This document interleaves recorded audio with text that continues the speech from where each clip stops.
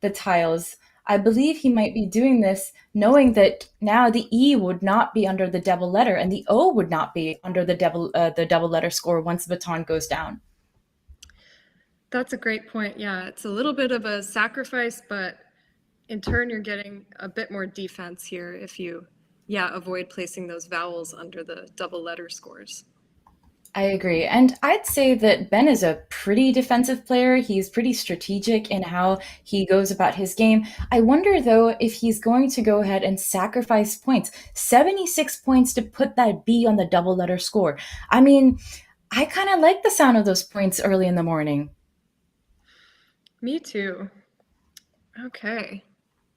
But he's going to go with the safer option here. And this should score him 72 points. I mean, you know what? If you're starting with a bingo, you're still ahead of your opponent, and he doesn't know that he's avoiding a Oh, that he's avoiding a pretty big J bomb.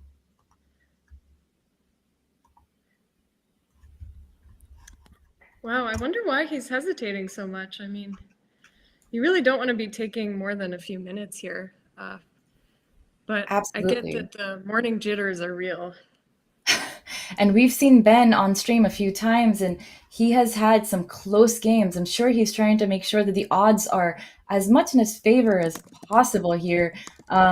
He comes down with baton here, and this is, you know, a, a bingo is a bingo, is what I say. And sometimes you just have to do what you can, score the 72 points, and move on. Ben, though, he's a pretty fast player, so I don't think he's going to struggle with the time that he's left because of this decision to go slow. I agree. Yeah, he'll definitely be able to make up that time later on in the game.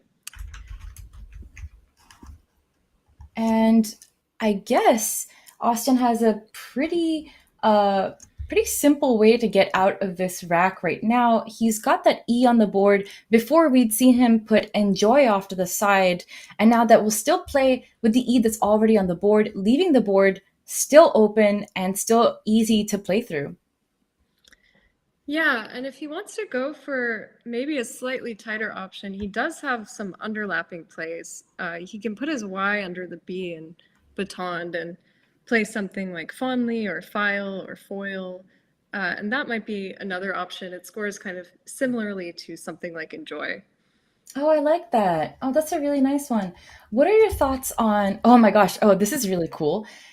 Uh, Austin has an incredible number of overlaps under baton, and I'm not saying that this is the correct play, but he can do felony, making Bealton and NY. Now, I'm not saying that that's the correct play. I really like Jenny. Jenny is one of those moves that we didn't mention yet, but it's definitely up there. I like it. Yeah, I like that too. And I think when your opponent opens with a bingo, you kind of want to keep the board open. So I really like a play that brings a little bit more space and a little bit more life. And also, he has the O, so he's maybe setting himself up for plays with Joe next turn. Ooh, that's really interesting. I actually really like that. That's a good point. And Ben here, I mean, you don't really like to see the K and the G. Well, the K is somewhat positive, I'd say. The G is such a gross tile, and the F's not really going to help you bingo, but he's going to be bailed out by that D that he's set himself up with Baton.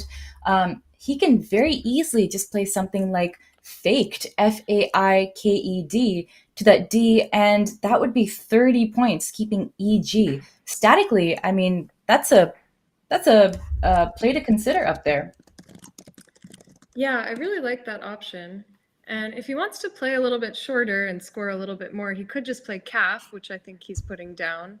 That Nice. scores, yeah, 34 points. So we don't hate that either. Absolutely. And between, 30 and 34 points, I actually don't mind taking the 34 points and playing it a little closed. You've got the lead. You want to protect it, right? Absolutely. Definitely a good play on his end. And Austin now deciding what he has to do. He's already seen flop. Like, look at the speed on this guy. So fast. And yeah, I think that's going to be his best play. Just you worry about overlaps with JA, and you want to be the one who gets the first crack at that spot. If you can Absolutely. score 36 while doing it, you might as well. And oh my gosh, Ben wasting no time. He's got one of those racks that have way too many vowels, except if you give yourself a T like he has, you can play gaieties for 61 points, get yourself out of the vowelitis. And players here slightly unhappy with the flashing camera. We will be seeing the players in action, and 61 points for Ben. He is taking a commanding lead with this. Yeah, this is exciting. And yeah, we were talking earlier about how players often study 8-letter words with 5 vowels in them. This just goes to show the benefit of that. If Ben didn't find gaieties, his next best plays were going to be much, much worse. So this was a great find. Absolutely. Absolutely. Weird situation for Austin though, because he's so close to a bingo. Like when you see the NGSA, you're thinking, wow, I've got to be close to something. But now he's got two S's and a V. And I mean, maybe you don't really want to hang on to that S. Maybe you want to be able to get rid of that S for a few points if you can. But nothing really jumps out to me that, I mean, that screams like a, I don't know, super inspiring. What are you thinking, Elise? Yeah, this is a tough one. I don't really see many plays that look that amazing. He could play something like Sov, just cashing in his S on JAP. That doesn't really open anything up, but it just kind of cleans up the rack. Oh, nice. I don't know. Would you be wanting to keep a hold on both of your S's here, or would you get rid of one? That's a really good question. So I know that sometimes if you use your S for 1 or 2 points, it telegraphs that you have another S. I think Austin playing SOV could maybe telegraph that he doesn't have vowels, or maybe well, I mean, there's a lot of vowels to play through on this board, so maybe that would not be it. I think Sov is such a good play though, because it's getting rid of that S. You don't really need it. And he's seen it. He sees that once he plays Japs and Sov, it's not going to give the triple back to Ben, which is something that you would usually worry about if you were playing on the N column right next to Jap. Absolutely. Yeah, that play is actually deceptively kind of defensive. I agree. But I yeah, like it. yeah. If he wants to go for more of an opening play too, he could play Ganev Oh, um, nice. through the E, putting his V on that triple letter score. That scores 21, which is the same as Sov, but breathes a little bit more life into this board, although it does take out that E as a floater, which is something you might want in the future. Right, right. And I guess, I mean, Austin doesn't really have to worry about the S on Gaieties. He's already holding on to two S's. So if he wants, Ganev could work because, he's got the S to bail him out. But I guess this board is not conducive to the S. So it's really not a bad idea to get that Sov down and to get 21 points. I really like this. ANGS is such a good leave, and it's doing exactly what Austin wants. I agree. I think this is a really good play. On to Ben though, he's you never really like to see that W on your rack, but you do like it when it gives you scoring opportunities, and this board is ripe for it. That E of gaieties that you were just talking about at least gives back WHO, a very common word, and it obstructs that S that Ben might not want there. Yeah, it would be great if Ben could play here. Sometimes I find it hard to find SH as a 2-letter word just because it's so different from the other ones, but I fully expect Ben to see this spot. He has a few other plays here if he wants to play a little bit longer. He could play Wio or Wine, but I think maybe just keeping it tight and playing Who would be a nice option here. Yeah, I agree. I like it. I mean, it gets rid of that E as a pesky little floater. It gets rid of the S as something that Austin could play to. I mean, of course, now Austin has put down that S, making Japs, so maybe Ben doesn't think that that S is that much of a threat. But who scores 35? And it's just so nice to get that many points. Mm-hmm. He's definitely started putting the W down on the board. I wonder what he's going to go ahead with. Of course, we know that Who does not take an S. So Austin, who's identified his bingo of Gangsta, is going to be able to still put an A on it to make W. Yeah, he also could put his T on it. Who takes a back T as well. Oh, nice. Yes, good catch. See, this is why I have you, to keep me honest. I Is wonder if he has who? anything else on this board, though. Those tiles look pretty flexible. Oh, yeah, that's a good question. Oh, do you mean for Austin or for For Ben? Austin, yeah, when it Mm-hmm. comes to his turn. That's a good question. I am looking. I guess if he makes that blank into an I, then he would have an ing word, aghasting, to the G of gaieties. I believe that would still fit. Uh, he would be able to do, huh? I guess he would be able to do hang tags to the G of gaieties. And oh, WO coming down. Isn't that interesting? Like, wow, look at how defensive that is. Yeah, and it makes sense. He's up by a lot. You do want to start thinking about defense at that point. That's really incredible. Like that's such a great read by Ben to not even give that O out in space so that it couldn't be hooked. Like that's beautiful. I mean, I think it's plays like subtle plays like these that really keep me coming back to Scrabble. This is such. I mean, wow, what insight. Yeah, and I think these top players have kind of a spidey sense sometimes. They can sort of tell when their opponents are getting close to something. So Ben maybe, kind of sniffed out that Austin is close to a bingo here. Right, maybe. I mean, he did play three tiles. I mean, if someone were to play SOV against you for 21 points, would you see that as them holding on to an S? Would you see that as them being in, I mean, I guess they can't really be in consonant trouble because they'd probably play through one of the vowels that's very clearly floating on this board, right? Yeah, I think maybe the only thing I would infer is that they have another S, but it's hard to get much else from that. Right, right. And Agasting coming down for 70 points. Great spot by Austin. Really lovely. And wow, look at this. Ben's got some really nice tiles. Doesn't have a bingo that I can see, but definitely nice, nice tiles. And I mean, I'm mildly surprised that Ben is going down with what I think is the word pinner. This will score him 38 points. And the only reason why I'm surprised is, I guess, because despite it scoring 38, it's really just giving a lot of floaters on this board. And I wonder if there's something else that he would have played shorter, like HIN from the S of aghasting, making TI and IN. Yeah, that's a good point. I guess it kind of goes to show how quickly a Scrabble game can change. We saw Ben playing defense on the last turn, but I guess now that he has 38 points on offer, and now that the board is already kind of wide open with Aghasting, maybe he's just deciding to go for it. And I think there is some merit to just opening things even more and trying to keep scoring on this board.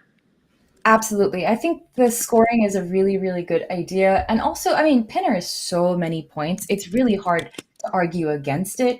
I like Perfin too, PERFIN through the F of flop. You're not really opening yourself up to a triple triple. That is, you're perfectly safe. You could play that for 34 points. But I'm beating a dead horse. Ben has gone ahead and he's played Pinner for 38 points. Good for him. What he doesn't know is that there is no bingo that's going to come back. Austin instead has found a fantastic overlap of CHIGO that plays for 41 points. This is going to go under Aghasting, and it's going to get rid of those floaters because there's just too many points on the table here. Yeah, this is an excellent find, and he found it so quickly. It's very impressive. Just really, really lovely. I guess what would your opinion be on playing something like Chined instead? CHINED for the N of Aghasting. That's also 41 points. It keeps GO, which is not great, but it gives out even more floaters in space. Yeah, I think it would be close. I mean, the downside of Chigo is that it does open up this C right above this triple lane. So you could imagine your opponent playing a word starting with that scores pretty well. But yeah, chimed also opens up a lot of space. So I don't know. It's hard to evaluate these things. I think it would be really tight on a simulation here. Absolutely. I mean, Ben coming down with Hayride basically instantaneously. He's taken less than a minute of his time to get this down and to play it 45 seconds, if I was correct. 74 points for Hayride. Really, really lovely find. Really well done. And I think he can do it somewhat fearlessly because he knows that his opponent has just played 6 tiles. Who knows what Austin is keeping, but he's picking up 6 random tiles, so really not telegraphing that he's close to a bingo or something that would triple through that H. Yeah, and I wonder now, Austin drew the blank, but he might be slowed down a little bit by this U and M. Do we see if he has anything here? Does he have any bingos? I actually wonder if it's a better idea not to bingo here, because if you think about the tiles that he has on his rack right now, he's got ALMUD, all mood, which is a word that will play for 57 points above Hayride. It's such a great score, and it keeps R blank that I'm tempted to not play one of his bingos. And he does have a few available, and I'm sure he's going to see them. But I wonder if he's going to make the judgment to not pull the trigger on one of those bingos. Yeah, I think I'd like to see him pass up the bingo here and play Al Mood. If you can score 57 points and hang on to your blank and maybe bingo next turn, that's really what you want to be doing, especially at this deficit where he's going to need 2 bingos to come back and be kind of in a comfortable position, or 2 bingo scores at least. Absolutely, absolutely. I mean, the point of the game is to just keep scoring, right? And that is what Austin's going to have to do. He could get rid of his blank right now. He could go ahead and play a bingo for 76 points, but then he's picking up 7 random tiles. Right now, if he plays all mood for 57, he can still get the chance to play something for 50 plus next turn, and he's going up, a lot of points. Absolutely. Although there maybe is a concern that Ben plays some more defense the next turn, blocking these floaters and pinner, and then you do wonder, where is Austin going to come back with his second bingo score here? I guess you could play something through the F or something down from the D, but you're running into a bit of a shortage of options. That's a Almud does really forward a little bit. That's a really, really good point. That's a really good point. You're right. He is going to start running out of space on this board, and there can be an argument for leaving that H open if he wants to hope for a triple triple. I don't think the situation is so dire. He's only down 100 points, so I don't think that he would want to leave that trip open for that volatility, just because I think the blank gives him enough of a leeway. But you're right. I mean, you do have to think about what happens to the board afterwards, right? Like, I mean, I guess he could play down from the D of Baton.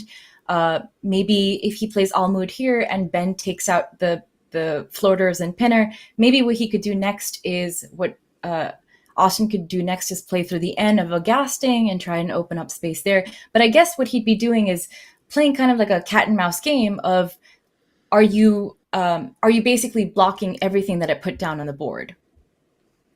Mm-hmm. Yeah, that's a great point. And And it looks Lindsay like, Shin in the chat, sorry for oh, interrupting you. Yeah, I mean, Lindsay Shin in the chat, she's identified that Austin's come back from much worse deficits. And absolutely, Austin is a fantastic player. He's really up there for a reason. And sorry, back to you, Elise. You were going to point something out, something really cool.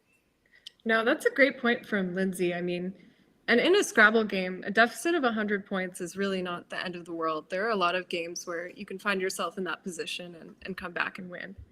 But I I was just agree. going to point out that he has Dreamful lined up. So it looks like he might, or maybe this is Demural.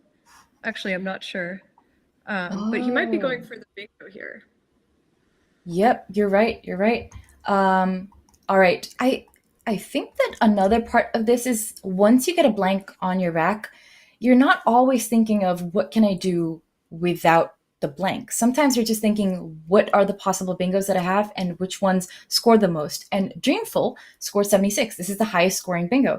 And Austin, he's taken 4 minutes and 30 seconds of his time, and he has seen all mood. Good for him. I was just about to say that sometimes you just get tunnel visioned on just bingoing. You just think, I'm behind. I have to catch up. I have to play this for 76, and then I won't be down by as much. That's a great point. Yeah, just psychologically, when you have the blank, you go into bingo mode. And some of these best players, I think, really have the skills to assess that, maybe I don't need to use my blank this turn. I can hold on to it and get more from it next turn. Absolutely. And Austin about to make the correct play. Let's go, Austin. I would love to see Almood come down. I love that he's identified it. I would love to see him pull the trigger on this. Me too. And for those of you who are curious about what Almood is, it is a Spanish unit of capacity, and it takes a back E too. Ooh, I did not know that. Thank you. All right, Elocute now on Ben's rack. Nowhere for it to go. I guess he could play it as a 6 if he wanted, but no one wants to do that. No, that's sad that it doesn't come down here. And what is Ben to do here? I guess he's going to have to start looking at the interior of the board if he doesn't want to take out the floaters and pinner. And the reason why I say this is because taking out those floaters and pinner, it's just going to be a lot of tiles for not a lot of points. And I think if he looks at the interior of the board, if he looks under Shigo, he could do something like Telco, Telco, making Git, Age, Sol, and Tech. And it's coming down right now. I mean, really great play finding by Ben here. 35 points, keeping EU. Yeah, I mean, this section of the board is just beautiful. Finding these overlapping plays is so hard. And yeah, he slammed down Telco so quickly. I think this is by far the best play here. Absolutely.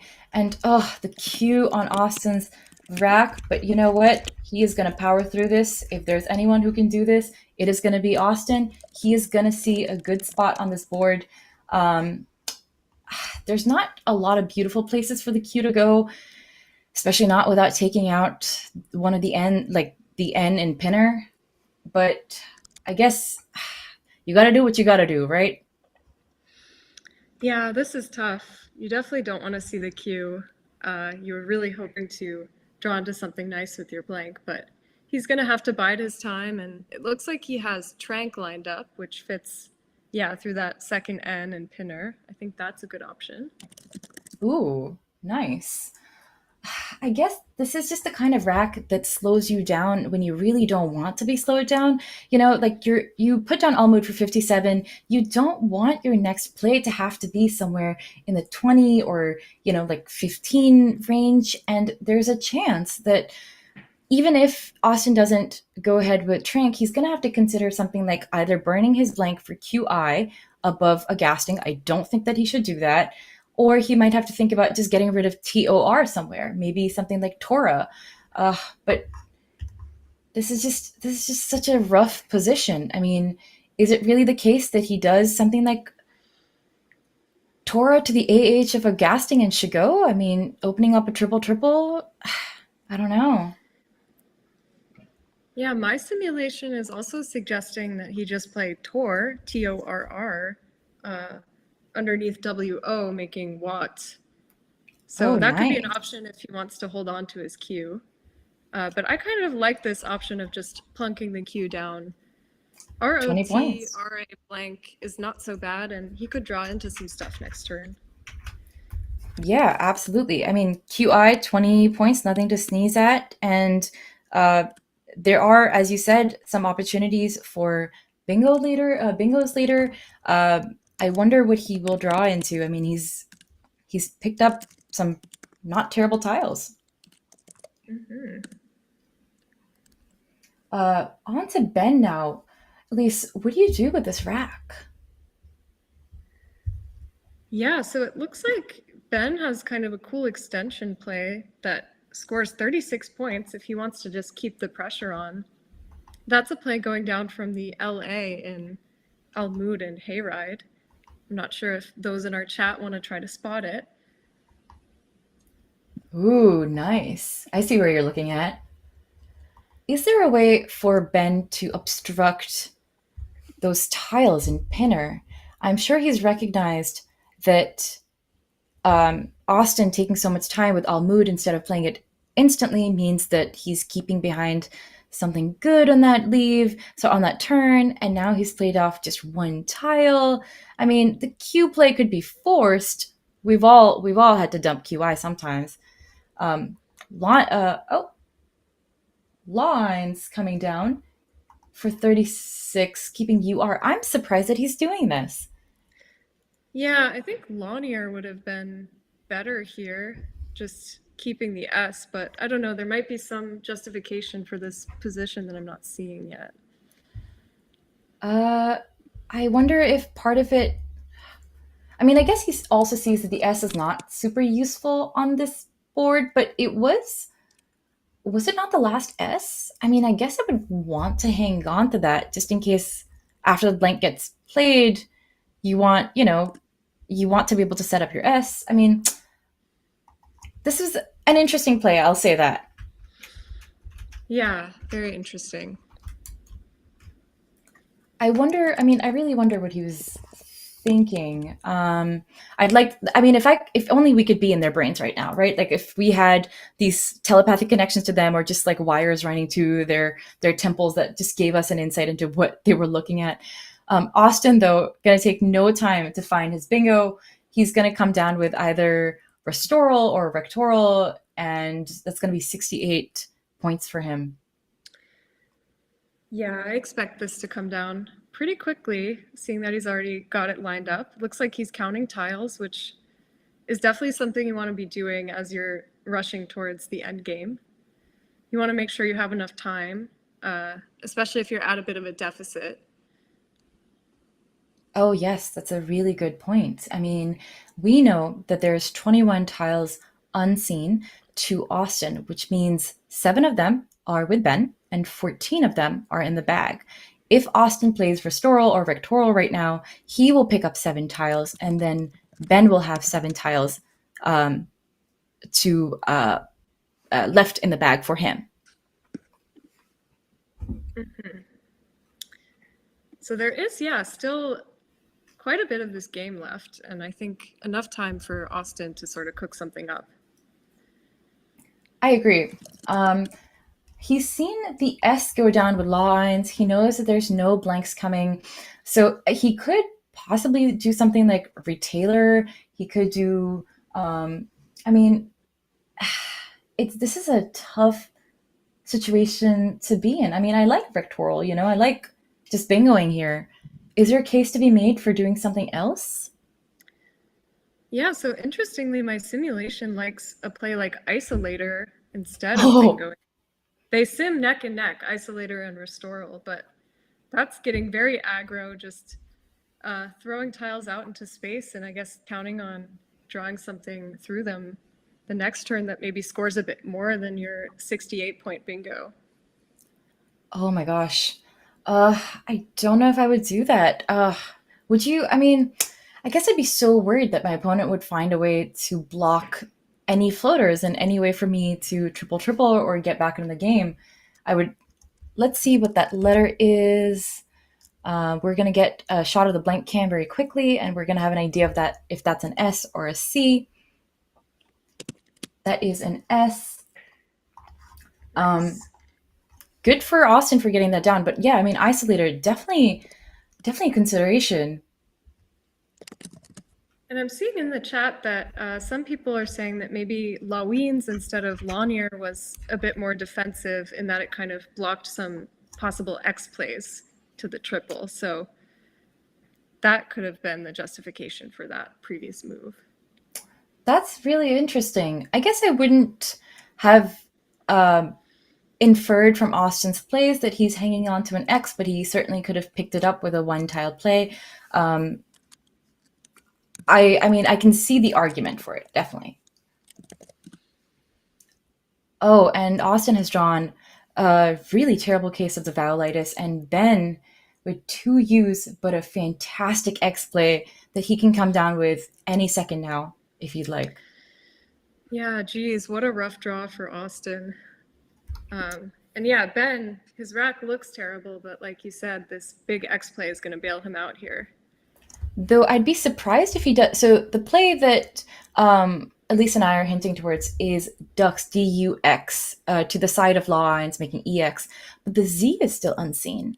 So I wonder if Ben is going to take that chance. I mean, maybe he doesn't want to give that spot up. However, there's Restoral, and above that, above the A of Restoral, you can definitely slot a Z over there. There's E's unseen. You can easily do ZE there. Longer play there. So maybe Zex is not the scariest play that could go down there. I wonder if Ben is going to go straight for Ducks for the points and leave a few in the bag. Yeah, that's a tough one. You do really worry about what happens if Austin draws the Z here. I think then he has a great chance of hanging in this game. I guess there are a few different places you could play Ducks. So you could play it at A13, and that maybe blocks some possible Z plays, but I'm not sure. He's got his tiles in his hands. He's definitely thinking of Ducks. I wonder if he's going to go with C11 or A13. I think he might go ahead with the one to the left of Law Irons, making DE, US, and Ducks. I think A13 for 38 points makes sense to give up those 7 points. This game is so close, but you definitely want to get rid of that lane. Yeah, absolutely. I think he'll take his time here. He's got 11 minutes. But as I say that, he picks up his tiles, so. Ooh, interesting. Okay, so he's going to take the points here, and we can't fault this. I mean, there is, the possibility of Zex coming back, but he's going to have a comfortable lead after this, so. Right, exactly. Justification. Yeah, I mean, as we'd mentioned, that there's the A of Restoral, the Z is going to be able to play on top of that. There's still E's out, so there's a chance that Austin might take that spot for the Z anyway. So I guess he's not too worried. I guess it's just nice to get rid of that triple away from your opponent and just use it for yourself. Austin, of course, as we know, he's on the struggle bus right now. There's not much that he can do here. The most that he's going to be able to score is for 23 points, and he would leave one in the bag, playing TAIN, keeping EIIO. Gross. Very gross. Yeah, I think maybe if he didn't want to empty the bag, he could play something like TAI. That fits at the bottom next to X, making text, but he's going to go with Tain, which is kind of a similar idea. It's the same tiles being plopped down, but maybe keeping things a little more open. True. I mean, from his perspective, there's still consonants out consonants that could, bail him out with this. Of course, we know that he's picking up. Ooh, now he's got the V. All right, some scoring potentials there, I guess. Not too many. And Ben's just going to have an easy go of this, I'd say. Yeah, I think this is looking pretty good for Ben right now. Austin would maybe have a little bit of hope if he drew the Z here to play Zex, but yeah, Ben's just going to block that spot and I think cruise to the end with this one. Right. I mean, does Ben even need to block the spot with the Zex because, above Restoral, because he has Rub and Rex. He's going to score 27 for this, and he's home easy. Mm-hmm. All right, and poor Austin. I mean, what a draw. He was really in the game, and then it was just the way that the cookies crumbled, and the way that the tile gods wanted the game to go today. You can put your hand in the bag for 7 tiles randomly, and then you can come out with just the strangest stuff. And this is what it is. You just, what are you going to do with A A I I E E O O U U? Yeah, that post bingo draw really killed him in this game. It does make you wonder if passing up the bingo on that turn maybe would have been better, but hindsight is 2020, so That's a really hard to intriguing say. question. With Isolator, like I really do wonder what happens to the state of the board if Austin, as you mentioned, foregoes Restoral and then he plays Isolator instead, opens up that triple triple. Ben would have to do something about it, but can he do something about it in a way that obstructs the other uh, floaters and anything that Austin plays through N or E or R after Isolator, the RF isolator has been blocked. I mean, it's really not scoring a lot. So I don't know. I mean, I don't know. Yeah, it's really hard to say. This definitely, I think, could benefit from some more analysis after this game. I'm excited to see. I know Ben posts a lot of his games on Cross Tables and has a blog where he talks about them. So maybe we'll find some insights there in the future. Oh, absolutely. You're right. And I'm so glad that we have Ben's Medium blog, that we have Austin Shin, who has um, streams on Twitch, and he is able to talk to us through his games, and he's able to,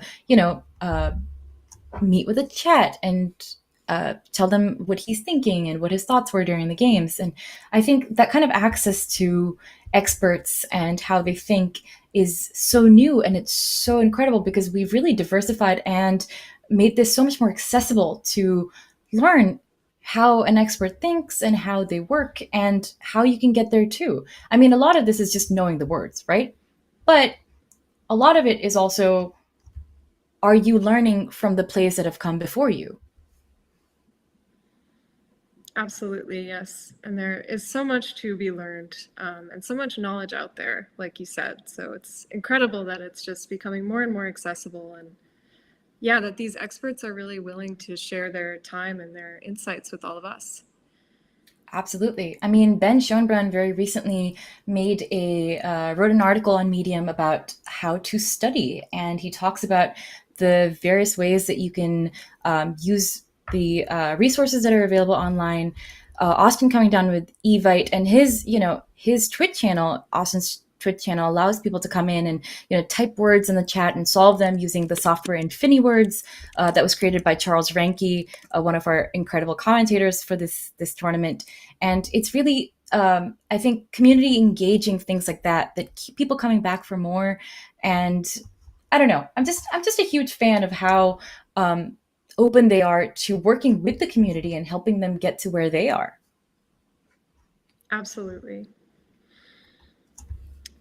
And so now we're back to Ben, and it looks like a play like MZ, kind of a weird Collins word, is going to be the nail in the coffin here. He can get a lot of points for his Z, and even though Austin will be able to go out, he's probably going to win this game comfortably. Absolutely. Absolutely. And well played by Ben. Just some really beautiful finds. Baton was basically immediate. Hayride was instantaneous. I mean, he's done some really he's done some really cool things on this board. And I'm happy to see that he can come on the stream and he can avenge himself for the very close games that he's lost previously. It's not easy being on camera. It really just does mess with you, I think. Yeah, it can be very stressful being on stream and having your play scrutinized by hundreds of people, but yeah, Zerf here is another good option. I think probably comparable to MZ. Scores one more point, but leaves you with the M, which you might get stuck with on his rack. But yeah, this looks great. Absolutely. I mean, maybe he just wasn't expecting to find something in that area. MZ can be a little hard to see as well, thinking about Z as a second tile, and you don't really have. So, I mean, Zerf, really not much to quibble with here, as you mentioned. And Austin, he's going to come down with OI for 8 points, I believe, under Restoral, and that will be the game. I would love Yeah. to see. Oh, sorry, Elise, you were saying. Oh no, I'd love to cut to the overhead mic here maybe and hear what the players have to say about this. 4 9. 106. You had 307. 317. 106. Wow, that's a long way back. 106. Yeah. 167. Okay. Yeah, you got Yeah. it. Okay. Wow. Yeah. This is my brain fog morning. I don't know what. I think I played the game okay though. Might have been Hydria, may have been there. I wasn't really thinking, but I was thinking more about X bombs, which both set up, Right. than like big overlaps like that. It might just be like it happens. Yeah. All right, I'll take it. Thanks, Austin. Thank you. Yeah, I had R blank with this. It was Well, I got triple on my last 3 games, so Oh. I think it's not going to happen this game too. that was close. Unless I missed something, I don't know. Yeah, I don't think it's very likely.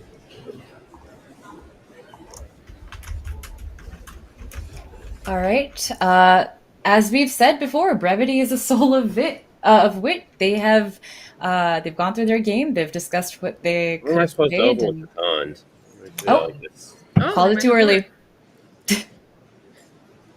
best spot. I was like, would best spot open with it with Probably not. yeah, it's with probably the T right. on the star, or with the O on the star rather.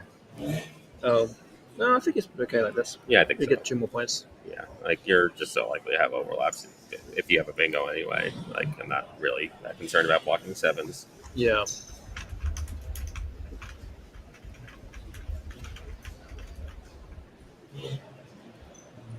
All right, folks. That was, a brief post-endgame analysis, but definitely a good one. I heard Ben say something about what would best bot do, and I think that's a really good way to think about your games as you're going about your day. How would the best Scrabble engine that we have at the moment on Woogles.io play this game? And the Scrabble engine, as we know, it sims its moves before it plays something. And more we're seeing players using resources that are available to us online, like Woogles, like StudyCade, like Ben's Medium blog, like Austin's Twitch, and we're learning how do we get better and how do we play more. Yeah, it's really exciting to see how computers are changing the game of Scrabble. It's kind of similar to what happened in chess. These engines really force us to reconsider what our strategy principles are and, to consider making moves that maybe players 10, 20 years ago would never make. So it's super exciting. And I am really glad that you mentioned that because you are one of our newer YouTube creators who's helping people get more into the game. I love that you're doing so much analysis of your games after these big tournaments, that you're showing us both the good, the bad, the ugly. And why did I say both? There were 3 things there. And you're also giving us an insight into the fun parts of Scrabble. I mean, I love the videos that you have on your channel about playing serious games and also just fun games with your friends. I mean, how has your introduction to YouTube been like? Oh, it's been great. Yeah, I love just all the opportunities that technology and the internet gives us to talk about Scrabble with a broader community. So that's been super fun. And I think, since we plugged my channel, we should also plug StudyCade underneath your name, another technological tool that you can use to get better at Scrabble.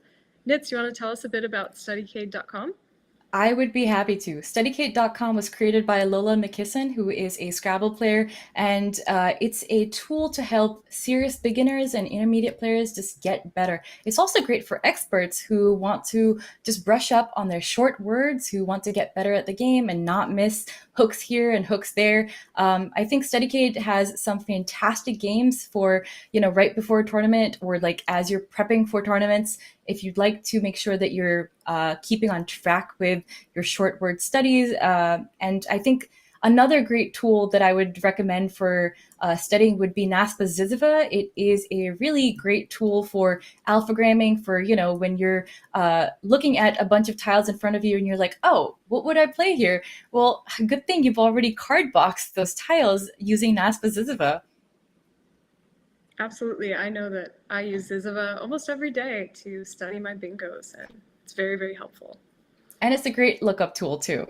I I believe like I could just go on and on about how many incredible tools that we have in our life now, making a stream like this possible. Thanks, of course, to NASPA and to Bob Lynn for making this stream a reality. We are bringing you games live from Hanover, Maryland, and we're only able to do that because of all the effort that's gone in from Bob Lynn, from NASPA, from Heidi Robertson, who really championed this stream, from Josh Greenway, who is our incredible producer, from Art Moore, who has given us wordjudge.me, the official adjudicator for this tournament. We have the ultimate lookup utility. Thank you to Seth Lipkin, and of course Cross Tables, where you can see posts of new tournaments that are coming up in your area.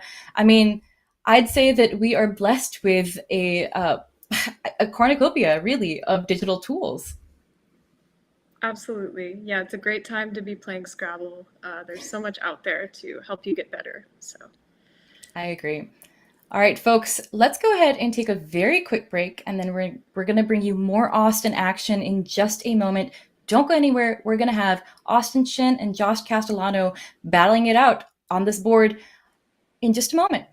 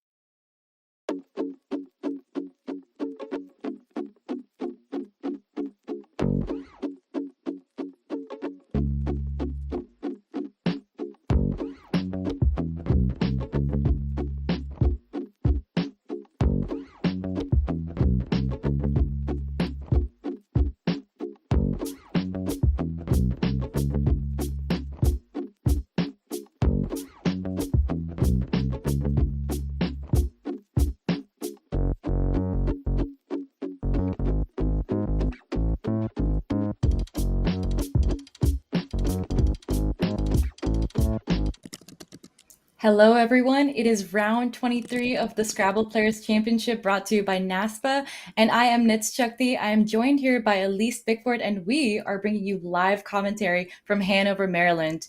Today, we're going to see Winter play off against Sam Rosen. Both of these players in the ready. They really need to get this win to have any shot at going to that top two. Elise, what are you thinking?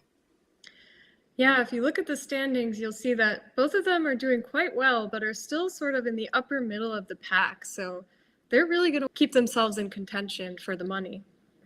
I agree. I mean, half wins, which means he has 12 wins and 1 tie, and look, 797. That is an incredible spread. It is the best of those who have 13 wins.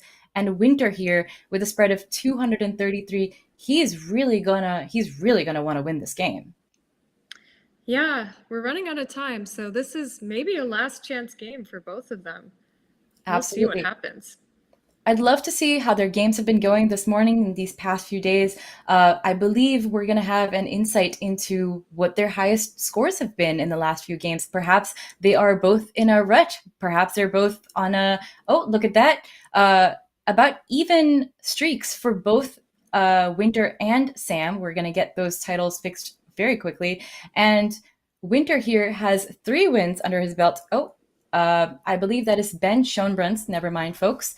We are going to get you the updated preview very quickly. But as far as we know, that Winter just played. He just played his last game, and I believe he may have won that game. Elise, do you have any different information on that? I would have to take a quick look at this. Oh, here we go. There we go. Yeah, I think it's updated. At least Sam's are updated now. Fantastic. And Sam, having lost to Sammy Okasaga and Sam Rosen are both DC natives. They are very close to the DMV area and have both come to the DC club. So I can attest to, having played them, and they're really great players. Winter, also a great player. I would love to see what happens on this board. Let's get ready and let's get to it. The players are seated. And I'm really excited for this game. How are you feeling, Elise? Me too. I'm very excited to see what happens. Alrighty. Winter to go first, and he's drawing his tiles. I believe he's not one of those players who keeps his tiles all haphazard, so that would be interesting to see what happens. Yeah, it would be a nice treat for us if he keeps them alphabetized and lined up correctly, but we will see.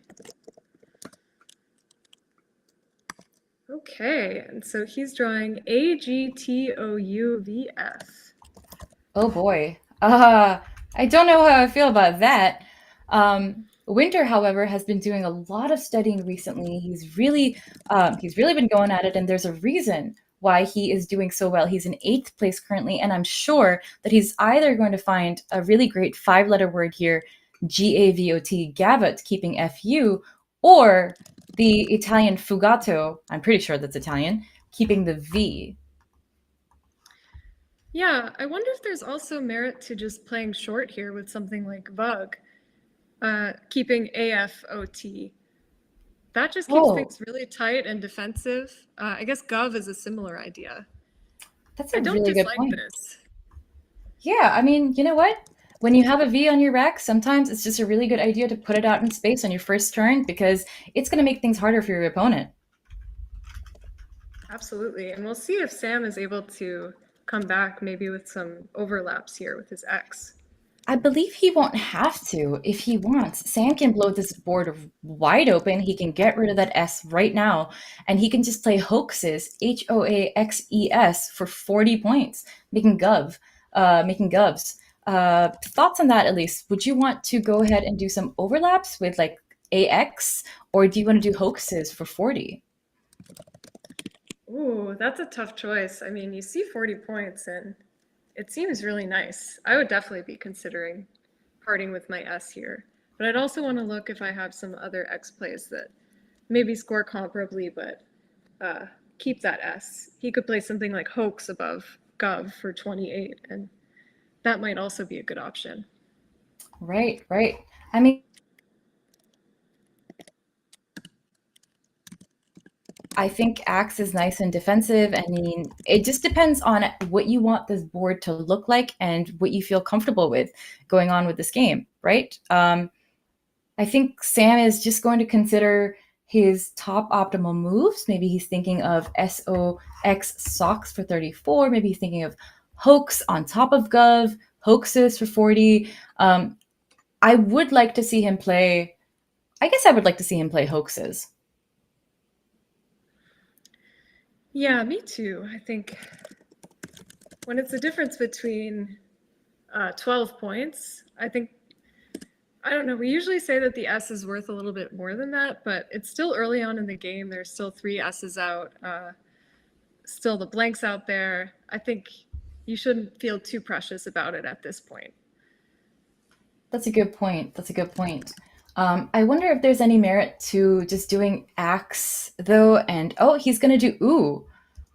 This is going to be 16 points, keeping Sayax and sets up his X. That's really interesting. I wonder if that's going to pay off for him. I don't know. This is cool. But yeah, I wonder if Winter sniffs out that this is an X setup. It is a little bit transparent. But I guess we'll see if he can really do anything about it here. Yeah, I guess you could. I guess you could just put your F over there, but what do you do? I guess you could do coughed, COFT. That's 34. He's seen that immediately. Good for him. And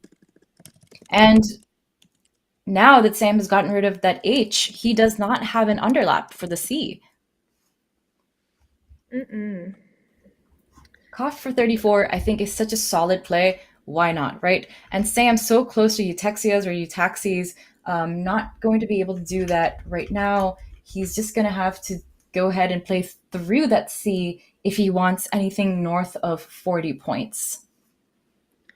Yeah, he has a really nice play that gets that X on the double letter score and then doubles the word here if he wants to play through that C. He also, once again, could cash in his S with something making govs, just trying to get his X on that triple letter score. He has tuxes there, so that's another option. Oh, I like that. Okay, so if I'm thinking of the play through the C, I'm thinking of exacts, right? Like EXACTS. And I'm thinking, well, that puts the X right on the triple lane. And what are the chances that my opponent is going to be able to play a 4 or 5 letter word through that X? Is that really something that I want to worry about? And maybe I do, because the X being in that spot, and if Winter is able to use it, gives him 24 points just for that X. It gets tripled.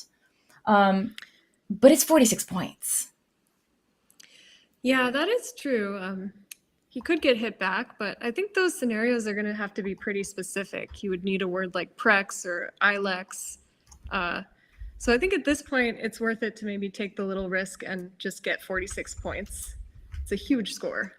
That's a good point. That's a good point. And now Winter has a really great spot to put down Ouija. It's one of those J words that you are really happy to see when you have so many vowels.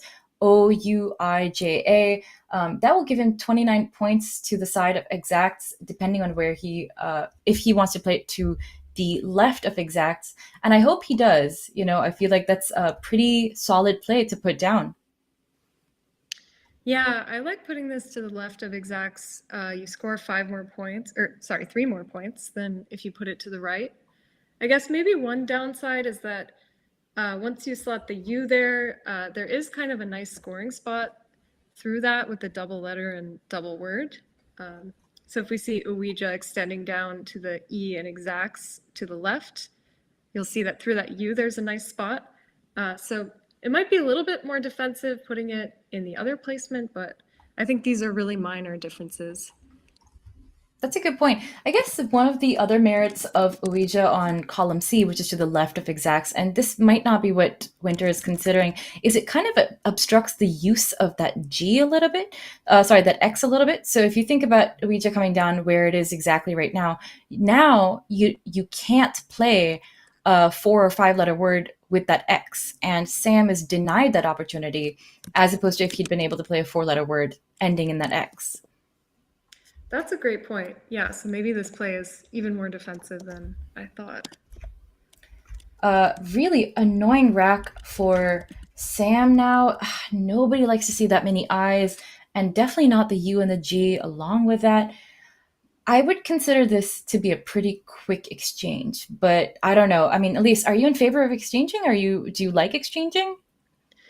I am, yeah. I think the best you could do here is something like guys through the S and exacts, but that still leaves a bunch of I's and opens a triple triple. I think you just keep EIS here and hope for a better draw next turn. Right. I guess I probably wouldn't hang on to that I. I would probably just keep it to ES just because it's still early in the game. There's a lot of vowels out. But can't fault him for doing a pretty quick exchange. He has to keep moving. And now to Winter, who has emulated.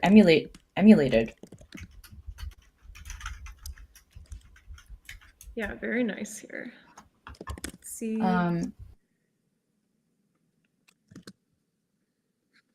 For him to be able to score, but he has quite a lot of bingos on this board if he decides to make the blank an S. I wonder what Winter will go with. Would you go ahead and play Emulates knowing that that puts the E in the triple lane? I might consider playing something like line mates instead, or line mate, sorry. It only scores 2 fewer points, and it seems just slightly more defensive. I guess the downside is it does end one short of that second double word score. So if Sam has an S, he could hook it for a good number of points. But yeah, there might be a few other options here. He really has kind of an overflow of bingos. So That's true. That's true. I mean, he's definitely going to see at least one of them. We're just waiting to see what bingo comes down. I like the idea of playing Govs and Maltese or Maltese. I don't really know how to pronounce that, but I'm not paid the big bucks to pronounce words. I'm only paid to find them. And I think line mate is such a great play, but also just using the Govs spot is great because it's really obstructing the board there. I like that it's pretty defensive. It's making that I of Ouija and the U of Ouija harder to use. And it just takes that spot out. yeah, I really like that too. And the engine agrees. It's putting bingos like, excuse me, line mate and Maltese ahead of the higher scoring emulate option. So I think you do want to be thinking about board shape here. And oftentimes these board shape considerations are going to be more important than just taking 2 or 3 extra points. Absolutely. And I really like that line mate has come down. It has all the benefits as you already mentioned. And I think this is a really great find by Winter. Definitely what he wanted to play here. Yeah, and it looks like Sam is going to come back with a bingo of his own. This Oh, is wow. exciting. Yeah, that's going to be a very quick turnaround. I would expect Santa come down with this pretty quickly. I bet he has seen this. He's just thinking about where he should play it. He could play it above line mate or below line mate. If you guys have already seen it in the chat, I believe you have. The word is indeed failles, fails. Any idea on what that means, Elise? Yeah, so it might be phase because it's French, and I just said that with a very weird Canadian accent, but it is a shiny woven silk fabric. Ooh, love to see it. And shiny woven fabric for Sam Rosen coming down 77 points, nothing to sneeze at. He is in this game. The game is only 6 points apart right now. But Winter now with his blank. Oh boy. Yeah, and it looks like he's not going to be able to do much with it this turn, but I think he can bide his time and maybe work through some of the clunk on his rack. How would you think about doing that, Nits? Well, I mean, I kind of just see guava first thing, right? I mean, I see that and I'm thinking I get to get rid of the U, the V, the G, my A's. I don't mind playing guava, making GAE, but maybe that's a little hasty. Maybe I should be playing a little short, perhaps just UVA, uva. Maybe I could play that making FEU, just the word under line mate, and that would be 20 points. It keeps GAS blank, and this board is pretty. I mean, I'd say this board is pretty open. There's the floaters to the E. You could play through the O. You could play from the S of exacts. I'm not really mad about the idea of playing short Yeah, and would you think about playing something to this S in face? You know, just maybe Ah, take a scoring option for your opponent next turn? that's a And that's what he's going to really do. that's a really really good point. That's a really good point. Um, you know, possibly yes. I mean, I like the defensive mindset. I like it. Um, he can't do vugs because that keeps AAS. So I mean, this is a really good alternate, I'd say. Is this the kind of play that at least that you'd be thinking of making, or would you say I'm just going to leave that part of the board alone and I'm just going to move on? I don't know. I think as an intermediate player, it's maybe the kind of play that I'm trying to talk myself out of more because you see a triple and you just want to take it. And I think that's kind of a mindset for people who are getting better at Scrabble. But here, I think it might have been called for. It's just so hard to evaluate, especially on such an open board. Right, When you need to close it, how you need to close it, how much you need to close it, etc. right, right. I agree. I agree. That's a really great point. Um, Sam now he is down. He needs to be able to score a lot of points, and this board is pretty conducive to overlaps. This is such a great board for you to get a lot of tiles down and make a lot of words at the same time. I see that he could play perhaps something like YEAD, Yeed, making MYAETA and Fed right below line mate. That would give him 42 points. Of course, it wouldn't stop Winter from coming down with a bingo next turn, but I believe Toggies would be the word that Winter would be able to play. Oh, or maybe not. Don't let me tell you fake things, folks. Yeah, I would definitely be looking at that spot under line mate if I had the Y. It's just such a juicy hot spot. So any sort of underlapping play there, I think, is going to be the right idea just to get the most out of that tile. I agree. I agree. Um, he's going to scan the board. He's going to do his due diligence. He knows that he doesn't have anything to do on the bottom half of the board. Like, there's really not great opportunities for him. Uh, Maybe he could just play BYE by, to the side of Vaz. Oh, that's another interesting option. Well, keeping things, I guess, slightly tighter, although you're never really going to get this board tight. It's super wide open with this lane with Fayez and that S hook on Gov still being in play. Right, right. I'm glad that he's saying Yid though, because it's going to come down for 42. Doesn't leave him many vowels, but I don't think he has to worry about that too much right now. Playing four tiles gives him a good opportunity to draw some. The board, it has a few floating vowels. If he does get stuck with consonants in the end, um, but maybe suggestion in the chat of dyne instead, dine, and that would keep bag, which keeps a vowel. Thoughts on that, Elise? Yeah, I like that. I think if you have the opportunity to keep a vowel with your consonants, you usually should take it, even if you're sacrificing a few points to do so. At the same time, the N and the G do kind of synergize pretty well together. So I sometimes view them as sort of one consonant instead of two, although I that doesn't agree. always pan out. It really depends on your draw with those two tiles. Right. Right. I agree. I agree. I also feel the same way about N and G, kind of synergizing really well and being basically one consonant. So I'm really glad that you pointed that out. Yeed 42 points, nothing to sneeze at. I think this is a good play. I think he had to go ahead and keep scoring, and now it's on to Winter to find hostage. Oh, he's going to do Wow. Haglets. He's impressing us. Oh my Wow, gosh, look at that's a cool Winter. word. Look at him go. That's incredible. That's a really great find. Yeah, and a haglet is a type of seagull, for those of you who are curious. Ooh. All right. Not the biggest fan of seagulls over here, but unfortunately for Sam though, I don't think he has a bingo here. I don't think he's going to be able to come back with He's Rough. gonna Oh, and he's challenge going to this. challenge it.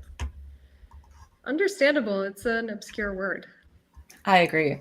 Also, it's 5 points. This is Collins. And thank you again to Art Moore for wordjudge.me. We are able to see this challenge take place in real time.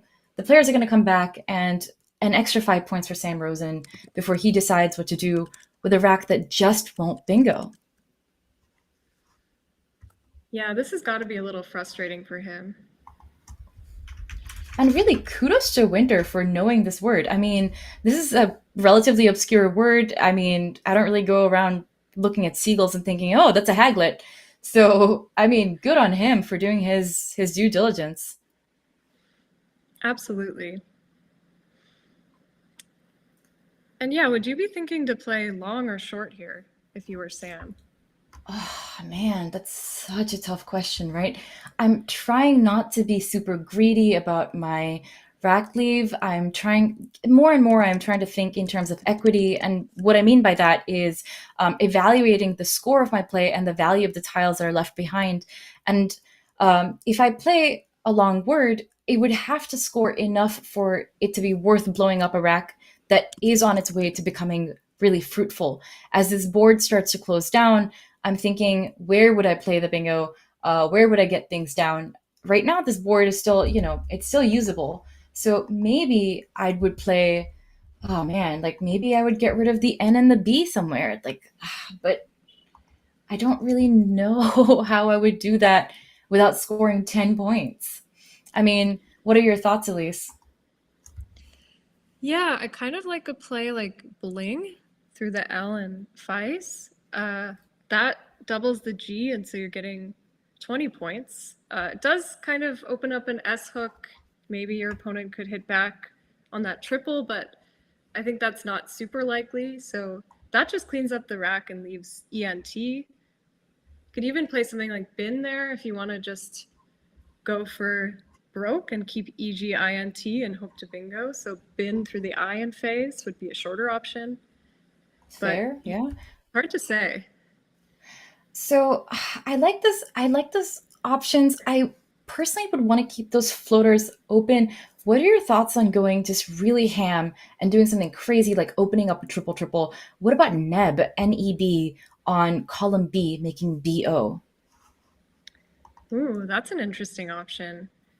Yeah, I kind of like that too, keeping TING and keeping things alive. And my simulation actually likes that as the top choice here. So it might be warranted. I mean, he's not super behind, but you don't want to let this game get out of hand. I agree. It's a little, man, it's like a little dangerous though. I don't know if Sam's going to do it. I don't know if I would do it. I just feel like it's a little scary. But is that N really all that scary to triple triple through? Is Winter likely to play through it? I don't know. And if he does, I still get the leftover floaters on this board on the right side of the board. So maybe it's worth doing because it's not the only spot on the board for one to bingo. I mean, surely Winter would be distracted by the N. Yeah, and I guess I'd be looking at the pool at this point to try to see, okay, what's actually out there that I could get hit back with. And I'm not really seeing too much dangerous stuff. I mean, both the blanks are gone at this point. Yeah, what would you think, kind of considering what the pool is? How does that affect how you would assess this move? That's a fantastic question. I guess I would be worried about UN words or IN words, but there's only one U left. I mean, yes, there's a lot of I's, but I guess in that moment, I'm not really worried about my opponent's bingo because Winter has just picked up 7 random tiles, and that's why I'm thinking, like I mean, I guess it's worth the shot. It's not like Winter has been grooming his rack for multiple turns. Yeah, that's a great point. You always want to be thinking after your opponent has bingoed, oh, that adds an extra level of variance. They haven't had the time to groom their rack. They could have total garbage. They also could draw well, but it's going to be less likely that they have a really nice rack with 1 point bingo tiles. Right, right. But then I guess the other argument to not doing Neb is that there is column B, so there is the word AE on the board, and that takes a lot of front hooks. So Sam would be able to bingo from there if he picks up a 7-letter word after he plays bling or something like that. If he obstructs some of his floaters, he still has a chance to get stuff down on this board.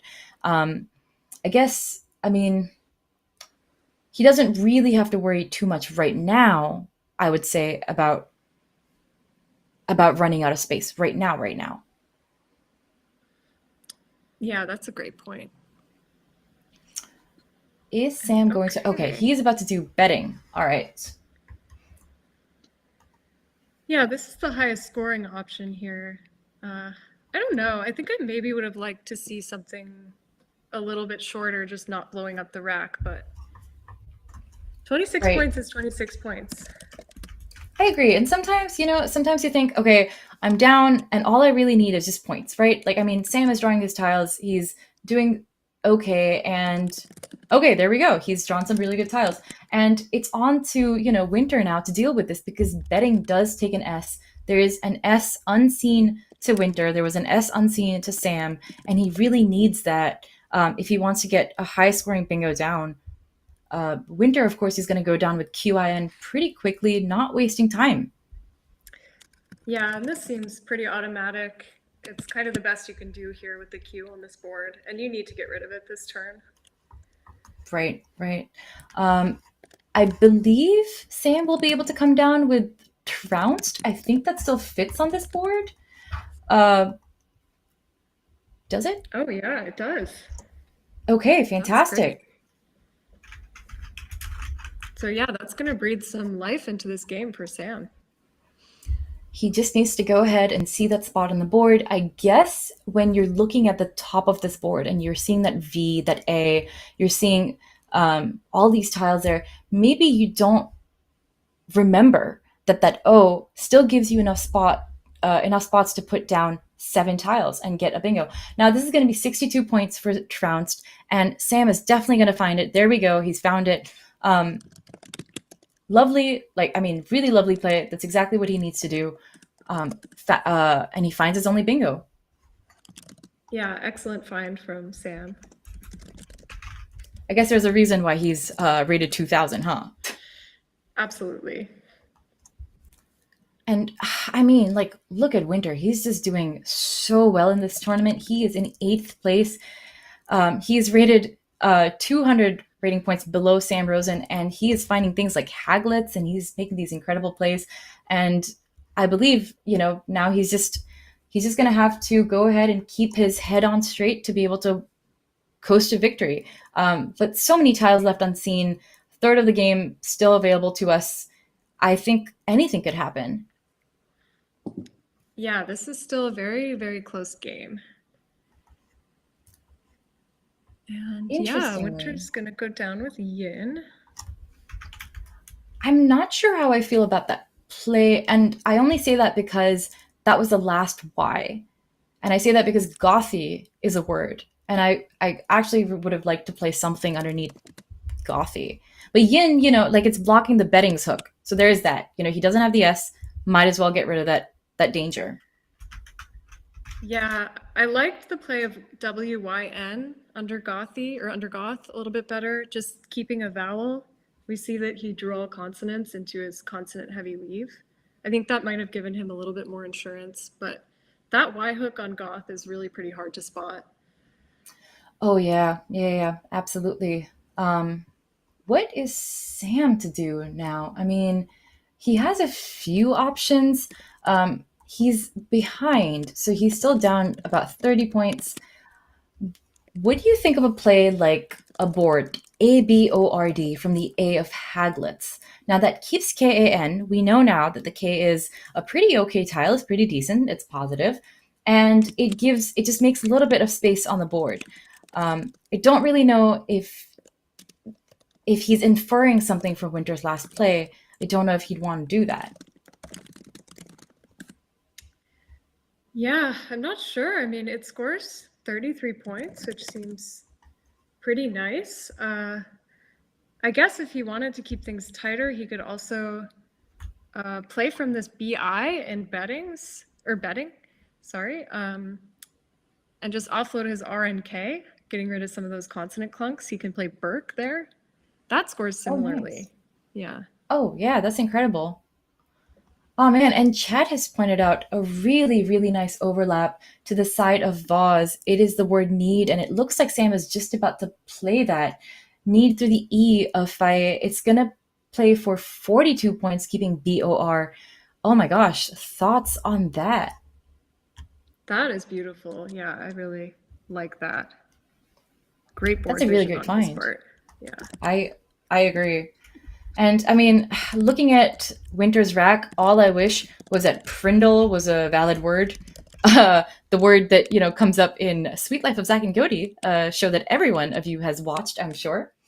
But not much to do for Winter. Jeez, this is just you need vowels right now. You really need vowels right now. Yeah, this is super tough. I guess if a board had come down, it would have given Winter another vowel to play through. So without even knowing it, Sam has, made life a lot harder for Winter. He's probably going to have to play off two or three tiles unless he exchanges. Oh, he's exchanging. He's exchanging He's 7. exchanging 7. Oh man. I mean, would you have kept the D in this situation? Yeah, the pool is vowel heavy. So I don't know. I would That's maybe keep a interesting. consonant here. Yeah, I think so too. I agree. Maybe I'm overvaluing the D, but I feel like it was like the last one, and you're not going to duplicate it. It's pretty nice. It's a nice scoring tile, and there's a lot of R's. If you want to throw them back in, sure, whatever. But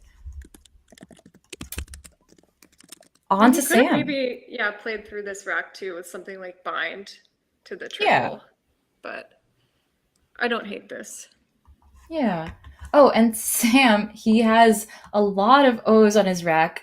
But the funny thing is that he's got this word puri, Poori, which is a deep fried bread that is eaten in India, and I personally love puri. It's one of my favorite foods of all time. It would play for 16 points to above trounced. I don't think it's a good idea, but that it would really get rid of those O's. But I mean, I really hope that he does not play on top of trounced, just because it would give back, I think, a little too much. Yeah, I mean, he has a razor thin lead right now, and the Z is still out there. You could get hit back with a big Z play. I think you've got to be a little bit careful. I'd maybe play Boo somewhere. I think you Ooh. can play it underneath Haglitz, just with AB. And he's going to go with Oop, which is kind of a similar idea. I like this. Me too. It's 18 points, keeps BIRO. It's pretty flexible. And it's, 18 points. And if only Winter had a T right now. Yeah, but he does, I think, have a T that he can play through. If he spots this T and trounced, he's going to have a really high scoring play here. And yeah, this is going to come down pretty quickly. Nice. Oh, wait. He could have played Ritz there. Oh. Oh, that seems like a miss. I wonder if so this is 42 points for Ziti, and it's 69 points for Sitz or Ritz, and I wonder if he just really didn't want to hold on to 3 vowels and an S. But man, 69 points is so many. Yeah, I think I would have taken the points here. That's Honestly, interesting. Yeah, me too. This was very interesting. I guess it can be difficult to get yourself out of the mindset of what are the tiles that I'm leaving behind. So if you're playing relatively faster, if you're trying to put your opponent under time pressure, which you can because Sam is under 5 minutes now, perhaps you're thinking, okay, let me keep the best tiles that I can and let me just move on without really scoring and really thinking about the value of the leave and the value of the score. Yeah, it's always a balance. Time management is hard. You want to keep the time pressure on, but you also don't want to make too many sacrifices in the process. I agree. Sam, now going through his options, do you see anything good for him? Oh, okay. He's going to play a boil. I like Oh, this. that's pretty nice. Yeah, Yeah, just scoring. I like this. If he had a floating P, he would have had parabolae. Oh I my bet gosh, that didn't that's an come to incredible be. find. Yeah. That's so cool. A boil for 30 points. I like it. I say, you know what? RIE is a really nice leave. Send it. It's getting really close to the end game. There are 12 tiles unseen, and 3 Rs for Winter to deal with. Yeah, how do you work through these Rs here? Oh, man. With a lot of pain and difficulty, I guess. I'm thinking of, I don't even think that this is a great idea. Just something like DORR, but I hate doing that because that would go above trounce and it just gives back so much. Is he able to play, man, what would he even do? Could he do like redo to the side of, oh my gosh, he's doing redo to the side of yin. Yeah, I think this makes a lot of sense. It doesn't actually open up too much dangerous stuff. It's pretty hard to overlap plays in the right-hand column there. So I like this. It scores 28. And yeah, he could still pick up some vowels. He doesn't know. I mean, there's stuff unseen to him. And Sam, he's shaking a little bit. I can imagine he's under time pressure. This is a tough moment to be in because those tiles that are unseen to you, oh man, like, is there something that Winter's going to be able to do? Is he going to be able to get a bingo down somewhere right at the end of this game? I mean, I'd be freaking out a little bit, honestly. Like, is there an E or a G, maybe? Yeah, I mean, he almost could have sparring or something, but I don't see a G on the board.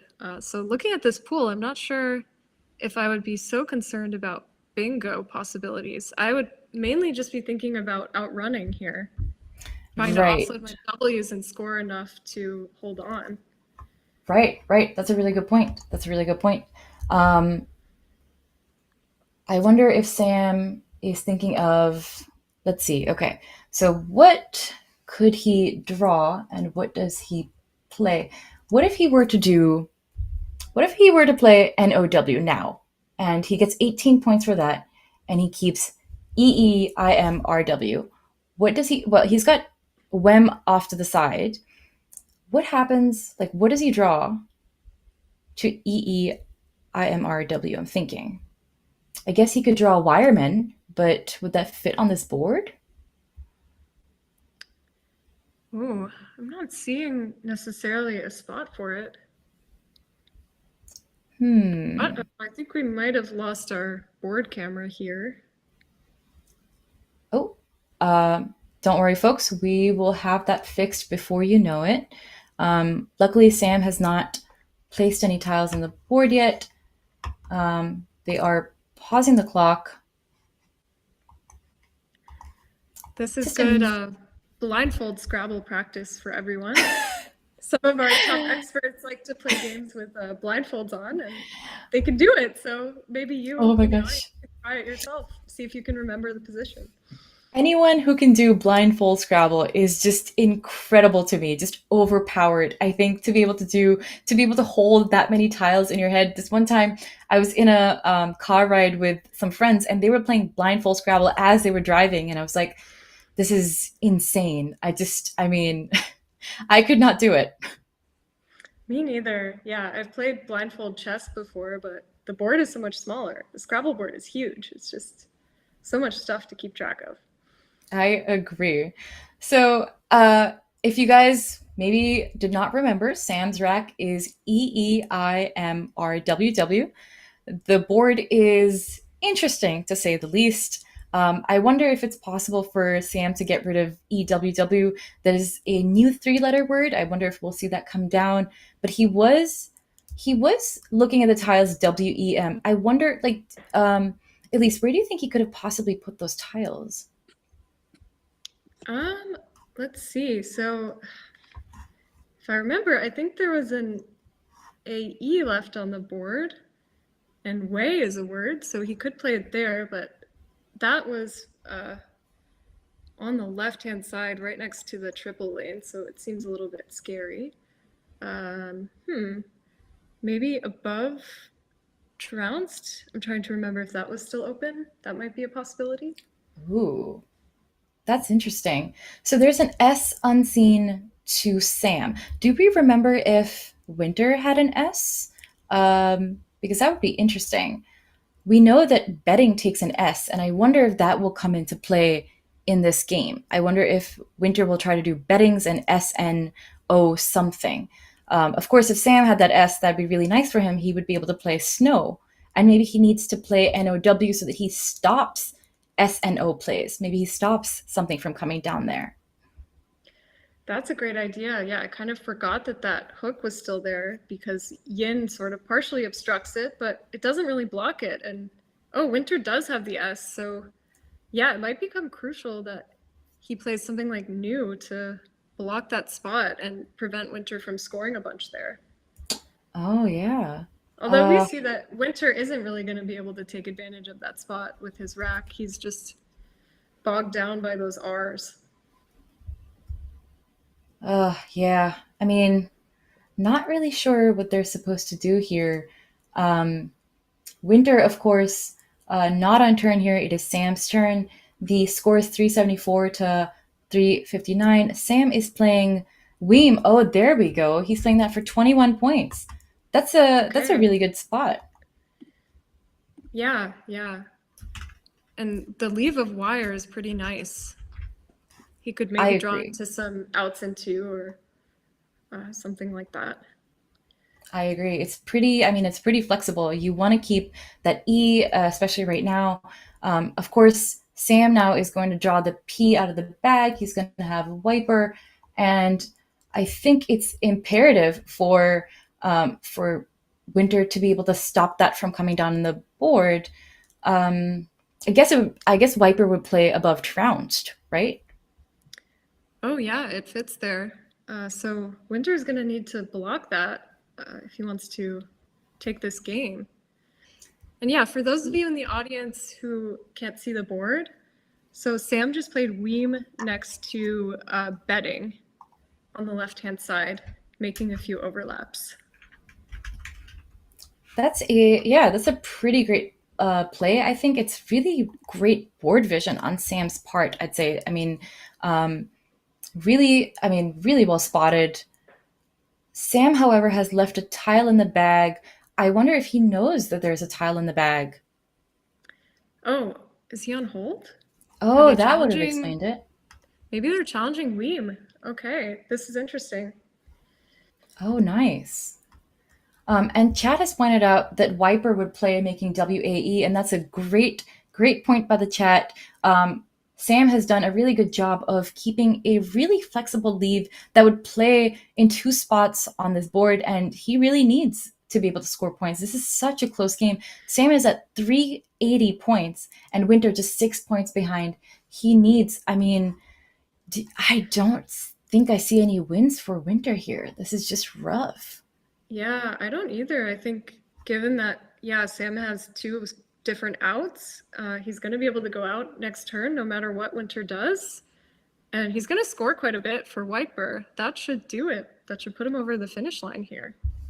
Yeah, really well played by Sam and really, really well played by Winter. Haglets coming down instead of hostage, as I expected, hostage being a common word and Haglets being the bane of your existence, some seagulls at the beach. Just really beautifully found, really beautifully done. Yeah, another close game, another nail biter. Great play from both of these players. I agree. I absolutely agree. I love that we get to see such exciting games on the board. I love that we get to see these players dealing with such difficult decisions. Do you blow through your rack? Do you play short? Do you open up a triple? Do you block a floater? Do you, like put down one tile instead of multiple? It's a pleasure. And I'm just so glad that I was able to share this with you, Elise. I'm so glad that we were able to join in and watch this game together. The players are really doing their best to get stuff on the board. And just, to keep showing up and keep giving us incredible entertainment while also fighting for their best chance. Absolutely, yeah. It's just so much fun to watch and so much fun to commentate with my greatest Scrabble friends. This has been awesome. I agree. Like, this has been such a great set of commentators. I feel like I've been really spoiled for choice. We have such fun commentators, such great personalities. Charles Reinke, we have you, of course, Elise Bickford, Niel Gan, we have Matthew O'Connor. And I think like we've just been able to mesh and vibe together really well. Of course, we're going to have Matt O'Connor on stream soon before you know it. I wonder what has been put down on the board. Perhaps it is Garni, the word Garni. But Sam's going to waste no time coming down with Viper, and that will be Sam's game. Yeah, well done to Sam. And thank you for everyone in the chat for still hanging on while we have these technical difficulties. We really appreciate your engagement. We love reading your thoughts in the comments. And yeah, we're going to try to get this fixed for the next game. So stay with us here. Absolutely. And definitely a close game, no matter what Winter ended up playing. I believe the score differential would be within 20 or 30 points.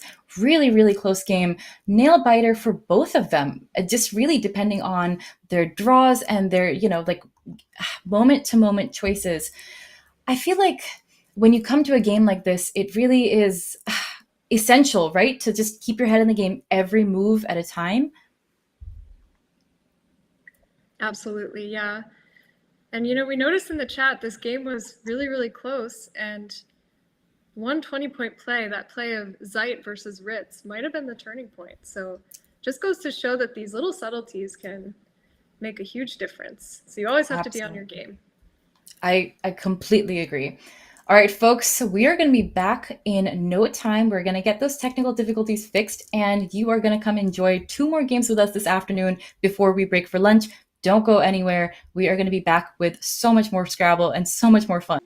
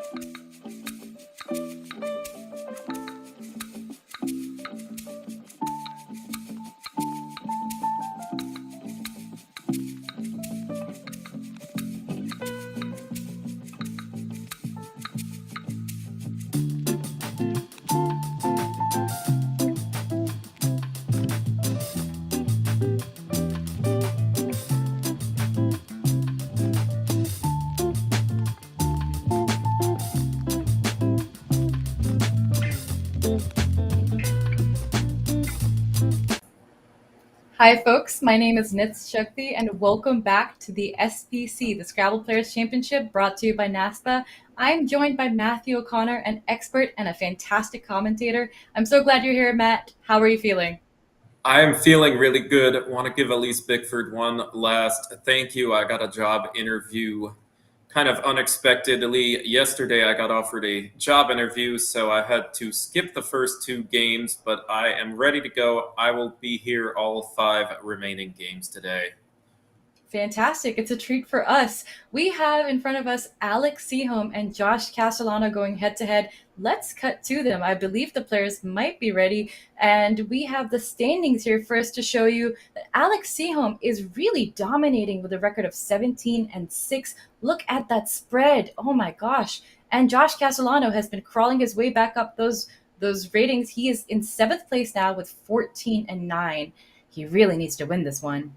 Yeah, it's going to be an uphill battle for Josh. I think any path he has will start with winning this game. I think we're ready to go. We've already a bit behind with the delay with the camera issues, so I think we need to get into this.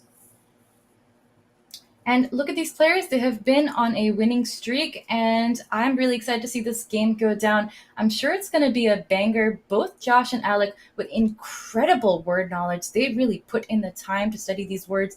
I think we're going to see a real fun game. Are you ready, guys? I'm ready to go. I'm hoping we see some sort of crazy word to make the stream viewing experience worth it. Barring that, some crazy sequence that outruns the conventional wisdom. Well, then I'm glad that I have you here because I'm going to need help with all of those unconventional sequences. Josh Castellano going first, and he's drawing his tiles. I believe he's going to draw them one at a time. Are you one of the players who draws 7 tiles at once, Matt? Usually I get to 6, and then 7 might be 8, and I freak out, and I do a nice 6 and 1. Oh, okay. Great to see that X on his rack for Josh. He can put down Vax basically immediately, do you think? What about V Mana? Kind of gutsy, but it does set up the X nicely. That said, I think Vax is hard to argue with. Always fun to start with a V on the first play. Hard to deal with. Absolutely. I mean, I guess one of the adages that we're told again and again is when you're playing your first move, you might want to start short so that you're not giving too many floaters back to your opponent. Now, with Vimana, M is such a nice tile. Would you say that Vax is better? I think Vax is better. I just think V Mana would have been a lot of fun to see, but it is really hard to argue with Vax. We see Alex Seaholm with a couple too many vowels. Something like "hout" is super uninspiring, but it at least gets rid of O units. What do you see?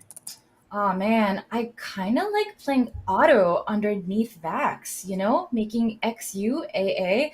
I like auto because it's 17 points and it keeps the HOE.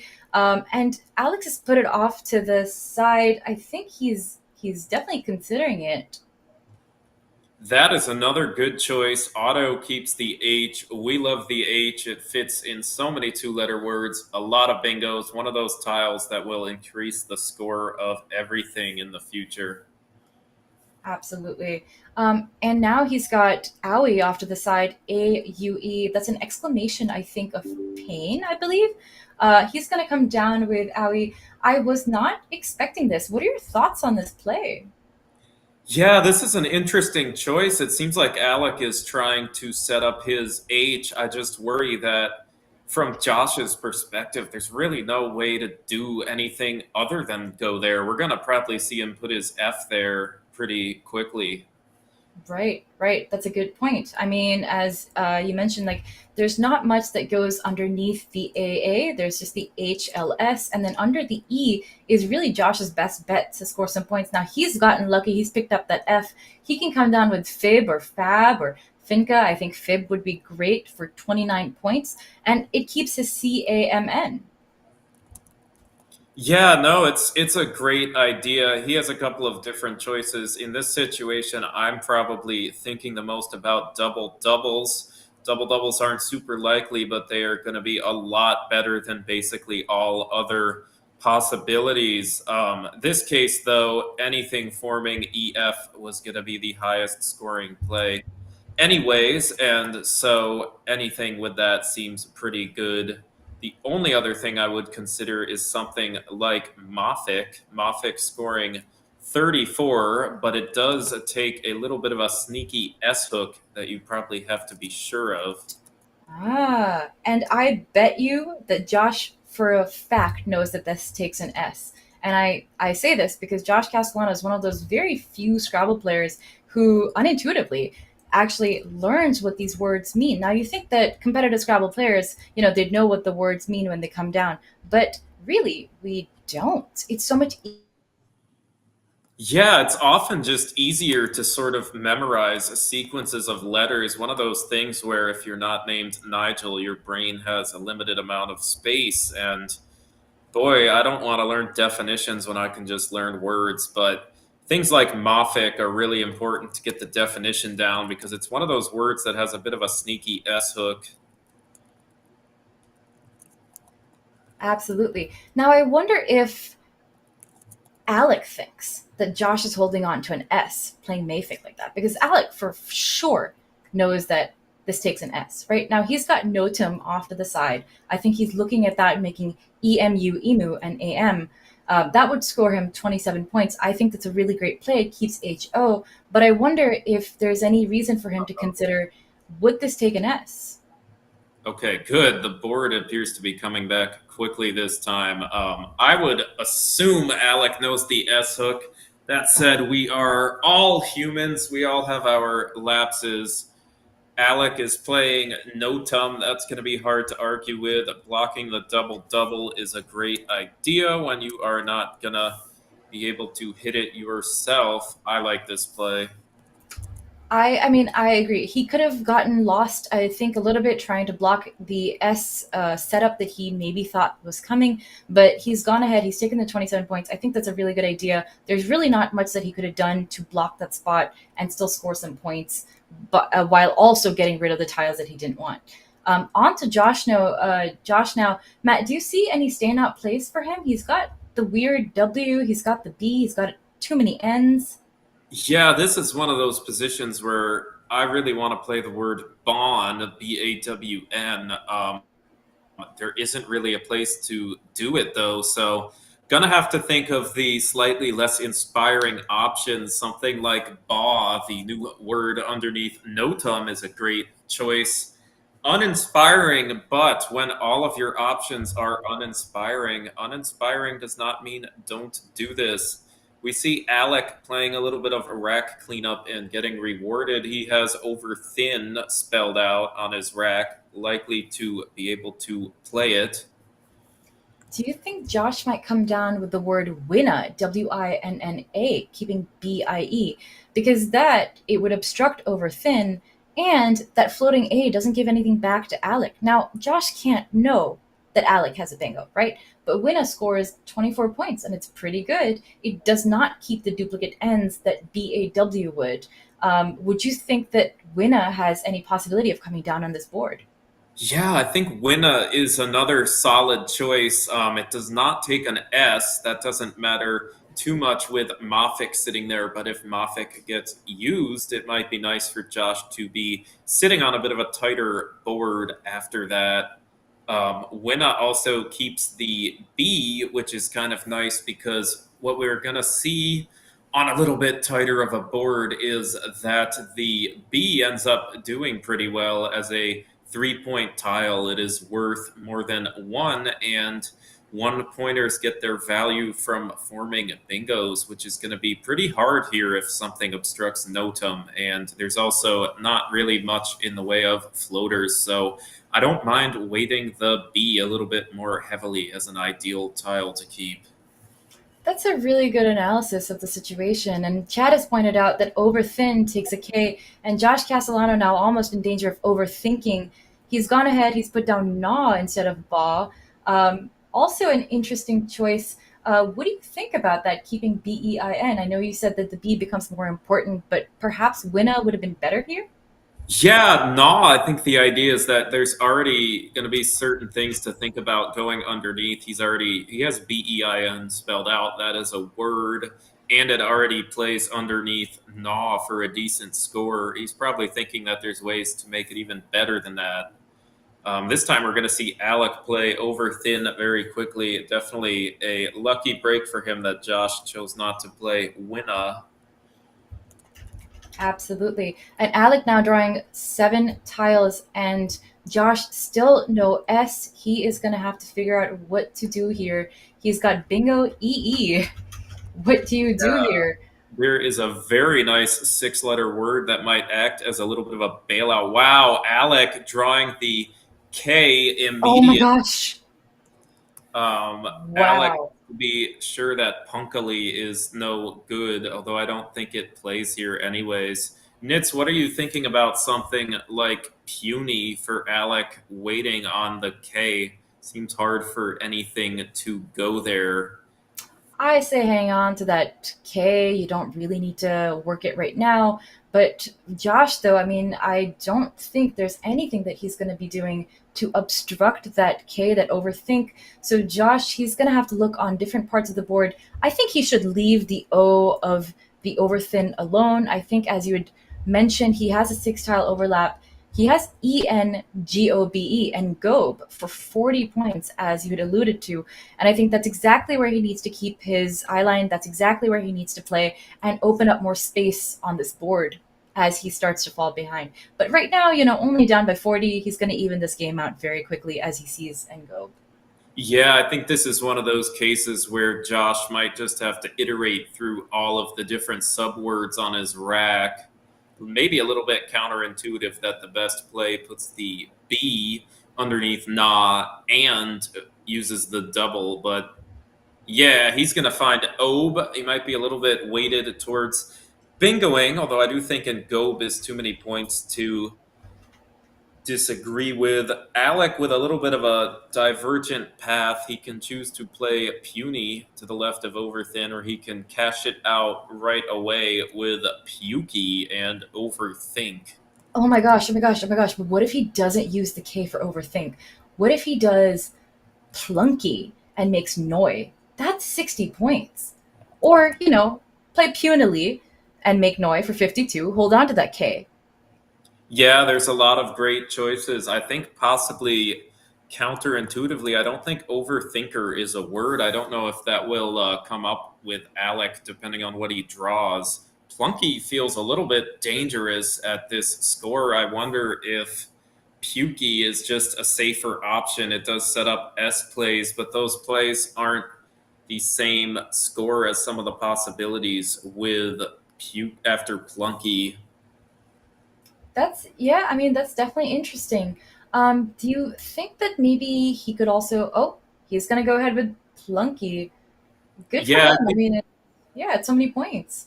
I think an underrated aspect of Plunky is that there's only one K in the game, so Alec doesn't have to do the whole "what if he hits overthink" because it is Oh, and he's getting a available. challenge.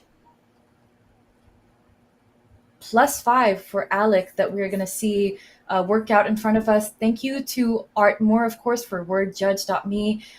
Josh is challenging Plunky, and Alec gets his 5 points. Sim Great word is knowledge. showing a super close call between a couple of different choices. Alec can play Linky, setting up the P.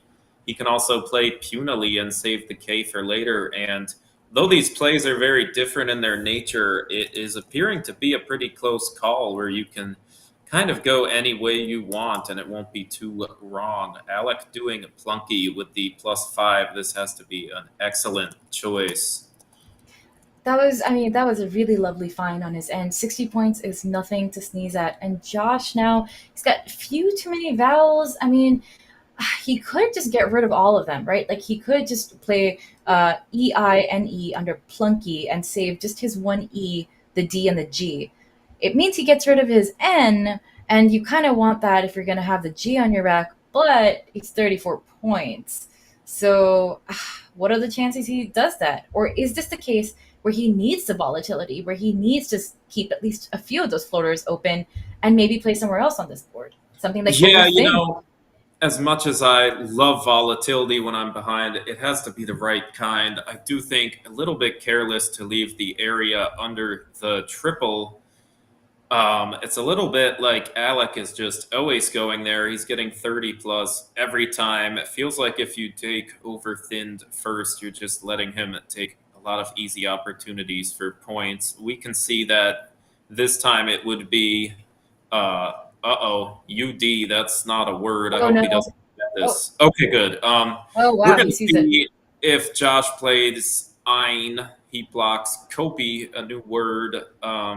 33 points keeping AIST is nothing to sneeze at, and using it up right away just stops a lot of stuff like that. So as much as I like volatility, the volatility I am interested in is the fact that noise is still open. That's the kind of thing that would be harder to deal with if Alec doesn't have an S, harder to obstruct, harder to use. That's the kind of thing that might be a lifeline for later. That's the kind of thing I want to leave open. Right, right. And Josh here, he's really got a tough decision. He really doesn't want to part with that N because that G is going to be so rough. Now, here's the thing, though. Josh Castellano, not only does he memorize definitions, he also memorizes leave values. So he's already got an idea in his head what the static valuation is for holding on to D, E, G. He's going to put this down for 34 points. He's going to score well. I think this is the right decision. He definitely should go ahead and play this, get that, as you had mentioned, the scoring opportunity away from Alec, and keep going through this game. Yeah, for sure. And I want to shout out Josh for writing a program called Magpie. Magpie has already redefined what we think about lead values. One of the big things we've learned from Magpie A lot of leaves containing one pointers aren't as good as we thought. They have to hit a lot of bingos or else you're just limiting your scoring opportunities. So a lot of leaves like NRT are actually not very good because they are one pointers and they turn into 7 consonants too often to have a lot of value. Alec is spelling out stoic. I'm worried that this is going with noise, which might hint that he doesn't know Moffics, because Scotia and Moffics is a great choice, and I think it's hard to. Any part of him that is not going to use that S, I wonder if he might hang on to it.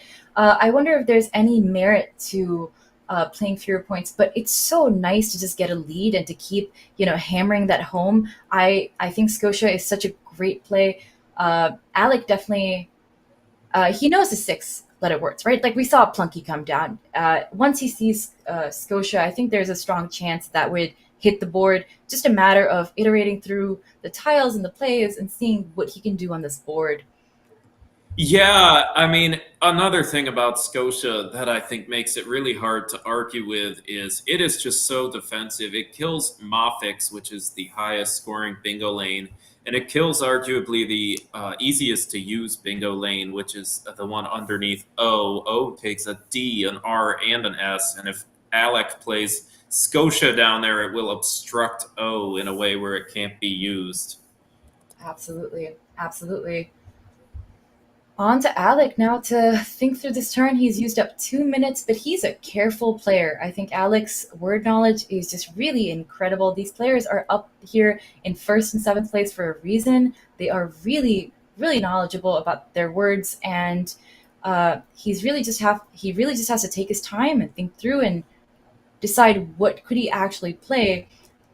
I think there's a strong chance that Alec will see a good 6-letter word here. For sure. If you saw Alec make a little bit of a mistake yesterday on stream, that was a very uncharacteristic mistake. It shocked all of us.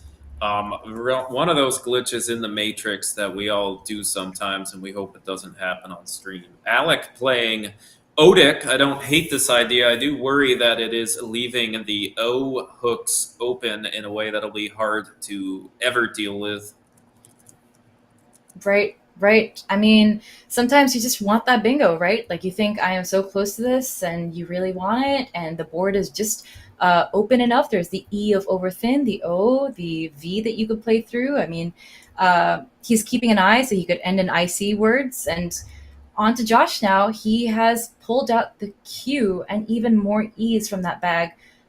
A blank to go with it, though. And in this situation, are you someone who would play through this rack, Matt, or would you go ahead and exchange down to DE blank or E blank? But one of the advantages to G'd is that with 5 unseen R's, you are 1 tile away from drawing the 68-point queer. There's also a U that could give you the same word, and 68, if Alec doesn't score too much, is a good way to get back into the game. That's a fantastic find, and a really good point. Yes, that's a really great lane for him to have open for himself.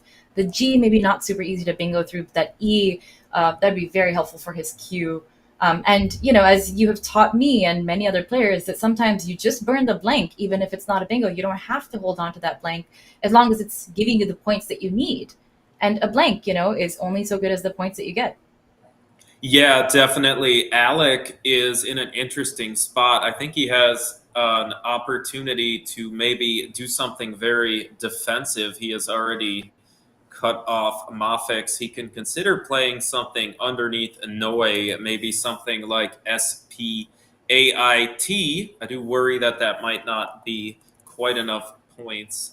If Alec is sure of over thin taking an S, he can also go the route of Posit. Posit Ooh. scores 38 points and keeps him ahead of a lot of potential Josh bingos. That's a really cool play. Making amp and over thins. That's really nice. Do you think there's any merit to playing something like Pieta as he's about to do? I think that's pretty cool. It's 26 points and it's getting rid of that one spot. He can't have known that Josh was holding on to a Q, but it is a good scoring spot that he just gets rid of now. Yeah, definitely. I think there's always a chance that Jeed was a Q setup, and it was this time, and we're going to see Josh with significantly worse options because of it. Josh is likely thinking of QI. He's probably a little bit worried that QI kills a lot of the board opening that he attempted. I think it's hard to say no to QI with the fact that there's still the hooks on the bottom for his nice leave of DDER blank. Right, right. What are your thoughts on something like uh he's about to do Q? Oh, he's doing Cade. Oh, that's very interesting. 19 points keeping DER. Uh definitely interesting. That is, I would say, his best leave. He could have also exchanged DQ, but he's getting 19 points for Cade. Gives back an easy 33 points for Alec if he wants them, though. Yeah, I think I would have taken the points here. I think it's a little bit like you're already behind. You need to go for it. Also, don't think that DDER blank is that bad, given that the D hook to O is going to be a likely spot for your bingo. That's fair. That's definitely a fair point. Um, Shorty has come down for an astounding 90 points. Alec very commandingly in the lead now. Josh needs to find, and he will find his bingos here. He's got a whole bunch of them making SNAW, snaw, which is a word. And it will still leave the lane under Pieta. It will leave row 3 open for him to come back in the later game. Yeah, I think Josh is definitely wanting to do that. He's probably doing a brief search for bingos ending in O. Those would score a lot more, and it is a rack that definitely has a lot of 7-letter words. Unfortunately, this time, none of them are going to fit. Josh's best chance to come back now will likely involve a bingo forming snaw that is as open as possible. Maybe he wants to start with something like the D to take as many hooks as possible. Something like Deodars seems to set up several lanes for sevens that might keep his hopes alive if he can draw another blank. Oh, that's really interesting. What about something like reloads and hope to draw? Oh, wait, there are no P's out, so just hope to draw the other blank, I guess. Preloads, definitely. Yeah, I wouldn't hate trying to play a word that takes a hook for a double double. This is one of those binary things where either I will get it or he will. And if there's only one of them left, there's an excellent chance of you beating your opponent to it. I think in this case, I am not sure if I love that. It's probably one of those things where Alec is going to go there anyways, but there's definitely words in this rack that end in S and take a front hook. You already pointed out reloads. That might be the best opportunity. Maybe he can get a double-double with a blank P if Alec defaults to something like QI on his next turn. Oh, nice. That's a good point. That's a good point. Josh here taking his time. He's down to 10 minutes on his clock. He needs to, I believe that he really needs to pick a bingo and move on with it. I know this is tough. This is a tough situation. He's so many things to pick through. Maybe he's looking for a 9 to PE. Maybe he's looking for something that will give him a lot of points there. That would be really just a great situation for him. But he needs to budget that time for later, I think. One thing I noticed is that there's an outside chance of a very nice overlap forming id, dodo, and mofix through the C. A CDEORS, another friendly leave. Doesn't quite work here with any of the options there, but that's one of those really nice scoring plays, and it does leave a snaw for later. Oh, wow. That's really interesting. Man. What do you do in this position, Matt? Do you just go ahead with one of the first few bingos that you see, or are you going to take 3 minutes? What do you think you're doing in the situation? Yeah, I don't mind looking for the perfect bingo here because it is likely Josh is going to need some sort of 1-2 punch with several bingos to pull this one out. I think strong argument in favor of reloads, even though the only hook is a blank. Josh is at the scoreline where something desperate like that is kind of all you're going to do. Okay, it seems like he's thinking of fedoras. Um, and I wonder if he's imagining that because it's consonant vowel, it would give him more chances for overlaps. Yeah, that's not a bad idea. Fedora is giving him an outside chance at a 5 or 6 way overlap. When you're this far behind, it's always something desperate like that that becomes your best option because you are going to need something desperate to come back. Absolutely. And on to Alec. He has the J on his rack. He's a great place on this board for it to go down. But if you are Alec, are you putting down that I for 33, making QI? Or are you just going and playing off that J, making JUN and ONE for 41? Yeah, QI would be a really nice bailout for my opponent if I'm Alec. I do think that given that it is only 33, it is not quite the score where I am panicking over it. JO has the nice advantage of bingoing more than 0% of the time, and a bingo is going to be high enough scoring to put this game away. So my gut is telling me Joe is the right move order here. And it is, I mean, it's so many more points. It makes sense to go ahead and just put the pressure on your opponent. Josh, he's almost about to struggle with his time. He has about half the time that Alec does. Not easy racks to work through, though. So, man, do you take advantage of those overlaps next to fedoras now? Do you just go ahead and play gleb right now? Or do you leave that space alone and try to find somewhere else on this board for you to possibly get some points? I mean, maybe you could do something like Gleed, GLEED, to the D of fedoras. Get yourself even more space. This is one of those spots where, for me, it's going to be all about making sure there is several bingo lanes on my next turn. Um, Something like Glebe feels a little bit too tight for me. Going to be really hard to bingo if Alec plays vertically to the right of fedoras. So I don't think I love that option.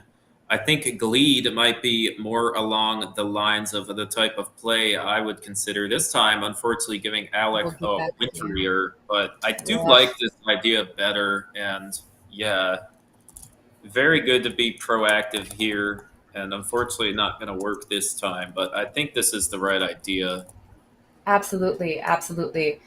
Tough luck for Josh, but also great job on Alex's part for finding Winterior. Already he had set it up on his rack. He was just waiting for that E to come down, and it came down, and there he is. Now he is at 431, and Josh at 275.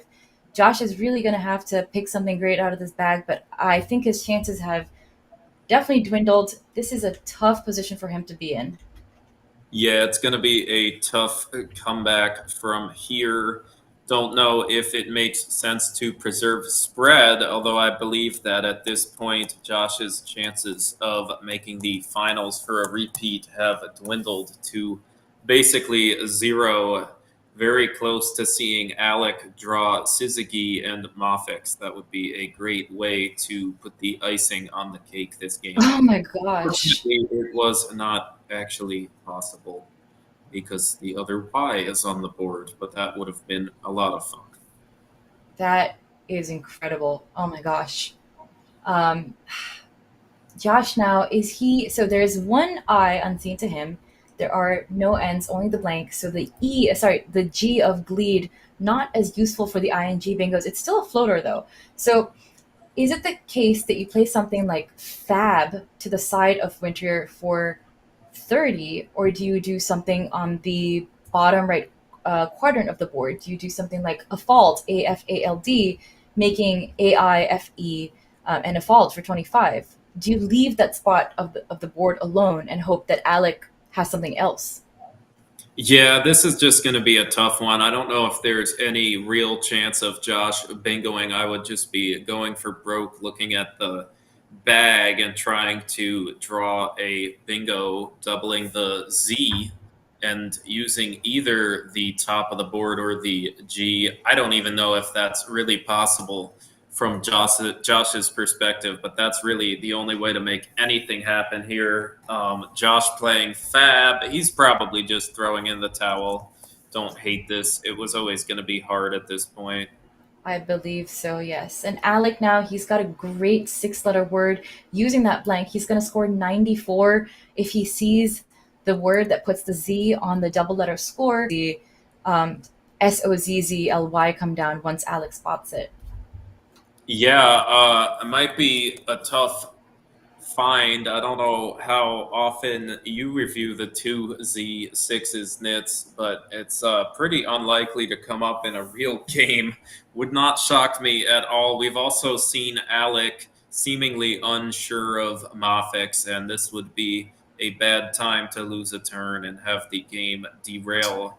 Would not shock me if we just see something like Gazy instead, Gazy playing to the right of Winterier, and probably consists of much more easy to know words. Interesting. Do you think there's any chance that Alec is going to stop that E of over thin? Do you think he sees that as a threat? Because Josh now, he has Lettiest on his rack. It's going to play through that E of over thin. Do you think Alec is going to sniff that out as a possible place for Josh to put down a bingo, that E may be more important than the G, perhaps?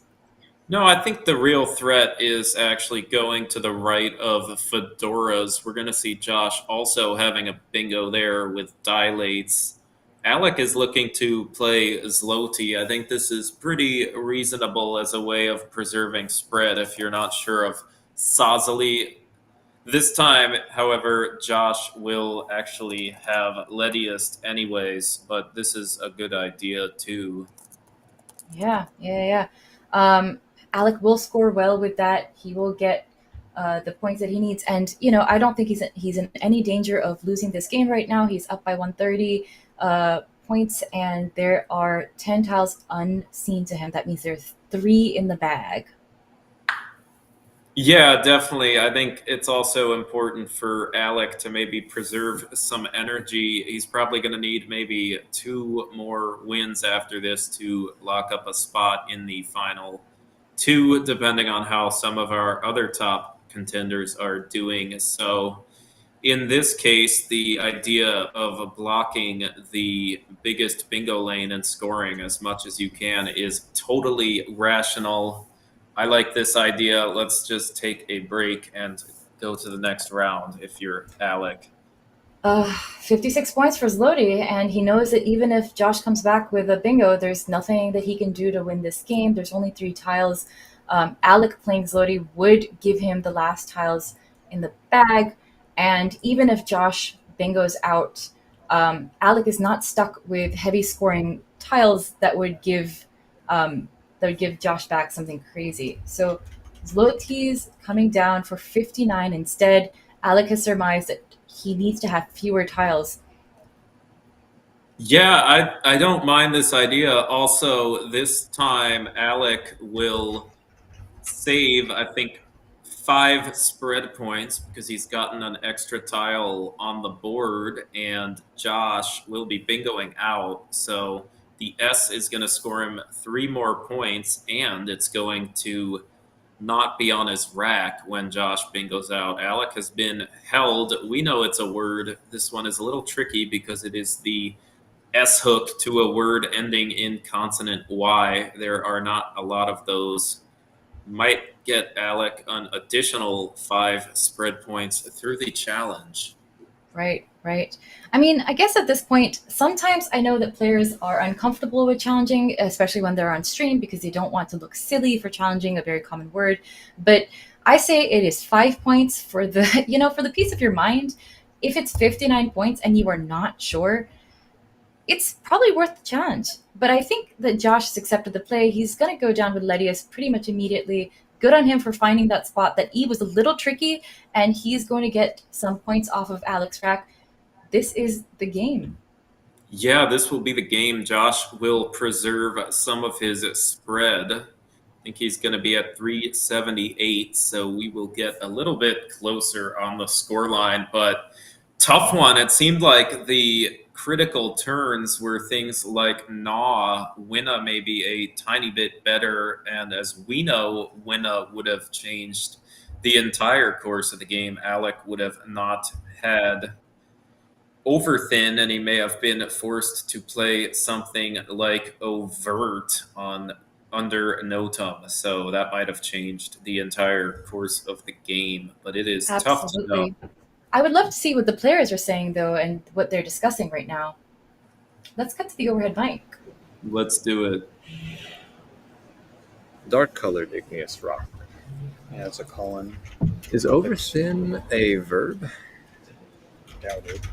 I may have been able to do over thinned. Make too thin. It is a verb. It's a verb in NWL even. Yeah. Yeah, maybe I should have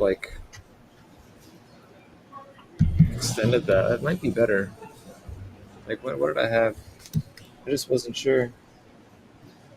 Maybe when I when I played Ian, I could have played over thinned. Oh yeah. Is it better? Yeah, I knew It you might had be. a D. It I might be. revealed it. Huh. This turn was interesting. I kept AIST, and not knowing Moffics, AIST. I was considering just blocking down here with Stoic, but I figured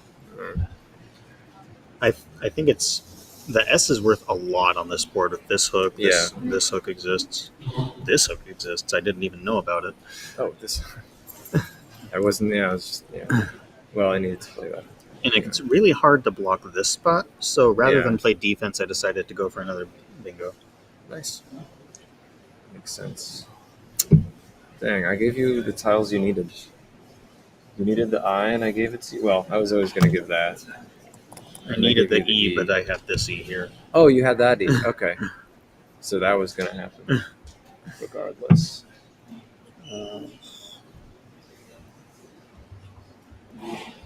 Yeah, I couldn't fit a bingo here. I couldn't see one when I played Fedoras. Maybe there is something. Blank. There is nothing.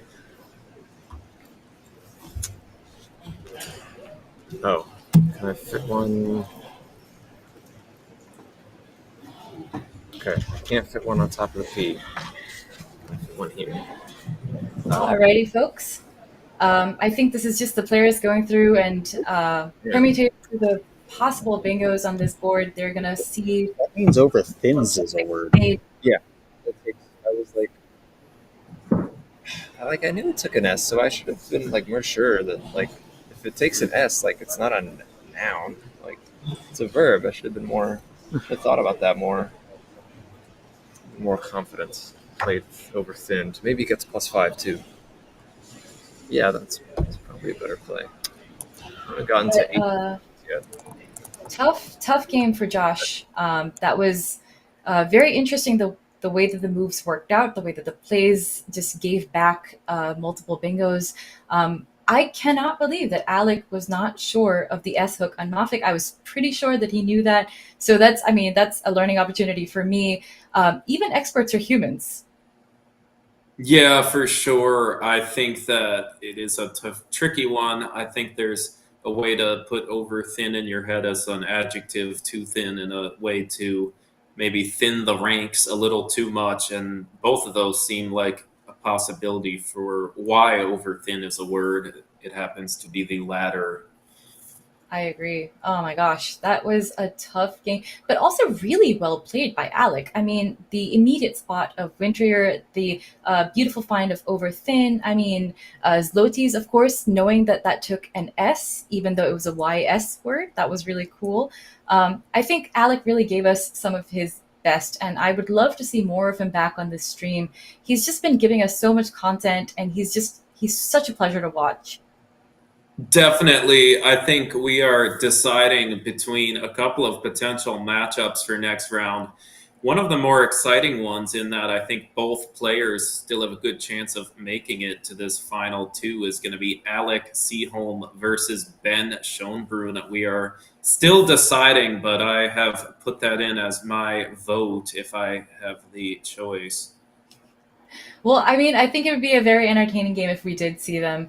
I mean, this was such a great game. I believe we've seen so many heartbreaks and so many close games. We've seen such a battle of strategy. I believe like this just shows how much there is to Scrabble beyond just knowing your words. You have to think about the board state. You have to think about what will happen next once you do something. I guess these are the kind of decisions that we're going to keep coming back to with our coming games. We have one more game before lunch. Don't go anywhere, you guys. We're going to be back with round 25, and it will be an exciting one for sure.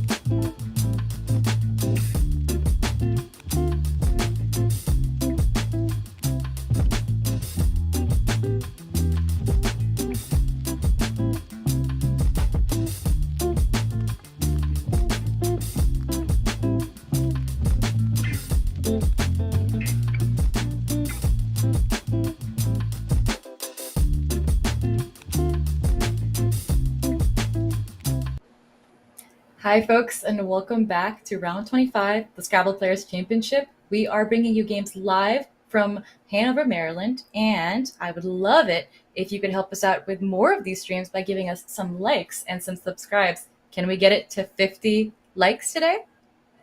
Matt, how are you feeling today?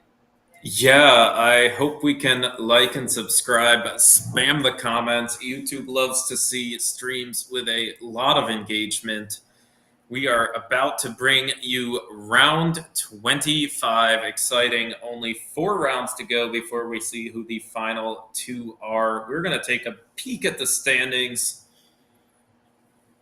Let's see who is going to make it up there. So Alec is 6 record. Look at that spread. That is incredible. He is up ahead of Dennis.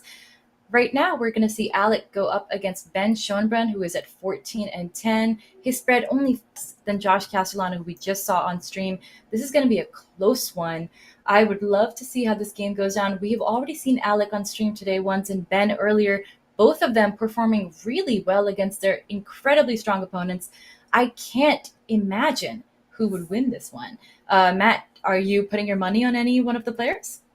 Yeah, going to be a tough matchup for both players. Some of the best players in the field, both players with some sort of major title. So it is going to be a crazy matchup. I'm just hoping for a good game. We're going to cut to it. We are still a little bit behind. So well, let's see what Ben's been up to. Okay, he just had a tough game against Dennis, and Alec, as we just saw, won against Josh Castellano. I wonder if Alec's going to keep up his streak. Let's get to the game. Let's get the players getting their tiles out of the bag. I would love to see if Alec is able to keep up that win streak, or if Ben is going to take him down. yeah, Alec lost a couple of games in a row yesterday, but he has been on a roll ever since. He is about to see his first tiles, so we are going to have an exciting game. All right, we see some. Oh, wow, the X is out again, and a V and an N. Interesting. Maybe just. Okay, all right, we're back to the same conversation that we were with the last game of Vax or playing something longer. This time we have Vox or something longer, like Envoy. Yeah, as fun as it would be to see the same word twice on the first turn, I don't think that's what we're going to see. The A being a nicer tile than the O, it is likely to be Vox this time instead of Vax. I guess the consideration still stands about if you want to play slightly longer with Envoy, that is 30 points. It keeps AX. And the Vox plays for 26, keeping AE and Y. What are you thinking of doing, Matt? Yeah, when in doubt on the opening play, I love defaulting to the one starting with a V. Gonna be hard to get a parallel play down. Gonna be impossible to completely over or underlap Vox. So I like this idea by Alec. Oh my gosh, and we're going to see a bingo come down immediately for Ben. He's going to go with Sonar Man, but I would love for him to take just a little bit more time and find Nanogram for 62 instead.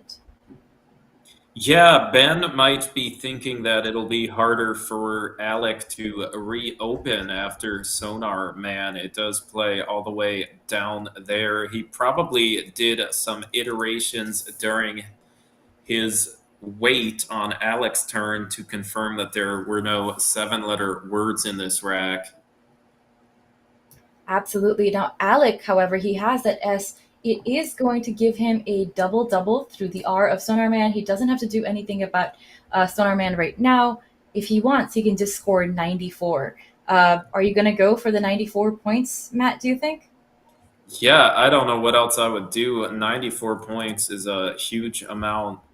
This is one of those ones where you just put it down and you're happy to have gotten that opportunity. Another one of those spots where there are 2 super close options, and maybe the one that Ben chose is going to go wrong, but he had no way of knowing this would set up a double-double. Absolutely, absolutely.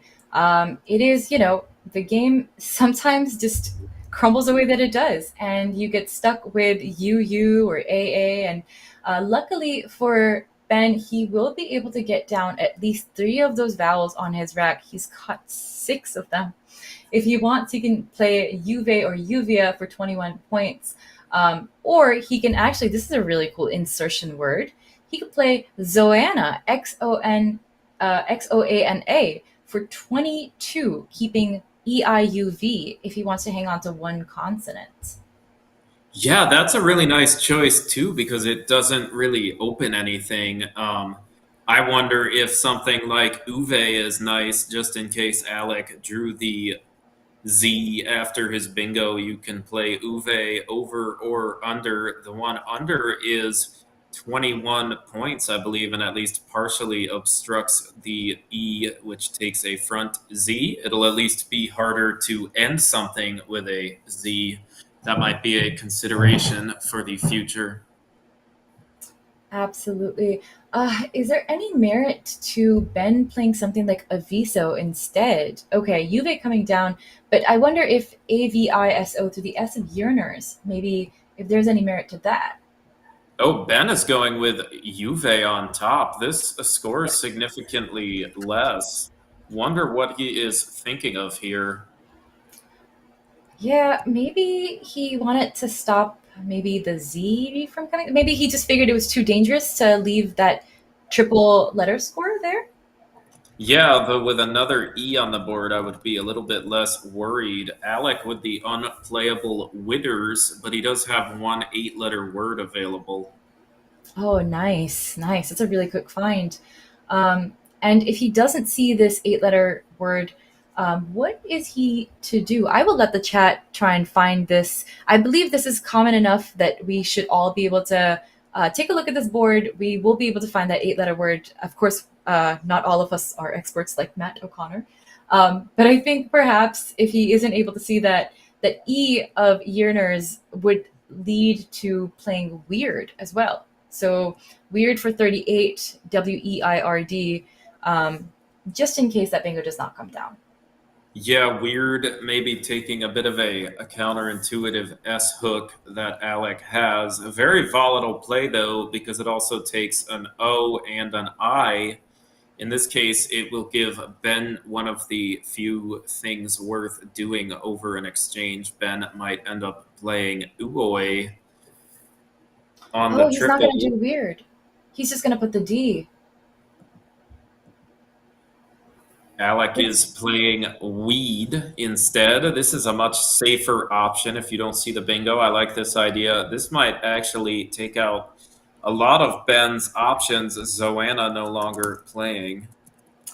That is a tough draw for Ben. I mean, he has drawn even more vowels to his sleeve. I believe he has to exchange here, but do you exchange 7 or do you exchange 6 keeping the E? Yeah, I am probably in favor of keeping the E. The only other option that I would think about is something like Oxo. It is at least 17 points. It gives you some shot at a bailout with something like Aurelian, but I do think exchanging is going to be the safer option. A lot less chance of 7 vowels now. I guess I'm just surprised that he kept EA instead of just one vowel. Do you think there is merit to keeping more vowels? I personally would choose to just keep the E or just exchange 7. There's definitely a couple of different ways you can go. AE might be a little bit softer with the D and the N floating. Maybe Ben will draw something vowel heavy, but somewhat friendly that an N turns into a bingo. Alec with the 7-letter word Narduz, but you shouldn't play it too quickly. There is a 92-point overlap play if Alec can spot it. Oh my god. Oh, I see. Okay. Well, that is a really tough one.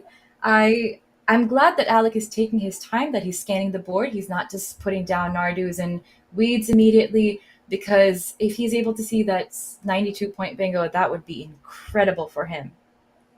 Yeah, for sure. Still close enough that Benji could come up with some sort of comeback. It's going to be a lot harder with the extra 19 points of Madronos. So It we will would put see. in, yeah. I guess I would put the S in the triple lane, and that would be great for Ben because he'd be able to play something like Forsake pretty much immediately. I feel like that's so many points. Oh my gosh, he's seen it. That's incredible. That's incredible. That's a really good This is going find. to be interesting too because Ben is probably feeling desperate. Forsake with an E is not a word, but it's a triple, and Ben probably feeling desperate. I feel like if there's any chance at all it's a word, you're going to attempt it. Oh my gosh, he's doing it. He's doing it. This Yeah, is incredible. this feels like the right idea. It's like it's hundreds of points. Like I gotta try it, right? Unfortunately, it's not a word, but I totally understand where he's coming from. I mean, Oh, is it's he like even on hold? he had not hit his Oh, there we clock. go. As soon as he did, Alec started to move his hand over to challenge. Yeah, totally get why Ben is doing this. He's already down quite a bit. Unfortunately, not a word, but so hard to know which of those four words are good with E or not. This one not good with the E. Right, right. Oh my gosh. I mean, if you're in this situation, Ben's looking at the camera. I wonder if this is going to tilt him. And that's, colloquial speak for if he is going to be shaken up enough that it's going to affect his game coming up. It's really fun to get a triple down and to feel like, oh my gosh, I've scored hundreds of points. And then to have this happen, for it to come off the board. I mean, I don't know. I don't know how he's feeling. Yeah, Alec with a couple of different choices. I don't hate the idea of Fisher. Fisher makes it a lot harder to open up the top right of the board. He can go a little bit more towards equity if he wants something like Elfish. I really like the idea of Fisher. You're right. It does make it harder to open up the top of the board with that. I mean, Elfish, as you have seen, a little bit more balanced, but putting that E in the triple lane, well, you're giving back something easier to play with. Luckily, Alec knows that Ben doesn't have a 7-letter word that's going to come back for him. So he can make an informed decision on the basis of that. So if he does do Elfish, he knows that he's not going to be hit back by a 7-letter word immediately. Yeah, for sure. This is one of those situations where I'm still thinking about just any way Ben might have of coming back, and it feels like a bingo on the right side of the board would help Ben a lot. That said, we know he doesn't have anything right now. We know he's going to play something like Kef to the left of Sonar Man. Alec also knows that because Alec just saw all 7 of Ben's tiles. Absolutely. Is there anywhere for Ben to do something like Fakir and get? Well, I mean, here's the thing. He probably doesn't want to get through a lot of tiles right now. He's behind. It would be nice for him to slow the game down. Um, Perhaps, I mean, you're absolutely right. Fewer tiles would be a good idea here, and just get a few points and keep moving. Yeah, Fakir, I'm not sure which one you are talking about. I wonder, did you accidentally see EER, or are you talking about something like Fakir on top of Elfish? I mean, I don't see a spot for it immediately. I'm thinking if there is a place on the board, I guess perhaps that's not the best way to go about thinking when you're confronted with a rack. Maybe you don't want to think of what are the words that I can make with this and let me put them on the board. Instead, you want to analyze the board as it is. Canaf for 30 is a really, really good play.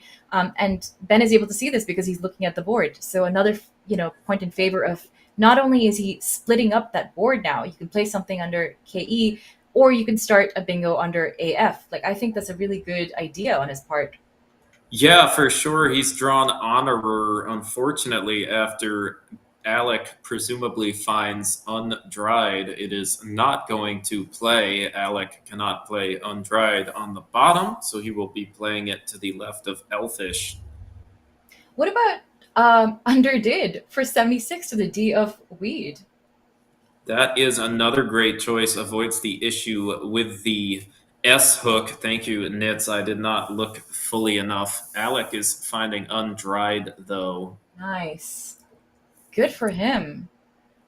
That is 75 points, and he is well in the lead. Oh my gosh. I do not envy Ben right now, I don't really want to be in that position. I don't even know what to do here. I mean, if you're Ben, well, first of all, you Actually, want to play your bingo, right? I think actually he can still do honorer as long as he adds a U to it, with that U being in Uwe. Absolutely, absolutely. Okay, I feel like this challenge, this extra 5 points for Alec, is a little bit more of a desperation challenge. I feel like this is something that you do when you really don't want the word to be valid. I feel like undried would be one of those more common sounding words, but I don't fault him for giving Alec those 5 points. If you can get Alec to score 0 instead of 75, well, props to you. Yeah, for sure. There's some famous phonies in there. Untinted seeming like a normal word to describe windows, but it is not a word. Oh my So some gosh. are not words. I totally understand why Ben would challenge. Is that really the case? That's incredible. I would have Un- absolutely played untinted. Undinted being a valid word, on the other hand, a little bit of a weird thing. Alec with a couple of options, the highest scoring one being the 35 points of Jet. Hard to argue with that, killing one of the bingo lanes on the bottom. I agree. I like that. That's a really good find. And it feels like a pretty intuitive spot on the board, too. There's no reason for him to play Jin to honor. There's no reason for him to do that. He can just get the J and the T down. Maybe the leave is not perfect. It's 2 L's and 2 T's. Well, sorry, it's 1 T and 2 L's and 2 I's. But you know what? It's 35 points. And it does something that you want to do. You want to obstruct the bingo lanes. Yeah, another option if Alec wants to play off a few more tiles and obstruct the top would be Littlin. Ooh. Might be a little bit safer. It sets yourself up for another play that will eventually close everything except for the bottom. Hard to go wrong with a jet. Yeah, and Ben playing so fast. He's gone down with Wench. I think that's a really good idea. He's opening up some space for himself right there. A Wept was an option that he could have done to the side of Honor, but this, he's giving himself something to play through. Yeah, and just showing how tough of a game Ben has, Alec has drawn yet another bingo. I think we'll see it pretty quickly. This is Elation. Alec is spelling it out on his rack. I assume this will go down. Oh my God. Alec is a force. He is just not stopping. He's tired of bingos and poor Ben, but he is going to be able to come down with a bingo pretty much immediately. Let's see. He is going to circle the, well, what is he? The A? Apomect? Yes, Ben Yes. playing Apomict. Hard to fault Ben for being tilted. There is one very nice overlapping play of Im Pocket. Hard to fault Ben at this point. Going to be hard no matter what, but Im Pocket would have been 104. Would have been a great find. Oh man, that is so tough. That's so tough. Yeah, like I said, I don't envy Ben in this position. Your opponent has bingoed so many times on you, and you are down. You're just trying to keep your head above water. And now, even though Alec has this gross looking U and the G, he's just going to be able to play a bug on top of Apomect. He's going to get 34 points for that if he wants. Yeah, that is a great idea. We are seeing in the chat. I was wrong. I assumed that sun-dried was a word. It is not. That is one of those ones I always mix up, especially with sundry being a word. I always read it as sun-dry, thinking that's what we do to tomatoes.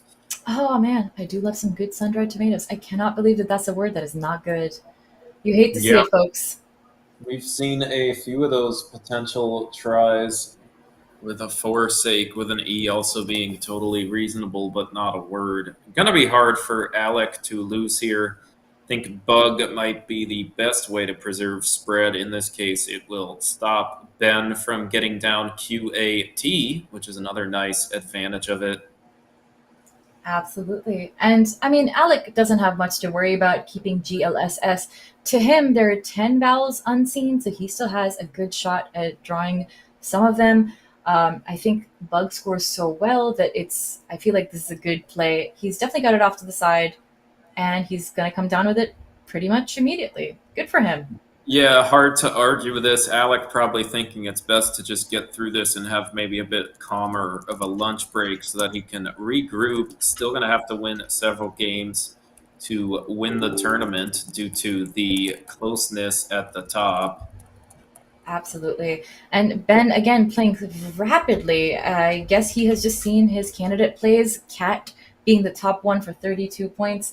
And maybe it's also in Ben's, like in his favor to get through this game as fast as he can, enjoy a nice, calming, relaxing lunch, and just come back to the following games. He still has an entire afternoon left, 3 more games today, and a few more games tomorrow. Anything could happen. I think Yeah, it's a good idea to play it soft and easy. Alec with one of those racks where you might think there's a bingo, there is not this time. The best option, possibly Ugalis and QATS. It would make it hard for Ben to fish for anything, and it would block what is possibly the best lane for Ben to work with, that being the area underneath TI. Oh, nice. Nice. Are there any S's unseen to Alec? No. So what if he were to do something like smug, making bugs and smug? That would be 24 points, keeps AILS, and it sort of obstructs that lane like a tiny bit. And he keeps the S for cats. Yes, Smug, another great choice, especially if you draw one of the remaining T's. There's a decent chance at getting a double-double. Imagine if after this crazy game Alec has had, he manages to pull laziest as an outplay. That Oh would my play gosh. in 2 spots for over 100 points. He would get damn near 700. Um, we know that's not possible because Ben has both of the remaining E's. I think there's still a chance after something like Smug that Alec can pull some sort of double-double. That's incredible. Oh my gosh. I mean, Alec would be happy to get that spread because he and Dennis are neck and neck. They're both at 18 wins. However, Dennis does in his next game, Alec wants to make sure that his spread is doing well, that it is a nice and healthy spread. This is a good time for him to think through this board and see what he'd like to do. I totally understand why he's taking this time considering his options. Yes, computer analysis suggesting that UGs and honorers is the best way to go for spread, seemingly the extra spot in the QATS lane important because a lot of words end in S. Oh, right. Interesting. Interesting. Tough position, because I mean, um, Alec knows that there's 2 spots on this board. Well, I mean, Cat is no longer a threat because he has the S's, but there is under TI, as you'd mentioned, and under Canaf. He can only do something about one of them at a time, right? Um, but he also wants to keep scoring points. So a very high scoring bingo from Ben could be painful for him. He does see Ogalis at the spot that you were mentioning before, I believe. He's going to make cats, and it will obstruct the lane under TI. That would be row 4. For sure, hard to fault Alec if he does take the more conservative approach with Ugalis. Maybe he's thinking of some crazy situation where Ben bingos with the Z, but now we see UGS spelled out. This would be excellent. It is the best way to go for spread, according to the computer. Oh, interesting. So Uggs with honors or with elations, you think? I think both of them are a great way to go for spread. The computer slightly preferring the one with elations, which is what Alec has done. 24 points for that, and it's a pretty good leave. And Ben coming down with, is he about to play Eco Type? He is, yeah. Nice. Very nice find. Let's see if Alec gets a last bingo. Doesn't look like it. He's got the 7-letter word of stibial. Oh, wait. No, Oh, tibialis. Tibialis, I was just about to say. Oh, Yeah, man. eco type. Good way for Ben to at least cut some spread. Really, I mean, really lovely. I can't believe that Alec has been bingoing so much and he's been scoring so well, and Ben is only 100 points behind. This is just incredible. This is just a Yeah, really crazy board. for sure. I don't know if Alec can deal with all of Ben's out possibilities. It looks like there's at least Izar through the R and Undried, and there is Zari through Honorer. So I think it might just be about scoring as much as you can here, Nits. I might be happy to put down alibis and head to lunch. Absolutely. I think I am down for that. He has spotted it. There are still 8 minutes left on this clock. Alec and Ben have played an incredibly fast game. I mean, just think of that. 27 minutes still left on their clocks. Just we think of games as lasting 50 minutes, like an hour long, and they have just blown through this game and they've played some incredible bingos. We have seen so many crazy plays come down on this board. Just, I mean, I'm just blown away. I'm just blown away. Yeah, I think somebody invented a term for a game where less than half of the total time is used. I forget what it was. We are in contention to see that if they use less than about 2 minutes from this point on. Also, I think it is hard to argue with something like alibis. So, I agree.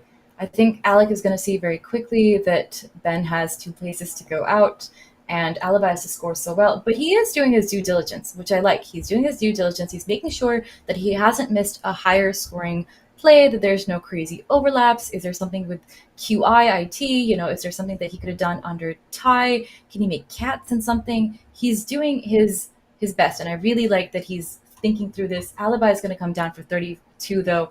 Really well done on Alec's part. I like that idea. Ben is just going to put down Izar. Won't be enough. Ben will finish with 450 points. Alec, 556. So a quickly played game, high scoring game. Let's cut to the overhead. Ben might just run to lunch, though. Absolutely. Oh, I see a tough game for Ben. I mean, I don't fault him for leaving. This is the kind of game that you want to walk away from and think about in 3 days' time. I imagine that Ben might end up writing a Medium post about this. I would like to see his thoughts on this game. He is known to sometimes post his games on Cross Table, so we would be able to get the player's side of what they were thinking during this game.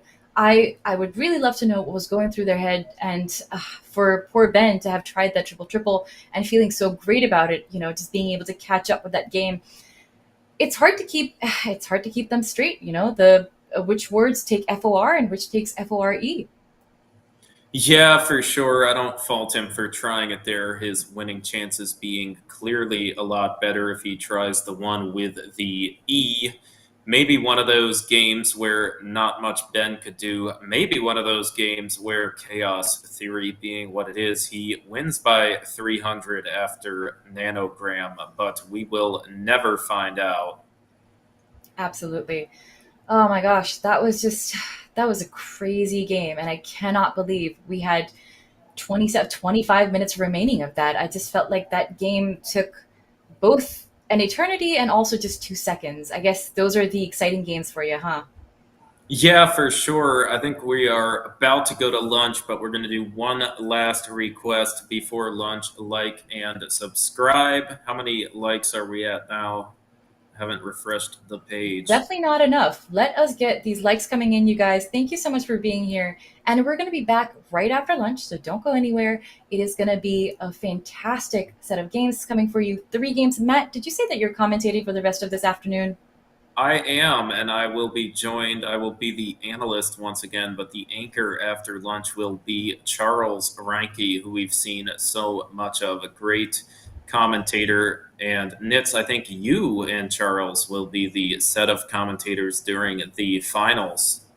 Absolutely. That will be tomorrow, and I hope you guys will be there to see it. Of course, we love and appreciate your engagement. Thank you so much for being here, you guys, and have a great lunch. We will be back before you know it. Thank you.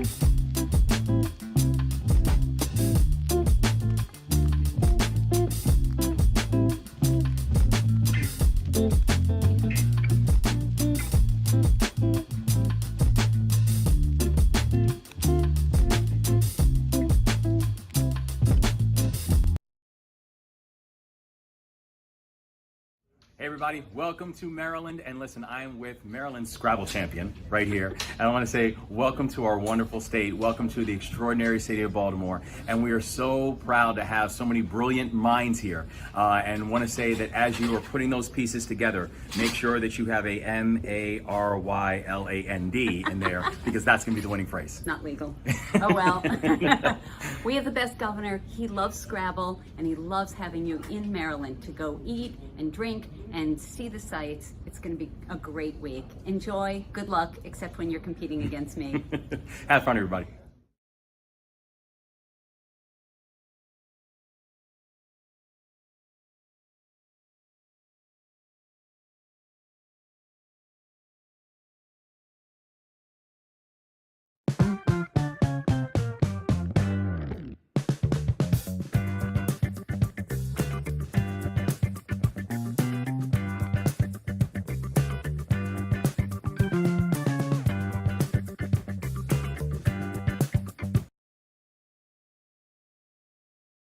Hey everybody, this is Congressman Jamie Raskin from Maryland's beautiful 8th Congressional District, Montgomery County, Maryland, right outside of Washington, D.C. I am reaching you from the Rayburn House office building. Today is August 4th, but I wanted to greet all of the players, the contestants, the fans, the families who've come together for the 2025 Scrabble Players Championship in Live Casino and Hotel in Hanover, Maryland. This is very exciting that out of all of the states in the union, you honor and grace us with your presence. You top flight Scrabble players from all over the country. I want to thank my very good friend, State Senator Cheryl Kagan, for giving me the opportunity to say hello to everybody from NASPA, to welcome you guys to the Free State, and to thank you for upholding the banner of literacy and civilization, which is the banner of democracy. So at a time when democracy is under attack, when the English language is under attack, when there's every form of Orwellian assault on the meaning of the language, you guys are standing strong for the radical unit of the word, which is at the heart of our language, which is at the heart of our Constitution, which is at the heart of our democracy. So thank you guys for what you're doing. I'd like to leave you with a little semantic riddle, if I could, and you can get the answer from Cheryl Kagan if you can't figure it out yourself. I was going to ask you, what is the only word in the English language with every vowel in the alphabet, including Y, in order in the word? And I thought there was just one, but I believe that there is actually two of them. Yes, there are two, but the two words in the English language where you have every vowel in the English language in order. Now, they're not consecutive, so they're separated in some cases by consonants, but see if you can figure that out. Senator Kagan will have the answer for you. I wish you all good luck, good fortune, Godspeed in the competition. And remember, we like to say in Maryland that competition and community always go together. So thank you for being unbridled players in the competition part, but also remembering the wonderful community that supports you and makes the competition possible. So thank you, and have fun in the Free State.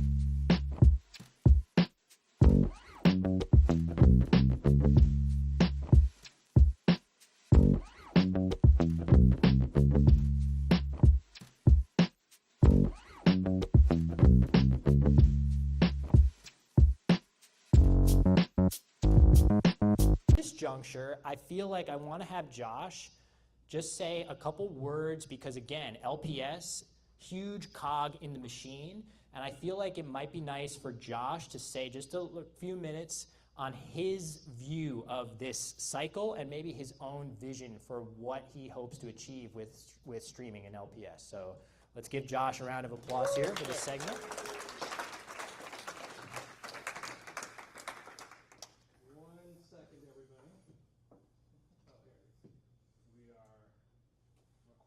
So let me just put this on.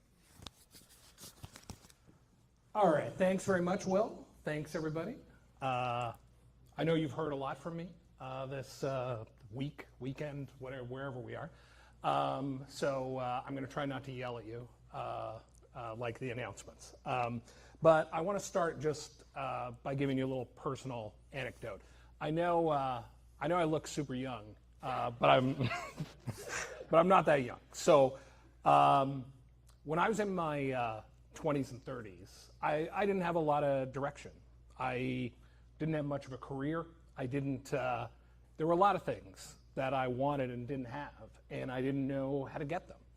And I found my way into this community, and I talk a lot about how I feel like this community saved me, because not only did I find lots of people to care about and interests and all the same things that I share with everybody in this room.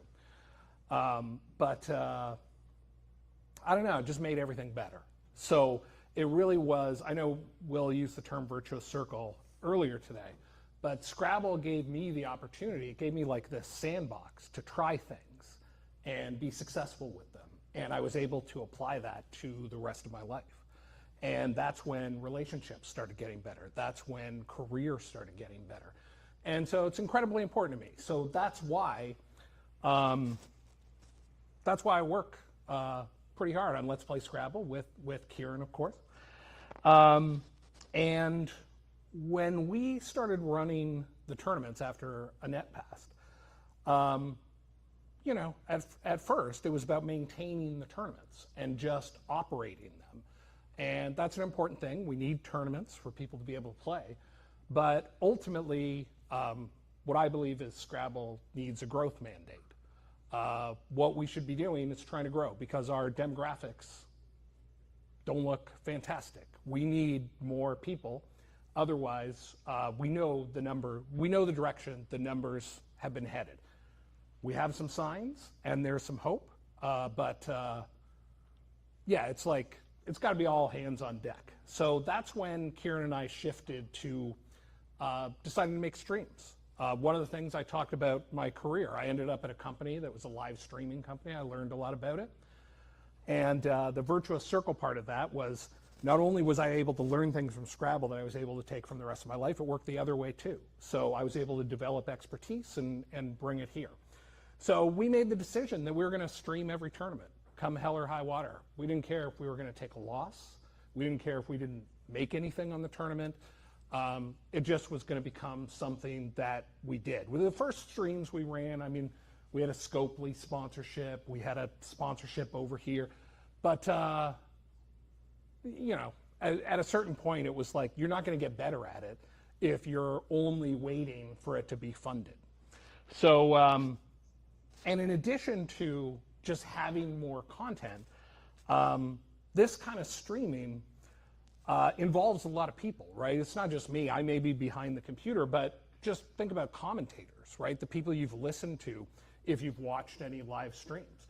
We're teaching ourselves, we're learning as a group effort how to tell our stories, how to talk about our game. And so that's why this content stuff is so incredibly important. Skill building, technical skill building. This is the kind of stuff that we need as a community if we're going to get bigger. And so that's why, in addition to doing things like live streaming, every tournament we do, we issue press releases, we work with the local Convention and Visitor Bureau, we do local partnerships. All that stuff takes time, effort, takes resources, stuff like that. And that's ultimately, we even do other things. So, like, I've been streaming these tournaments. we now have a community. If you're a director or just someone who would like to stream, we have a whole community for streamers and commentators where people can learn from each other. We have a group that I've taught to stream. They've done 3 full live streams out of New Zealand. And what I want to leave you with, and then I'm going to throw you back to Will, is that, and Will touched on this as well, you know, we're one community, we're one family. I think it's really important not to focus on some of the divisions that are obviously, you know, very obvious in our community. We need to pull together. Nobody's going to save us. We can't count on anybody to keep this going, right? We have to do it ourselves. And that can look different for everybody, but if you've got skills, if you're interested in this, just in growth in general, in content, whatever it is, there are tons of opportunity, and all I can tell you is from my personal experiences how rewarding it's been. So I just want to say thanks very much. I want to say thanks to Will. Thanks for everybody here. I'm going to throw back to Will now, but yeah, thanks everybody. Thank you, Josh. Yeah.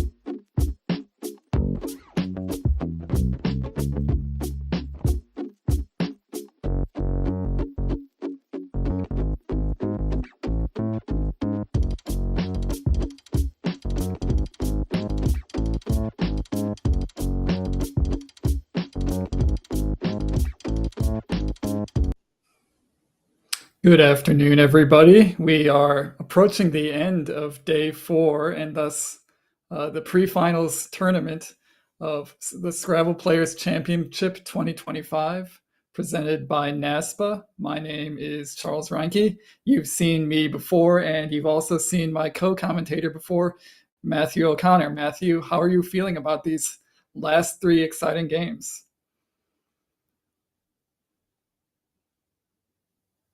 Looks like if you said anything, you're muted. Sorry about that. I got enthused by the Hojato Islam in the chat. I wanted to look up what that was. Yeah, we are here. We are not in Hanover, Maryland, but the players are. We are about to do 3 more preliminary rounds before we do the finals. If we take a look at the standings, I'm going to see 3 people with a good chance of making the finals. Maybe Austin with a miracle can squeak in, but Alex Seaholm, 19-6, Dennis Kikarigor, 19-6, and Sammy Okasaga, 18-6 and 1. Very likely of import this round is, of course, the Dennis versus Austin game. That's going to determine if Austin has any chance at all to make the finals. He is 3 games back with 2 players, 3 games ahead of him. He needs every single win to take in. But meanwhile, Alec and Sammy kind of looking to cement their place in the finals, which will be starting tomorrow. So a lot of high-stakes matchups going on this round, not just in the top 2 or the top 4. A lot of other players also vying for prizes as we get closer to the end of this tournament, including some pretty big ones. So there's a lot of emotion, a lot of high-stakes Scrabble going on in this room right now. Yeah, as we can see further down the standings, there's a lot of people vying. With 6 games to go, there's still a lot of people with a shot at 3rd place, which is still a pretty lucrative spot.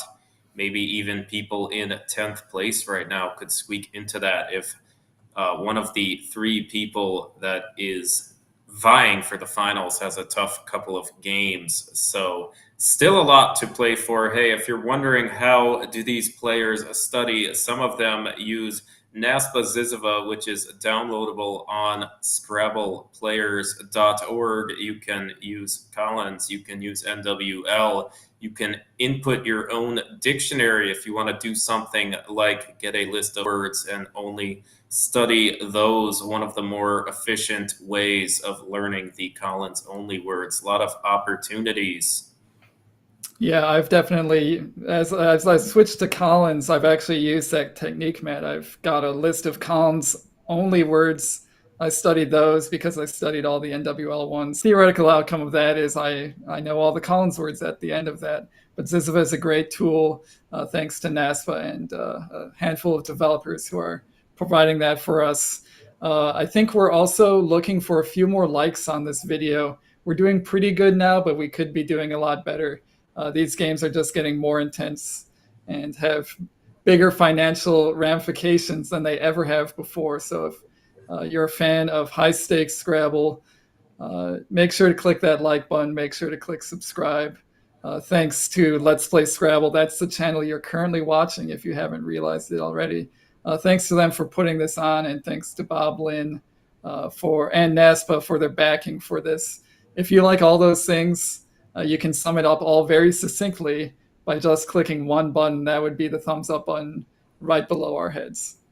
Yeah, and we are the CSW stream. The NWL stream, I think, will be Will versus Nigel. That will be on the NASPA Scrabble YouTube account. If you want to watch both, maybe mute one of them, that would help us in general as Scrabble players attract YouTube views, which helps a lot with promotion. Also, please keep spamming the comments. YouTube loves seeing a stream with a lot of engagement.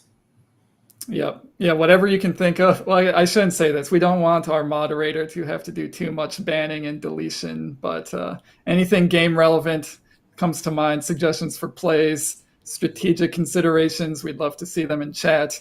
I even read some of them, and if one is especially good, I might even shout you out. So you can't resist the chance to be shouted out by a semi-famous Scrabble commentator duo like myself and Matthew. So do all those things. Make sure to check out the NASPA Scrabble stream as well. All of these things will help Scrabble grow, not just for this tournament, but for tournaments in the future.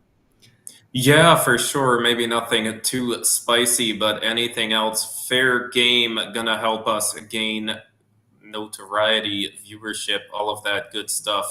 I think we are almost ready to begin. They have just finished the award presentation for the yearly leaders, you know, things like best spread over the course of the year, best win percentage over the course of the year, all of that good stuff. But I think we are almost ready to get going. We've got 3 people with the lion's share of the chance to win this tournament, and we get to see 2 of them in just a moment. That is Alec Seaholm, Sammy Okasaga. Going to be an exciting matchup. Quite a bit of money on the line. I think $4,000 for first. Quite a bit of money, and that is going to start just in a second.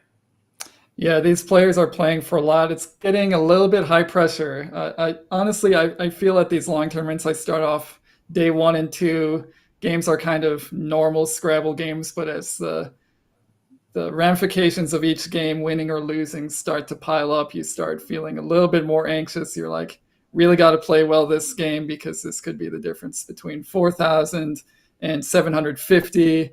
Both these players, I think, no stranger to high stakes games. They've been in contention at a lot of these tournaments. Alec, in fact, has won a previous SVC playing NWL, so that matchup also involved a finals.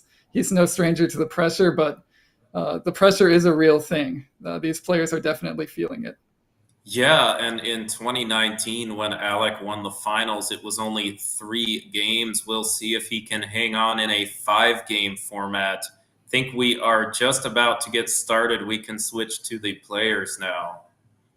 Gonna see them start to put the tiles back. About to begin. Once they put the tiles back, we can see almost a perfect last 5 games for both of them. That loss is actually a tie. So only 1 tie and 0 losses for these 2 in the last 5 games. Yeah, and if you saw those scores for Alec, some in the mid to high 500s, he's been really on a tear these past 5 games. And honestly, the whole tournament, we see him sitting at a nice 19-6 record. That includes a couple of games that he should have won, but due to mistakes or just bad timing, actually lost. We could easily see Alex sitting at like a 21-4 record in this tournament. Yeah, that would be quite something. But we see Alec getting his tiles on. Charles, the first word I see is Aki. Is that a good idea? I think it's a good idea to score some points here. The downside of keeping 2 A's is somewhat minor compared to the fact that you are scoring quite decently with, I would say, not a very good selection of letters. The consonants he has are not very flexible. They're not doing a whole lot else. He doesn't. I think he really doesn't have an option here, Matt, other than a key. Yeah, maybe if you want to be a little bit tighter, you could just do Aka. Aka is a little bit tighter. 2 less floaters, including not slotting the E, but Aki, 24 points. That seems hard to come by with a rack like this. I like this choice. Yeah, good idea by Alec here and playing it relatively quickly. Switching over to Sammy. Not a very good first draw. Too many vowels here. The consonants he has don't score very many points on this board. There's maybe a few options he could look at. He could look at dumping a lot of them with something like elocute through the C, but nothing's looking very promising on this turn. Yeah, and Alec with what appears to be a nice pull. I think he's got Altezas.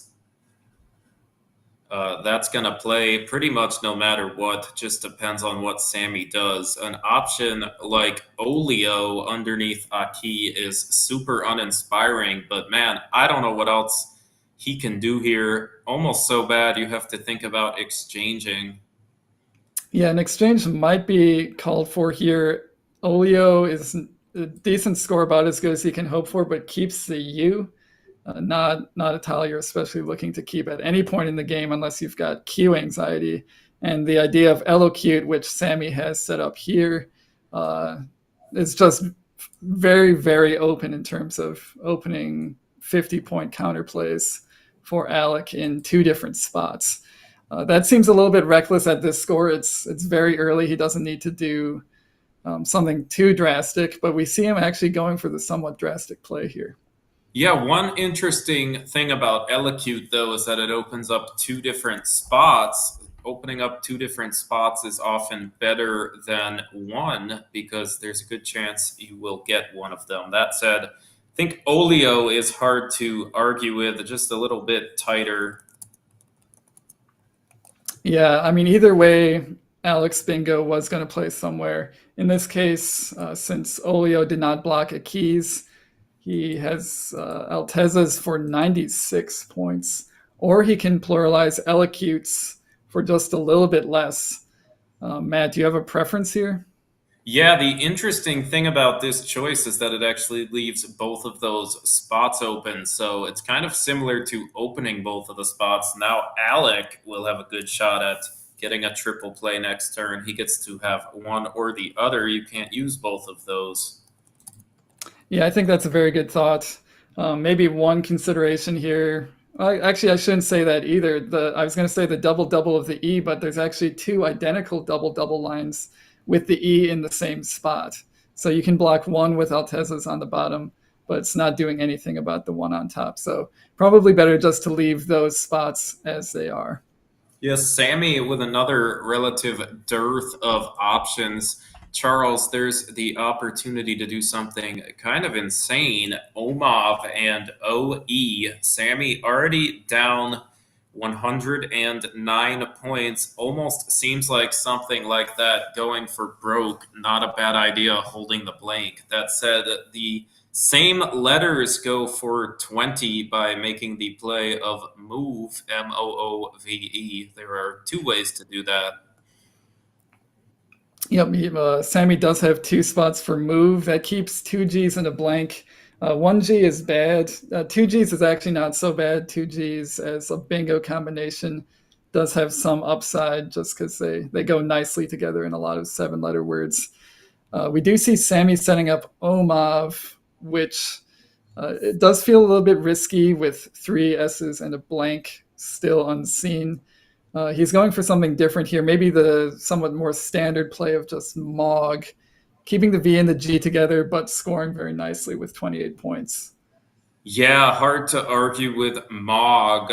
we're going to see 28 points. That is hard to argue with. I like this idea too. Just have to hope Alec doesn't hit the triple too hard. But lots of triples open. Sammy will have the opportunity to get something, surely.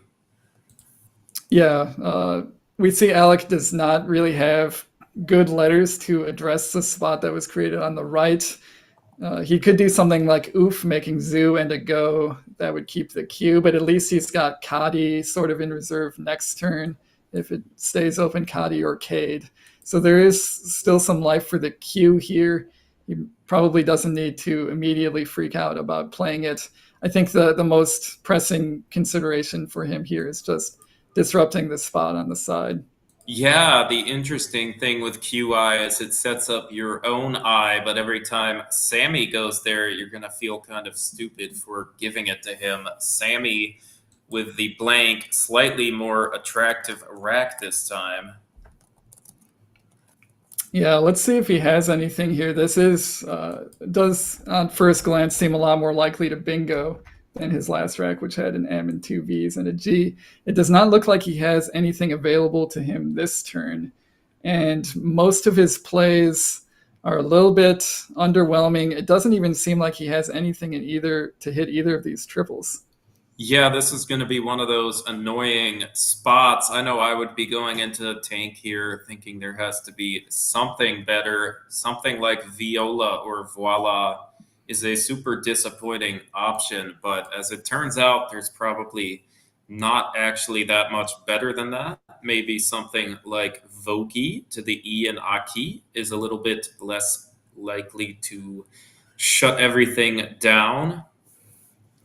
Yeah, if I'm Sammy here, I'm thinking I hold the blank, so why would I want to be closing off all these really juicy double-double lines? Like, I would really like to hit one of those at some point in the future. That'd be a very nice way to get back in this game. Sammy is down by about 120, 115 points, so he's not really just thinking about getting one bingo down. It's either one really big bingo or two, normal-sized bingos, possibly thinking about trying to get big power tile plays here. So trying to leave as much open space as possible is a good idea here. I think Vogie is nice enough. It still leaves one double-double line open, plus all those triples that are available. And we haven't even really talked about this hot spot yet, which could get hit for 70 points with the right letters. So Sammy by no means done in this game. Yeah, for sure. And Vogie leaving things like the E and L in Elocute alone, as opposed to something like Voila or Vogie in the other spot. This will give him a couple of spots to hope to bingo, and both of those letters like to end words. Yeah, Sammy, don't count Sammy out yet. Alec with a very quick play here. I think this is pretty much his only play, is Cade. It gets rid of a lot of consonants and the Q and unduplicates his eyes. So very standard play there, and I think that one's correct. And Sammy finally drawing a rack that will produce bingos. Unfortunately, this time, I don't think there's anything huge. There's almost an argument to be made to wait a little bit longer, as annoying as that would be given what he has struggled with in the first part of this game. Yeah, his bingos all mostly play through this T of Elocute. He really doesn't have a whole lot else on this board. So yeah, there might be a consideration here for just hanging on to the blank one more turn and trying to get something higher scoring. He could do, I don't know, something like Boni, B-O-N-I, in this spot, leaving the double-double open. Downside is it doesn't do much for him putting the B here. He's not going to get a huge B bingo just because there's letters in the way. But are you thinking something like that, Matt, or maybe even something shorter like B-O on top of Cade? Yeah, there's not going to be a couple of good options. Are Boni. Actually, I might do Boni lower because it puts the B next to the E for 2 more points. Bo is another interesting choice. If you're worried that Alec has cheap points such as XI, you can deny him those. He will have to put XI between Elocute and Vogie instead for a lot less. But there's also an argument to be made that Sammy just has to bingo and then bingo again and then bingo again to come back. And the best way to do that is to bingo now. Right. Yeah. If he wanted to just bingo now, he'd probably be looking to play something that opens the maximum amount of space possible. You could do something like Obesant, ending with the T that just creates a boatload of space on the left side of the board in addition to the space he already has kind of here and here. So if he wanted to go all out in terms of setting up spots for himself, that would be one way to do it. Yeah, Alec with witchies spelled out on his rack. This is not a word. I think it's just kind of a fun thing he threw down. There's actually no eights with his rack. He is likely to play witch on the top part of the board. That would score a lot of points. We see Sammy playing Niobates here. The blank is an S. I think this is a good idea just to maybe not as crazy as Obesant, but still create some nice spots for 8-letter words on future turns. Sammy's going to need at least one bingo and possibly 2 more to really be back in this game. We know with Alec's rack that it's going to be tough with just one. Alec likely to think for a bit and then pretty quickly settle on Witch. Hard to see what else is worth doing here. Witch scoring 53 points. Yeah, that's too many points to pass up. It keeps the S. You've still got that big Elocutes hook ready for a bingo in the future. So Witch looks really good here. We see Alex setting it up. Certainly, Matt, at this score, you would not do something like Itch trying to set up your W. That would be pretty crazy. No, that would be very crazy. Itch taking a lot of hooks, including the brand new S. Oh, yes, that's right. Yep. Probably better not to do that one. Yeah, Sammy, though, with a good, about as good as he can hope for. He's got the cocktail Negronis, and he's got some other options. He can play things like regions, ignores signore by pluralizing elocute. Yeah, and it looks like he actually does have a double-double through this Eye of Niobate. All the alternate spellings of signor are pretty hard to keep straight.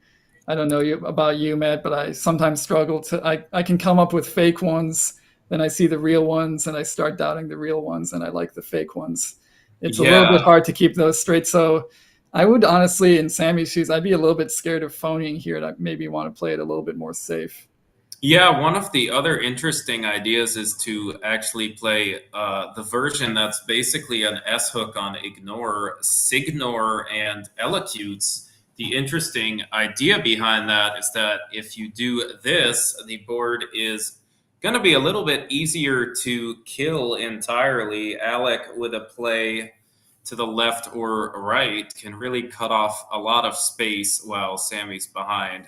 It is hard to argue with the extra 8 points from this, though, so I think Senior is a solid option. Yeah, I think taking the points now, and then if Alex starts making moves towards shutting down this board, Sammy's going to have to respond. He's going to have to be aware of those things. But yeah, it is kind of hard to turn down those extra points. A nice job by Sammy figuring out that this is indeed a valid spelling and not just something that he's made up. Yeah, Alec in a bit of an interesting spot. The most threatening bingo lane now might be with elocutes. Still, though, a little bit hard to justify putting the S there. I don't think he can get a great scoring play with what he's got, but good option to put in the back of your head is to do something like that eventually. As it stands, though, it's looking like his best options include something like swung, if you don't mind risking the S out there. One maybe counterintuitive option is fishing the W, the leave of ILNPSU, surprisingly likely to bingo. He can draw an A to hit something like unplates. He can draw an E and hit something like spinual and elocutes. Yeah, and there's also a lot of R's left. Does an R work with that? Something like Perlins, I guess, would play to this side also, or actually on this side as well, if he didn't block it with his W fish. So A's, E's, and R's in the bag would actually help Alec a lot if he just plays off the W. So that's not a bad idea here. Charles, what do you think about playing Perlins right now and Elocutes, 30 being about as much as you're ever going to score on this board, and Elocutes and Elocuted being gone forever as an issue if you choose to go this route? Yeah, that's actually not a bad idea. It does do what you suggested, Matt, of exhausting this Elocute spot while also not really giving back a lot, in terms of future board development for Sammy. So that's a pretty good idea here. It would put Alec up by pretty much a bingo. So although we do see Sammy has drawn the X and will have a big X play here if nothing changes in that area. But I think Alec would still feel pretty secure in that spot. Our computer analysis is strongly preferring Perlins, saying there is nothing else to consider. As Alec spells it out on his rack, it looks like he might be thinking about this. I think this is a fantastic option. I think it is exactly what you need to do on this board. Yeah, this does a lot of things right for Alec. It is maybe a little sad to move on from some promising bingo letters just to score 30 points, which is kind of an average turn in a Collins game. It's not an especially great play from the scoreboard's perspective, but it does a lot of things nice for the board. And there are definitely a lot of situations, like as soon as next turn, where Alec's going to wish that he had played there sooner. So it's just getting there as soon as you can and get that peace of mind that that spot's no longer a problem would feel pretty good. This is one of those things we call recursion. If you can kill Elocutes right now, you don't have to worry about it for the rest of the game. Alec, as the player in the lead, is likely to favor something that blocks Elocutes right now, because it means that Sammy can never think about using that spot, as opposed to if he blocks it 5 turns later, Sammy will have had 5 shots at it, and that is not a good thing to allow when you are in the lead. Yeah, definitely. Alec sitting on a pretty good-sized lead after Perlins. He can afford to start shutting things down at this point. He's not the one who needs a bingo to come back into this game. Sammy is in that position. We do see Sammy again sitting on the X, so he's going to be able to get closer in this game just through some timely X bombs rather than a bingo, but still a good idea from Alec's side to do this right now and not wait, not delay. Yeah, Alec playing Perlins. I think this is a fantastic choice. We see maybe a little bit of a divergent paths thing again with Sammy. He can choose to get rid of the J and X together with Jinx. He can also choose to play something like Nix, do them one at a time, and hope to cash the J in later. Yeah, if he draws an I here, he would have something like rejig to the G of Signor. Then maybe there's some other things that are going on with the J here.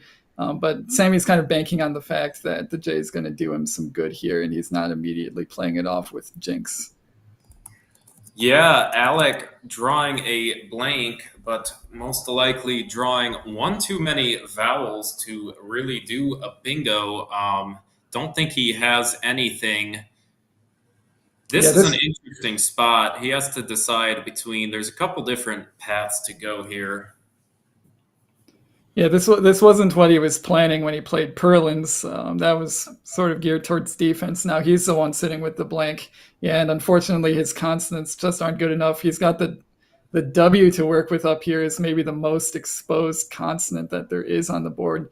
But he's already holding a W, so the chances of him bingoing here are very little as long as he has the W on his rack. So yeah, he's got to do something other than a bingo here. He could play on top of Cade. He could just take that spot away. With the X played, there's not too much danger there. If he did something like OI, that's more of just a wait and see move than blocking anything in particular move. Matt, do you think of anything else in this position? Yeah, Whoa is a really nice choice. One of the cool things about it is that it actually makes it very hard for Sammy to really ever do anything on the top right of the board.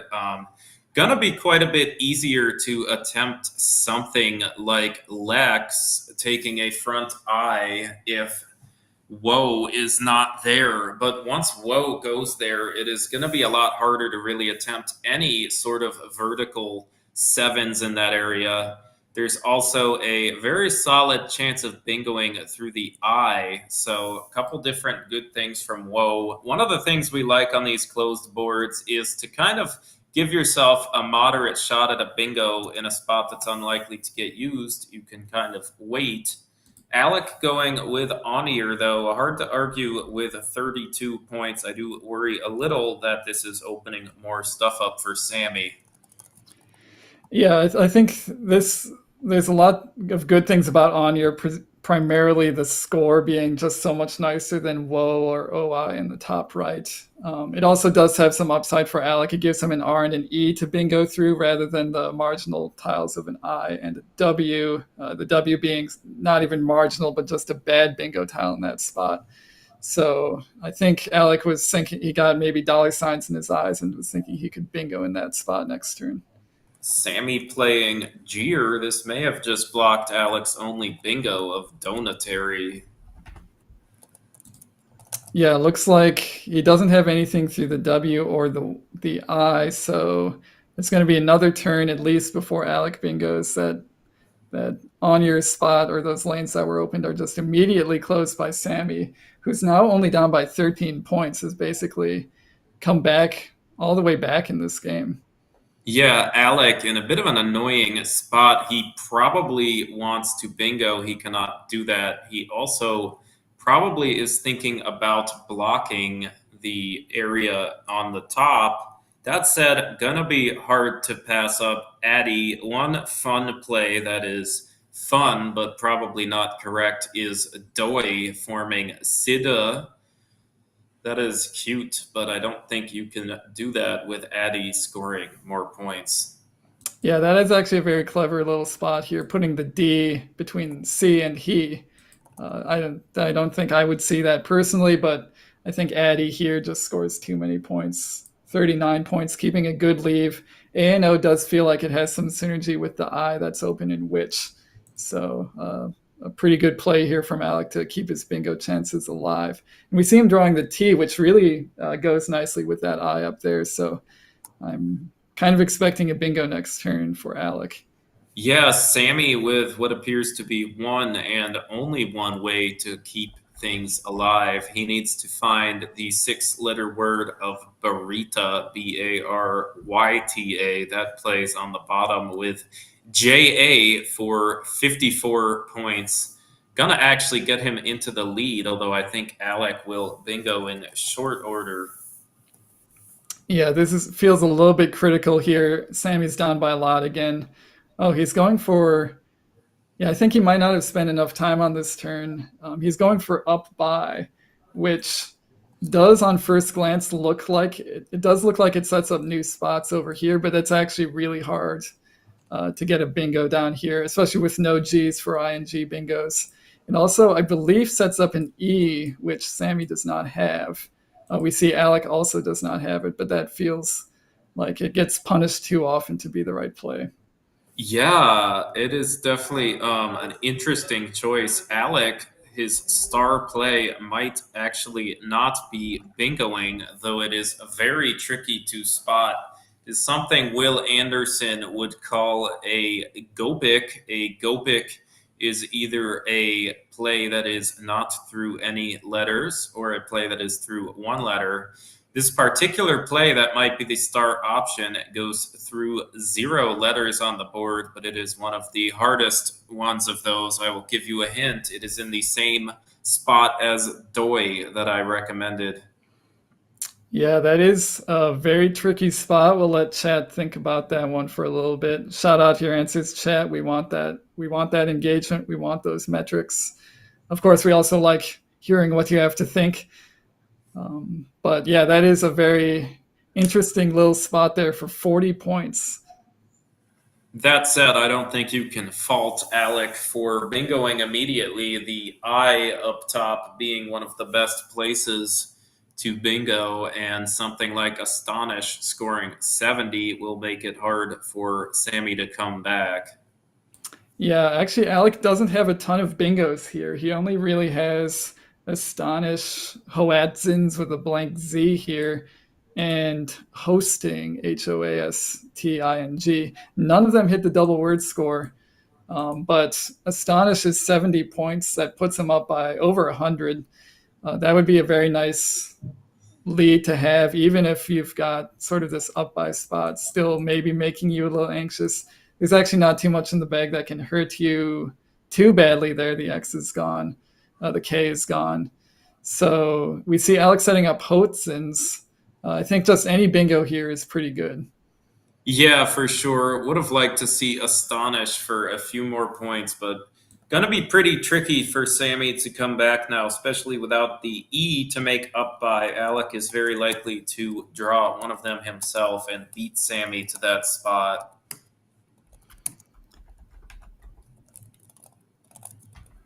So we see Alec committing that play of Hotzins. Yeah, the downside of Hotzins versus something like Astonish is just the placement of this double word here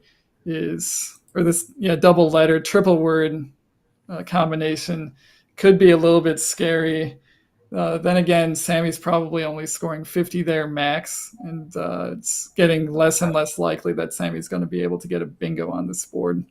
Another thing that might be an issue with bingoing immediately is if Sammy plays something like Frat, there's going to be a couple of marginal bingo spots on the board. Alec might not know which one to block, and each two of the marginal bingo spots on the board use the triple, something like Frat followed by a bingo starting with Re is probably enough to at least make it interesting. That said, Alec drawing two of the E's, he can play something like Div or Erev underneath up by, and I think that will seal this one.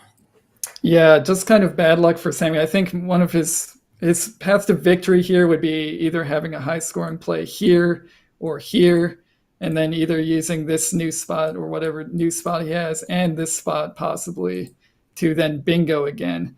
But he doesn't have any of those. I think this is a good idea, Matt. He is scoring pretty good here, and he's creating a line that almost can't be ignored.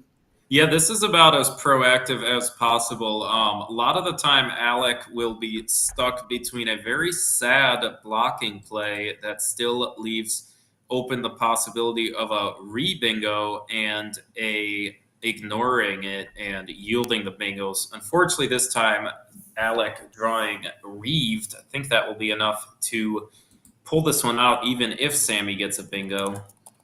Yeah, and we see actually Sammy does have Diptera and Partied and Pirated on his rack. I actually don't see, once Reeved goes down here, does anything still play for Sammy? I think he's going to be down by too much for it to matter unless he gets something here. Yeah, so Alec in an interesting spot. He's going to have to do the math, though I'm not actually sure if anything plays with Re. Even if it does, it would be very close. Alec will get to 438 points if he plays Reeve. Sammy with 340, and Alec likely to have approximately 12 to 16 off his rack. So it's going to be very close. Actually don't know if Sammy has anything. It would be really helpful to have two E's to hit something like reparted or something. Right. Yeah, I think the E's turned out to be the crucial tiles here. We thought at first it was going to be because of up by, but now it's just a matter of flexibility and hitting these distant triples. We see Alec will only need to play 6 tiles to hit this distant triple, and the two E's make it a lot easier for him to do that. And with only one E, it's a lot harder for Sammy to hit this spot, considering he needs to immediately play his one E here to make RE. So those E's, very crucial in this position, and Alex, the one sitting on 2 of them. And Sammy's only possibility from Alex's perspective would be Retinula. Retinula would score 76 points, getting Sammy to 416. You would add the M and the unseen PRDR to Alex Rack, and it would be 20 points for 436 points. That means that Reeved is just enough. That said, if Alec has mistracked, it would be a horrible way to go out if Sammy does have something with, say, the P on the triple for a few more points. I think Read Me outruns everything a little bit more comfortably. Yeah, that's actually a nice play we hadn't considered at this point. I think both of us, Matt, sort of zeroed in on this spot being so dangerous. Of course, it needs to be blocked. But Read Me scores 10 more points than Reeved. It keeps just 2 extra points back in terms of the V instead of the M. So a considerably larger cushion here, even if Sammy gets something like Partied here, which we see would actually go down. What does that result in? Is that's still a win for Alec, or it's maybe a little bit closer? I think it is. Partied would be 89 points, getting Sammy to 429. With what's in the bag, it will be 16 off of Alec's rack. That means that Alec will win this game by 3 points, I believe.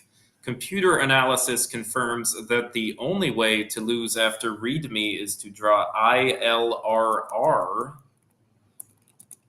And I guess that results in Unadept, which scores just a little bit more. That must be the difference. Yeah, the difference being in the P. Computer analysis also says that there is exactly one way to lose after Reeved. That would be by... I will look for that and tell you how Reeved can lose. I believe there's only one way to lose. That is by drawing DPRR. I believe I may have... That will leave one bingo. I guess that's still Retinula, right? Yeah, maybe we miscalculated it. Retinula. Do we have the score correct here? I do have it. I have it correct on my end, 400 to 340. Oh, I may have. Did I miss a challenge or something? I have it at 398. I don't know if I. Yeah, I may have put the wrong word in. I think actually Reeved scoring 39. I think this will actually tie if Sammy has Retinula. Read Me, on the other hand. Yeah, Read Me, on the other hand, will still lose after Unadept, given that it doubles the P. So very unlikely to lose. Reeved may have been a little bit more accurate, but that said, if Alec mistracked and Sammy has 2 E's and a lot easier way to hit the bottom, it would be a lot closer. As it stands, it's going to be close, but I believe Alec will win by about 5 points. Yeah, it looks like this results in a 4-point win for Alec, assuming all the scores are correct. Partied's going to score 89, is going to get 16 from Alec, putting the final score at 449 to 445. Yeah, very good game. Alec doing the math, making sure he can hang on. A suggestion in the chat of Vex. Interesting idea. Not sure if this ever loses. I do worry a little bit about a fish by Sammy on top and Alec not knowing where to block. But it might be bulletproof given that you get something like Vex and then Reamed. Good job by Sammy to cut the spread, although with his tie, I don't think spread matters too much. Alec will win this game. Let's cut to overhead and see what they have to say. on my turn, I considered a few things here that would have blocked partied, but would have given you partied here. Yeah. So I figured you were likely to get a bingo here after reeved, say, if you're getting a bingo here anyway. So I figure it's not worth blocking. This outruns.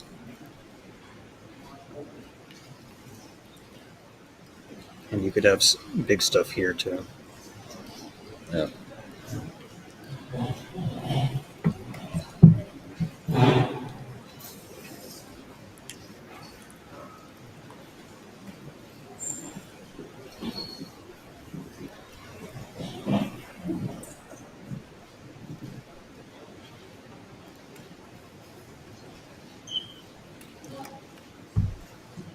Well, we're getting some silence from Sammy here. I think he knows that he really wanted to win this game. He's probably feeling a little bit disappointed. This makes his path to the finals considerably more difficult. In fact, he might be hoping for a Dennis loss at this point to really have any realistic shot.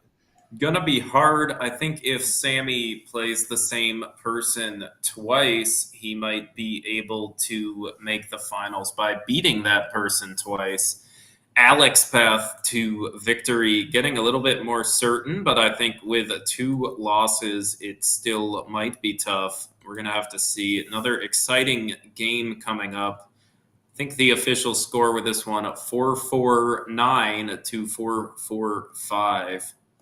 Yeah, couldn't have asked for a better one to start this afternoon session. We've got 2 more games left here in the afternoon to determine who plays in the finals. We're still waiting on the score of the game between Dennis Akekarigor and Austin Shin. That one now has a lot of ramifications on who has a chance, especially Austin needs this win, plus some other help to make it in. Yes, Austin might even need help with the pairings. I believe if Alec wins one more game and he gets Gibsonized into the finals, and then they do Dennis versus Sammy, I don't think he has a chance at all. But if they do the pairings differently, there is a way for Austin to come back if the right people lose. So it will depend on how they do the pairings.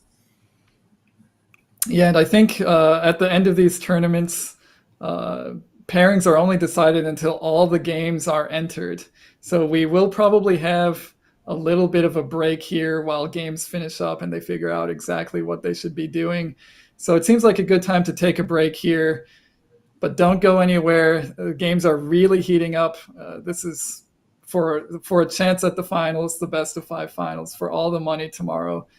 These games are super important. You don't want to go anywhere. Yeah, can't miss these last 2 games. See which 2 of these Collins competitors get to play in the finals. Take a quick break, be back in a few minutes, but stay tuned.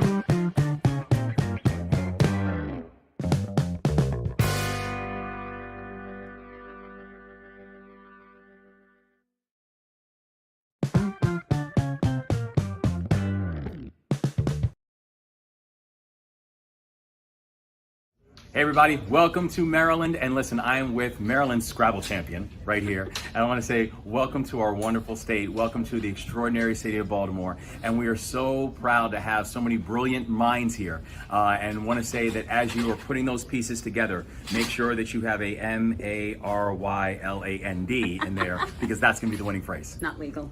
Oh well. We have the best governor. He loves Scrabble, and he loves having you in Maryland to go eat and drink and see the sights. It's going to be a great week. Enjoy. Good luck, except when you're competing against me. Have fun, everybody.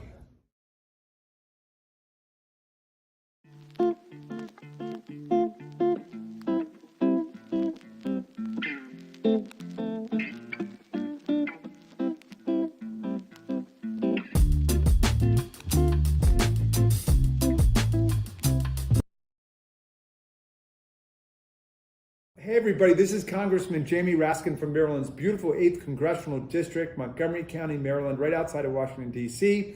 I am reaching you from the Rayburn House office building. Today is August 4th, but I wanted to greet all of the players, the contestants, the fans, the families who've come together for the 2025 Scrabble Players Championship in live casino and hotel in Hanover, Maryland. This is very exciting that out of all of the states in the union, you honor and grace us with your presence. You top flight Scrabble players from all over the country. I want to thank my very good friend, State Senator Cheryl Kagan, for giving me the opportunity to say hello to everybody from NASPA, to welcome you guys to the Free State, and to thank you for upholding the banner of literacy and civilization, which is the banner of democracy. So at a time when democracy is under attack, when the English language is under attack, when there's every form of Orwellian assault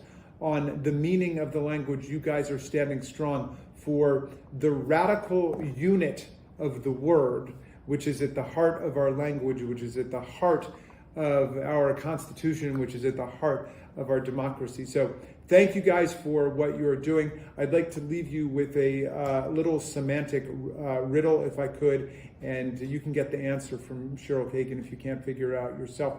I was going to ask you, what is the only word in the English language with every vowel in the alphabet, including Y, in order in the word? And I thought there was just one, but I believe that there is actually two of them. Yes, there are two. But the two words in the English language where you have every vowel in the English language in order. Now, they're not consecutive, so they're separated in some cases by consonants, but see if you can figure that out. Senator Kagan will have the answer for you. I wish you all good luck, good fortune, Godspeed in the competition. And remember, we like to say in Maryland that competition and community always go together. So thank you for being unbridled players in the competition part, but also remembering the wonderful community that supports you and makes the competition possible. So thank you, and have fun in the Free State.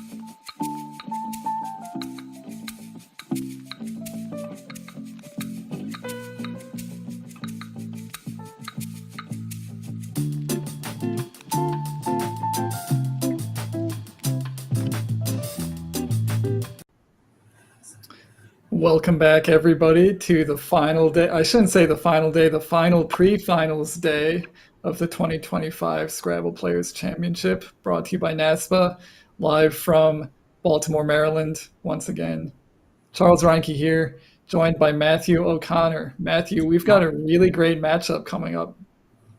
Yeah, welcome back to the chat. We have a little bit of maybe a revenge matchup. If you've been watching this stream, you know that Dennis has been the recipient of two very large presents that were gifted to him on stream. One of them by Alec Seaholm, and we're going to see this matchup again in just a sec. Going to take a quick look at the standings. Yeah, we see Alec one game ahead of the field with 20 wins. He will be playing Dennis Kekarigor, who is one game behind, and Sami Okasaga a game and a half behind. Austin Shin kind of looking in from the outside at this point. Yeah, gonna be tough for Austin. I think he needs some help with winning the games. He needs some help with a hope that somebody like Alec makes a runaway, and he might also need some help with the pairings in order to make the finals at this point. But Alec, I think, only needs to clinch one of the top two spots. If he wins this game, he will be 2 ahead of Dennis with 1 to go. Yeah, so Alec just really looking for a win here. Of course, you're looking for a win in every game. This game, the stakes are a bit higher. Of course, tomorrow we start the best of 5 finals with the 2 players in first and second after 28 games. There's only 2 games to go there before those finals start, so every win counts even more than usual. These games are going to be exciting. They're going to be awesome. We want as many people watching as humanly possible. And so to help out the YouTube algorithm figure out what to do with our stream, make sure to click that like button. That way YouTube knows that this is a good video. Not only is it a good video, it's great, it's fantastic. It's not just for Scrabble players, it's for everybody who likes watching cool sporting events. So hit that like button. If you've already hit it, don't hit it again because that undoes your like. But if you haven't already hit it, make sure to hit it. We want to get as many likes as possible as we finish up this day of Scrabble. Yeah, I think it might be time to move on to the game. Already taking a while with the pairings going round by round. Maybe get into this so that we don't hold these guys up for too long. We see 9-1 in the last 10 games for these two. A lot of talent. I think we should just get into it. I think they're pining to play. Been a little bit of a slow afternoon with the announcements. So Dennis with the Nigerian bag shuffling technique. Let's hope a tile doesn't fall out this time. Dennis to go first. Yeah, this is going to be a great game. As you mentioned, Matt, Alec kind of lost a tough one to Dennis earlier on stream. A kind of uncharacteristic mistake at the end, I think, cost him considerably. He's looking to get revenge here. He at least wants to make sure that the same thing doesn't happen again. Yeah, Dennis in need of probably one more present to make the finals. Luckily, he is on stream, which is where it seems to happen. Dennis with a little bit of a clunky start. Yeah, he does have some one standout 6-letter word here, that being bowfin. He would need to figure out where on the board he wants to put it. I think pretty clearly the 34-point spot is what he should be going for. But that's contingent on him finding the word. It's not a very common word. It's pretty far down there in the list of probability. We'd like to see Dennis come up with that one. Yeah, one of those spots where normally you have to debate the placements, although with bowfin, the W and F are in the middle of the word and cannot be placed on a double letter score, so you actually get granted a bit of a reprieve. And I think we see Alec with flexible enough bingo rack. It's probably going to play after most of Dennis's opening plays. We see Dennis going for just bow here, which would be very significant. Honestly, a huge downgrade from just playing bowfin. Yeah, tough spot. Tough to miss a low prob bingo. Yeah, Dennis, ever the tactful one, said, "Thank you, I appreciate it," immediately after the game when Alec pointed out his blunder. Alec with tangoed, a couple of different spots for this. Yeah, it looks like he can play it basically going 2 directions. He can either play it here or here, either on top or below, going left or right. I guess the first consideration would be, where does the vowel placement end up for these big triple word scores? It looks like tangoed on this spot is maybe slightly preferable for that reason, but are there other considerations here, Matt? Yeah, one of the other considerations is what goes in the double-double. It is a G in either case. Alec is seemingly going with the logic of the triple, though this does set up the X nicely. I bet it is ultimately mostly a wash. Yeah, I think just the more immediate concern of big plays hitting this double letter, triple word area probably steered Alec towards this placement of tangoed, but good idea not to get too caught up in the minute possibilities and just make a play relatively quickly. Yeah, Dennis draws the S, not quite a bingo. Something like Neef, which he has spelled out, looks pretty good, pretty logical. 35 points, nothing to complain about. Yeah, that seems very strong right off the bat. Just doesn't have to get too concerned about keeping bingo letters this early. Something like NEIS would be a great leave, but he can't play off FBN all at once. So better to take the points here. Yeah, if there's any quibble at all, maybe the triple is more pressing of a spot to occupy than the triple letter score, maybe knife at a 1 point sacrifice, but I don't think we could say Neef is anything more than a tiny mistake. Alec, with an unplayable Q other than the low-scoring QAT, he might have to struggle with the Q a little bit. Charles, do you prefer laid, which he has spelled out, or do you prefer taking up the triple with something like yad or laid, Lade? Yeah, that's actually a really good question. I'm trying to figure out, there's not too much that's going to hit hard here. Maybe we're looking at like a 35 points, roughly, worst case scenario for Alec in that spot if he leaves it open. And it gets a little bit harder to use if he does something like putting the YED here. Then there's no longer any way to hit this spot, or not an easy way to hit that spot, unless I guess the K becomes kind of a concern. In fact, maybe just the K threat after laid would lead me to something like Yade on top. Yeah, Yeed definitely feels a little bit safer. That said, Laid gives Alec one more shot at an out, such as the U, or maybe drawing the IS combo, getting something like QIS and Bose. It looks like we're seeing Alec pick up the letters for... Oh, actually he's going somewhere different here.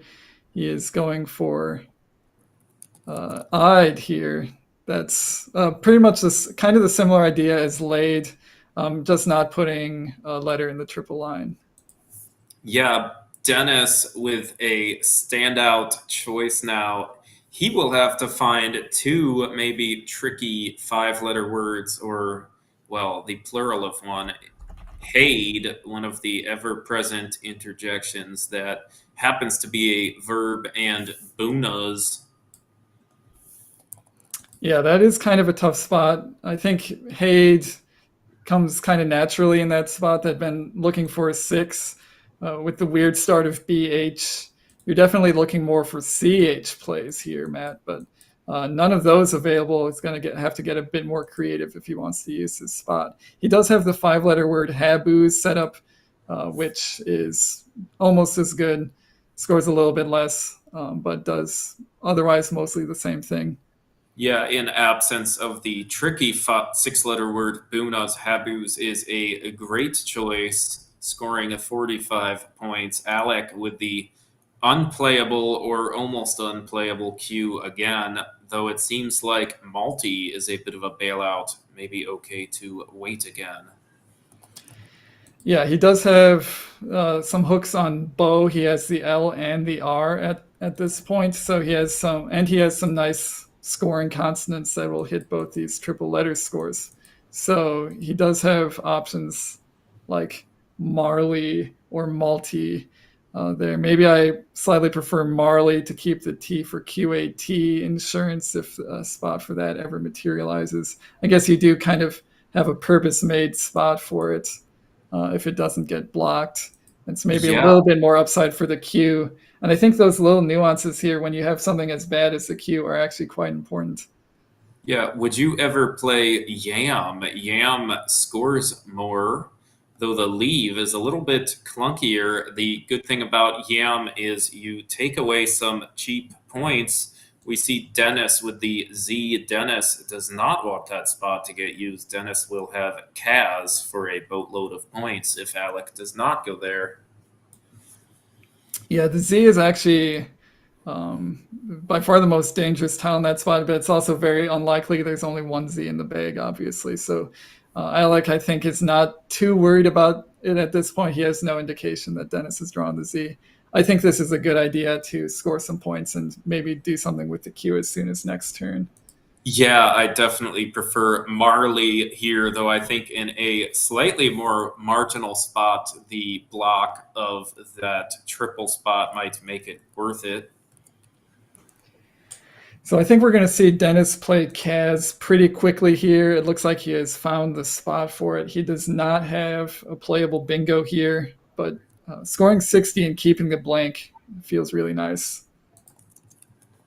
Yeah, Alec, this time he has gotten QI. I would almost go as far as saying it is not worth it. The other tiles so ugly. Would you exchange or would you play QI here, Charles? I would definitely be looking at exchanging here. We can see there's just a ton of eyes lurking in the bag. So doing something like QI, you're getting hit with counter QI plays so often, and you're keeping such bad letters. It's really not worth it to score the 26 points with the Q. Your future chances with these letters are just so dismal. Yeah, for sure. QI scoring 26 points, very tempting. Sometimes you draw an I, and that's all you need to say play pick on your next turn, and you can slowly fight your way out of it. But in absence of that, your options are horrible. It looks like Alec it seemed like he was going for an exchange, and he's actually exchanging all of them here. I think there's some merit to this. There's no tile that he had on his rack that was especially good on this board, so he might as well just get rid of all of them. Yeah, I think I slightly prefer keeping CIT. I think there are just enough bingos in there to justify it, but Alec probably thinking that there are still two blanks unseen, and he will be more likely to draw one if he exchanges more. Dennis with an interesting idea, instantly playing just the V. Not sure how I feel about this. I think it is possible to score maybe 18 points with vet and still be pretty likely to bingo. Yeah, this one feels a little bit weird to me. Possibly Dennis is thinking there's a lot of upside for bingos on the bottom row if he just plays off the V and draws a vowel. We see that didn't actually happen. So maybe a higher scoring play was called for there. Yeah, Dennis drawing an L, which looks like one of the bricks. This time there is one and only one bingo that is untilled. He does appear to have a bailout, and he appears to be spelling it. Alec with the X, so a lot of good options. Possibly I like Tix for 33 points. Yeah, I think the standout play here, especially knowing from our perspective, Matt, of what Dennis has, something like Exit in this spot takes care of that S. That's, I guess, the primary concern maybe for Alec is that S. He's not really too worried about the B and the U. But that does score 39 points. Keeps decent bingo letters. Exit will take Dennis's bingo rack into one where the best play is possibly something like Nield, Neeld. Pretty big downgrade from untilled. Alec putting down Oxid and Dennis catching a pretty big break. Oxid will end up a lot better for Dennis. Yeah, and I think Oxid is still a really good idea. It does keep better bingo letters for Alec. It keeps IST versus DIOS, so a huge upgrade there. It also gives his S a little bit more life with this add spot. Dennis with the bingo, though we might have to look and wait to see if he's going to accidentally circle the O, but no, we are good. A valid play, a little bit of a trap, but Dennis doesn't fall for it. Yeah, nice play here by Dennis, finding his only bingo. We see Alec was kind of had bingo designs of his own last turn. He kept the nice letters of IST. I think Dennis is actually on hold here. We'll see if this gets challenged. Yeah, Alec challenging Dennis will be getting 5 bonus points. Alec with a bit of an interesting, no, I've said this a lot, but divergent paths. Jedi going to be hard to dismiss given its score, but I might give a passing thought to Zhao. Ultimately, I think it is a little bit too many points to pass up Jedi. Yeah, it does feel a little bit painful to play off your 2 vowels here, but there's plenty of E's and I's still in the bag. In fact, playing off an I does feel good here because you're so likely to draw another one. So something like Jedi, I think at this score with Alec down by almost 70 points, he can get right back into this game holding an S with a play like Jedi. Yeah, I think Alec is not going to be thrilled, but don't think there's really an argument in favor of anything else. Zhao probably just shy of scoring enough points to consider, especially with leaving that triple open. Yeah, that is the other major consideration. There is this spot. Zhao would take care of sort of this area of the board, which is a little bit concerning, but perhaps not as concerning as the immediate threat of possibly another bingo or a high-scoring play from Dennis in the bottom row. So good idea from Alec to just take the 60 points. Yeah, Alec playing Jedi pretty quickly. I don't think we can fault him. We will see if Dennis can pull a nice combination. A lot of good ways to go to the right of Oxid, depending on what Dennis draws. He's trying to tease us a little bit here, taking his time, putting his letters on his rack.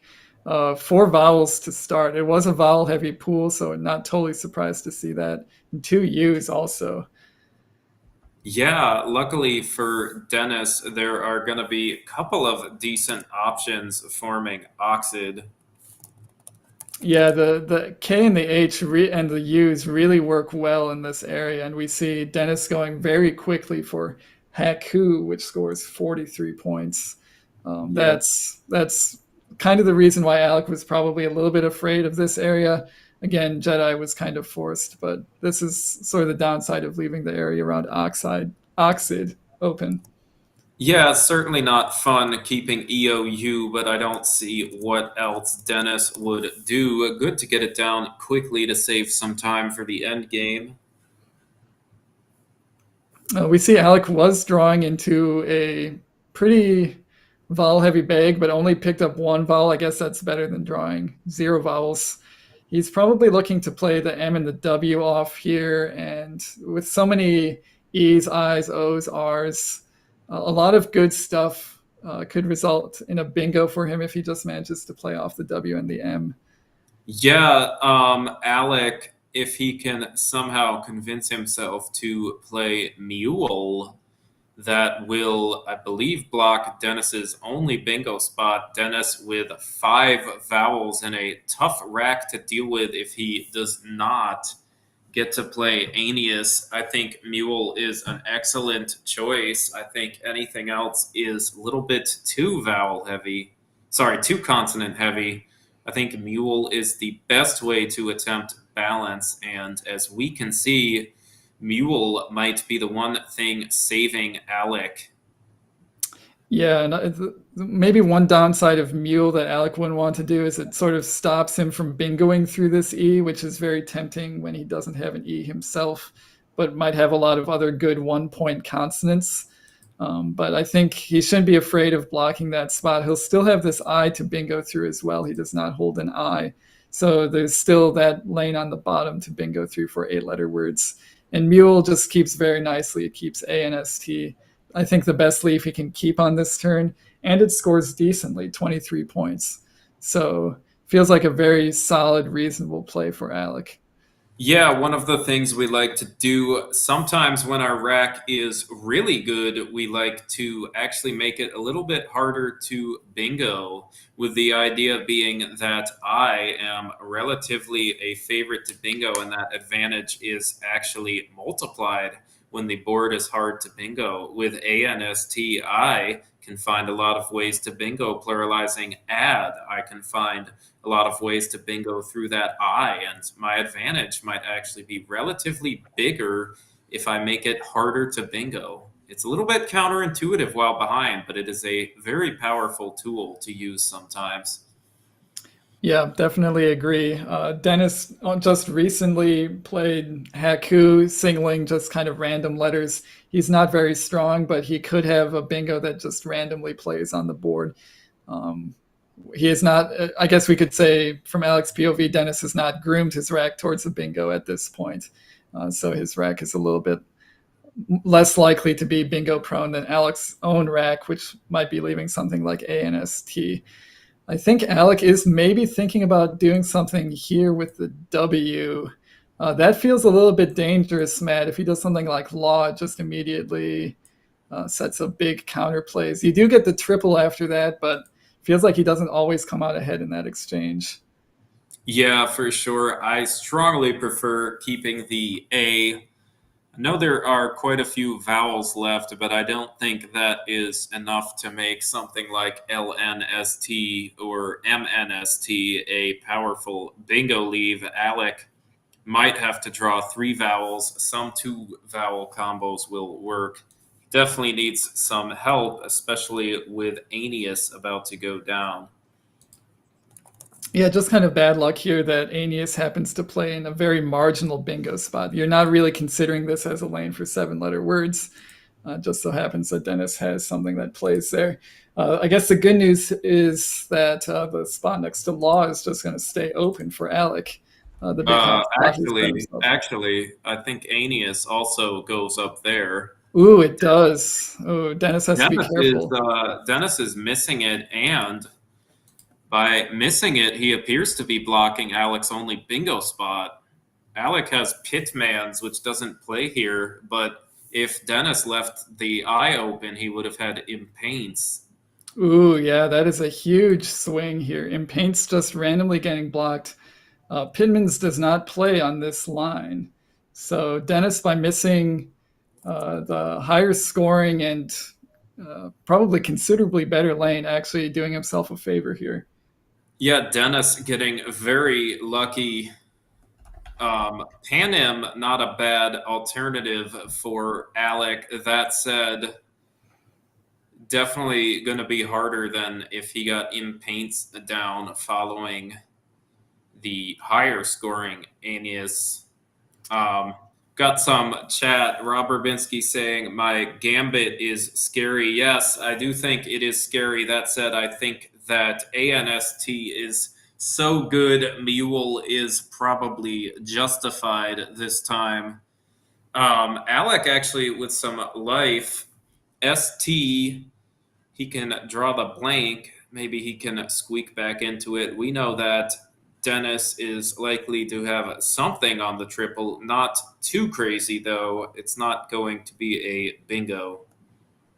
Yeah, if Alec does something like Panem, we'll probably see roughly a 25-point play coming back for Dennis. Dennis would have to be thinking about, does he want to reopen lane for 7s? If he doesn't, we might even see that spot used, not go unused or maybe used for a lesser score just to keep up the defensive pressure. We see Alec down by almost 100 here. And there's a looming problem on this board, Matt. It is really hard to get anywhere on this area of the board. Space Ed would be great for bingo. It's just totally inaccessible for Alec. Charles, if Alec plays Panem here, what do you think about Dennis's decision? Should Dennis play Erev? Erev is not the highest scoring play, and it is not the play with the best leave, but it is the only play that ends in a V.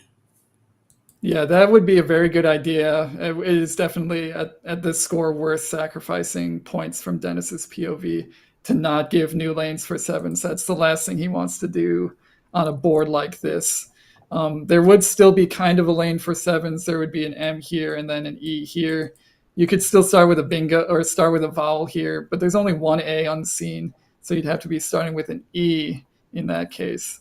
So very marginal bingo spot. It also would not hit the double word in that situation. So Dennis would probably escape unscathed in situations like that. Yeah, Alec is he appearing to play Simps? This is going to be pretty big point sacrifice. Spims also pretty big sacrifice. I think his idea is that there's two relatively volatile spots after that, that being ending in S, touching a triple word, and playing up top. I like the hustle behind this. I do worry that is not enough points to come back. Yeah, that is a tempting play, and we see, I think, exactly why Alec would do something like this. A&T is a very powerful leave considering the E's, I's, and R's on scene. Very somewhat likely, I shouldn't say very, because nothing is very likely when you're drawing from a bag that has that many tiles, but something like a retina bingo could very easily happen here and here next to law. So we see that didn't happen. That's a very rough cue draw at this point. No, wait. If quota stays open, that's actually a huge swing. Wow, this is actually great. Dennis is probably strongly thinking about how to block bingos. Quota being a relatively specific thing in that spot. It's actually not a lot of options down there. I don't think the Q is much of a risk at all relative to bingos with this pool. So Dennis very likely to find something that blocks a lot of bingos as opposed to blocking quota. Yeah, I think Dennis, especially after play like Spims, which is strongly indicating that Alec is trying very hard to bingo.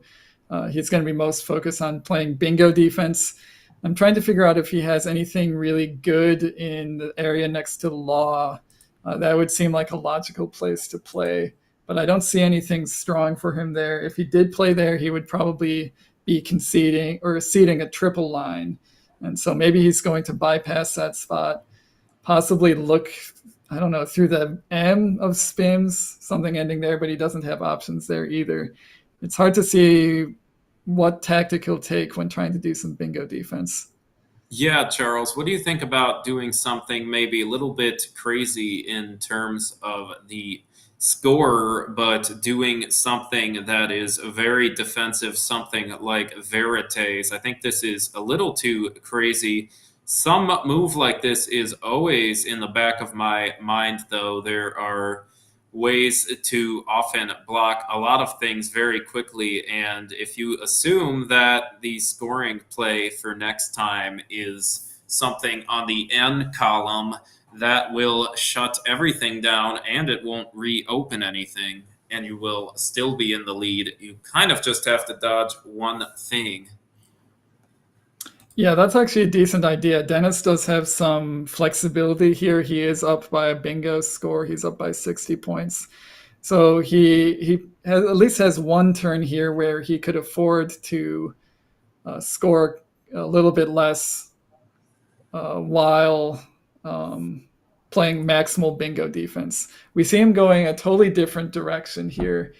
He's going for Vrot, which is a very high scoring play, 32 points. Keeping three vowels. Sadly, it doesn't block quota, which is going to be a huge swing. Yeah, Vrot, an interesting idea. Worry a little bit about the vowel situation. I also worry that Vrot isn't super productive in terms of bingo defense. Alec, probably very relieved to have a quota. It was anybody's game now. Yeah, this play is 82 points. It's going to bring Alec within 10. We'll see. Dennis probably wants a good draw here. Ooh, we see an extremely good draw here. He's going to be bingoing in response. Yeah, Dennis with a tough series of turns, missing the better spot for Aeneas, but this might be able to put it away. Gonna be hard for Alec to come up with an opening that doesn't get immediately blocked. It looks like if Dennis plays Ukraite, Alec's best play on the triple afterbirds will be Iring, which is just not quite enough. Alec will need to draw the blank, but he will also need to come up with some sort of opening or some sort of horrendous post bingo draw from Dennis to stand any chance. Yeah, this is not looking good for Alec, assuming Dennis does find his single high probability bingo. It looks like he is putting it down. Alec's going to need a lot of things to go right, one of them being getting the blank. But we see here with Dennis bingoing, Dennis will have 7 chances of his own to draw it out of the bag before Alex gets even 1 chance to draw it. So it's looking a little bit grim here. But if anybody can pull this one out, it's Alec. He's shown to be a creative player and a steady player when he needs to be. Yeah, definitely going to be tough. Ukraite putting Dennis at 88% to win according to computer analysis, but I have to wonder, how does Alec come back if Dennis is simply snuffing out his openings every time? I think Alec would have needed a bingo right now, and he did not get it. Yeah, it's looking a little bit hard for Alec here to, as you mentioned, Matt. If he tries to do something, making a play here, like rook, like as an example, that's a very bad leave, needs certain letters to work, but it's just going to get, hit blocked for a few points immediately. And meanwhile, Alec's not making up any ground on the scoreboard either. He does need a bingo at this point to win this game, most likely. I don't really see, with the scoring options on this board so limited, it seems like he can't really hope to outrun, even if he does something like Iring and then draws a play ending in SP here. That just doesn't feel like enough. Yeah, it still feels not quite enough. Something like Iring followed by Gasp would be about 75 points, but Dennis also gets to take turns. So it does seem like the only way to even think about coming back involves an opening, but it does just feel like Dennis will simply use one of the 2 triples himself and have a comfortable margin of victory. Yeah, that's a good point, Matt.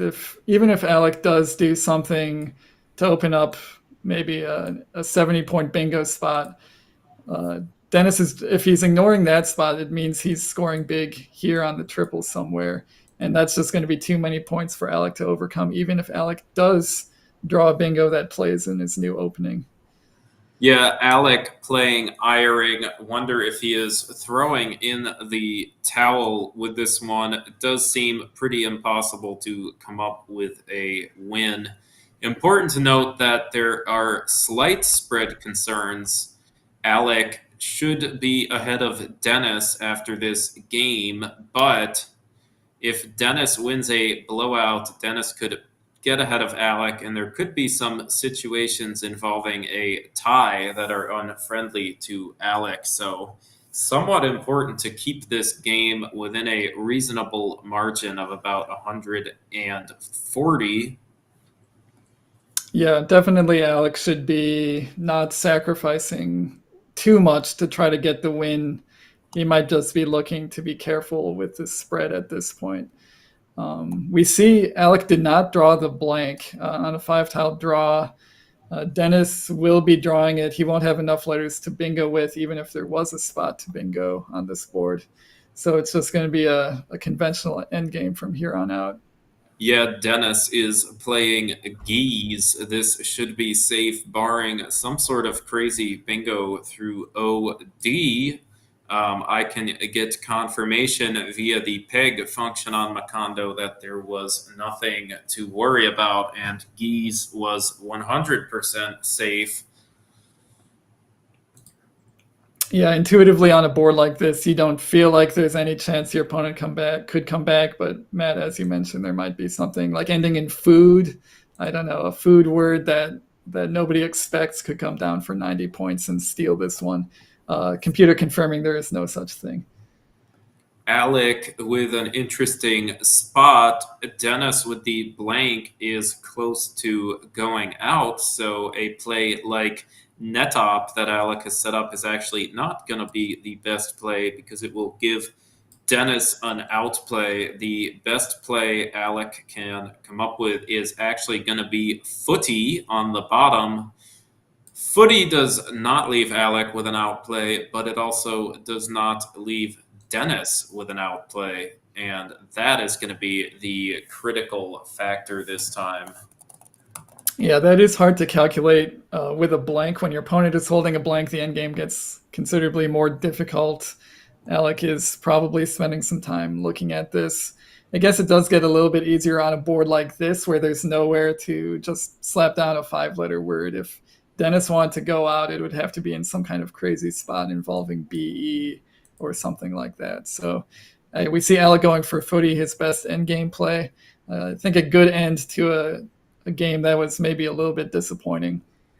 Yeah, Alec deciding to conserve his energy. I think that's wise. Don't think there is much to be gained by taking it faster. Dennis with a couple of outplays here. He can play Wura or Sura. However, Alec cannot go out, so Dennis will be better off playing it slow. That said, would not be surprised for Dennis to simply take his out. It is another one of those spots where the spread is unlikely to matter. Yeah, we could see Dennis go for something like Ty-R here, which is a nice little creative insertion play. Not sure if that's best, but it's definitely a little bit flashy. But Dennis really has this one in the bag, so it's just a matter of playing this one to the end.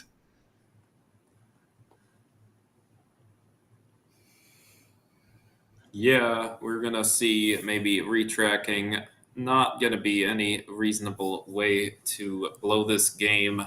Probably Dennis is looking for an out. The Ami spots being a little bit tricky.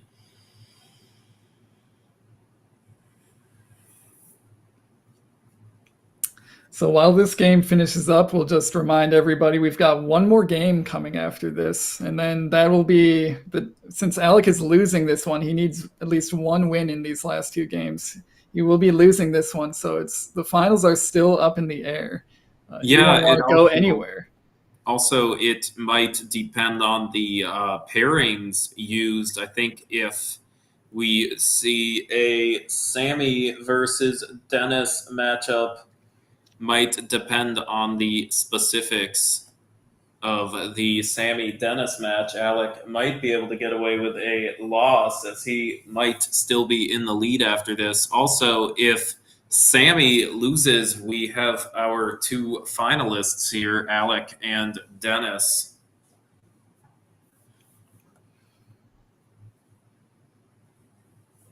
We see Dennis going for Ty-R, that he is, in fact, designating the blank as a T.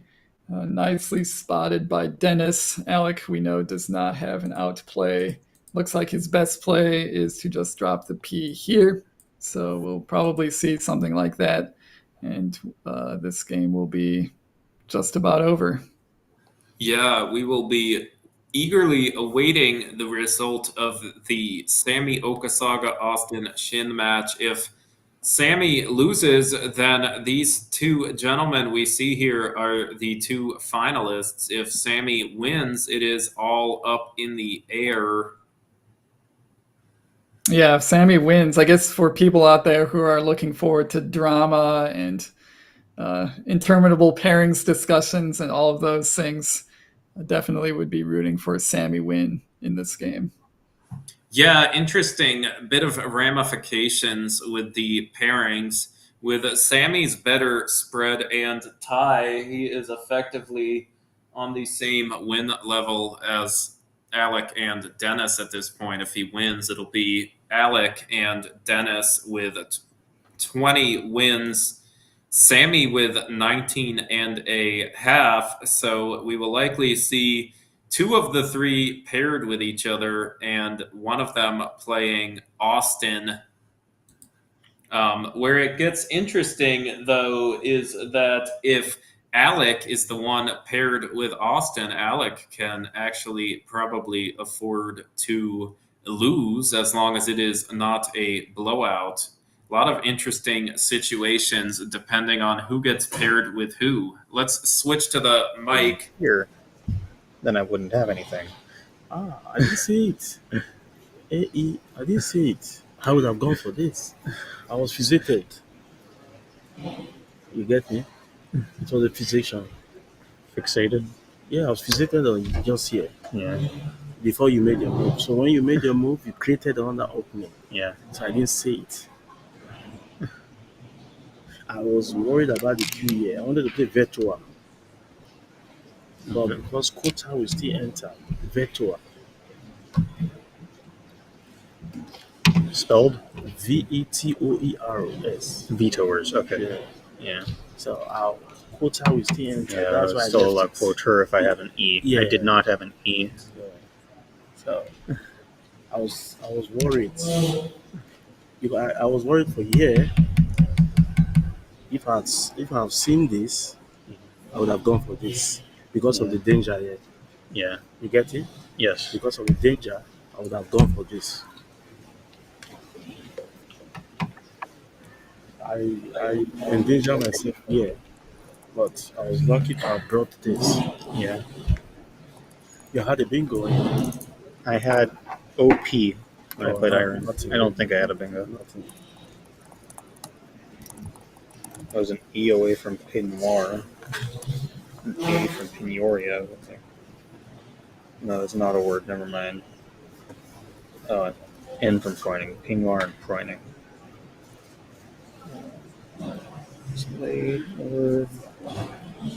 It is. Okay. I chickened out of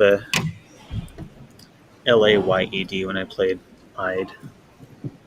Okay, you scared? It's good. Wasn't sure of this spelling because like or you're thinking about AID.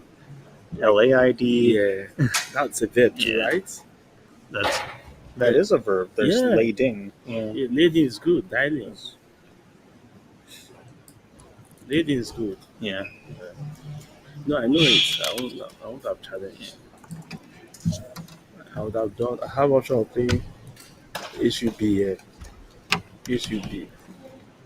No. Back. BAC. What came in? Yeah. But I chose to go for this.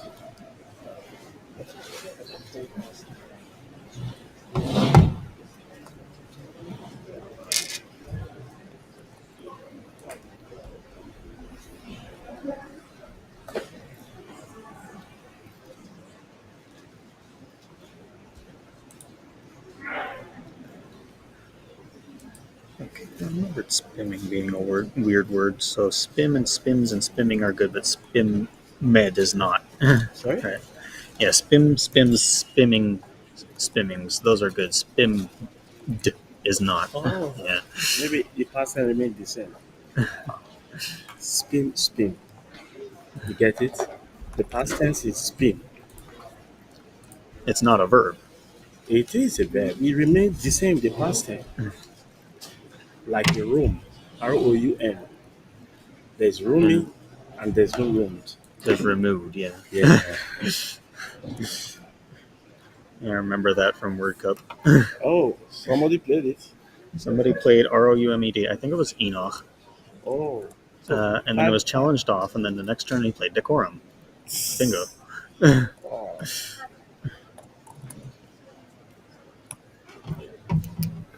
I didn't see any of what a game.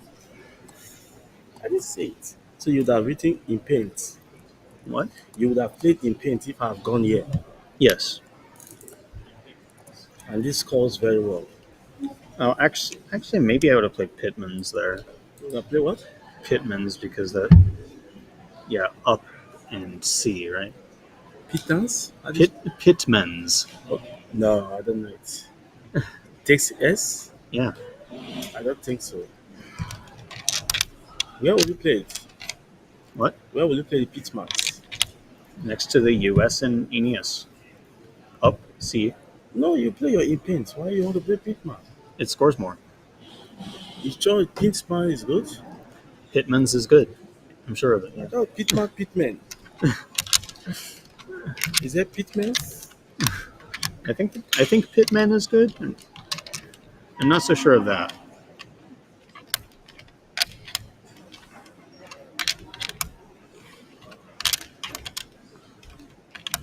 It's good.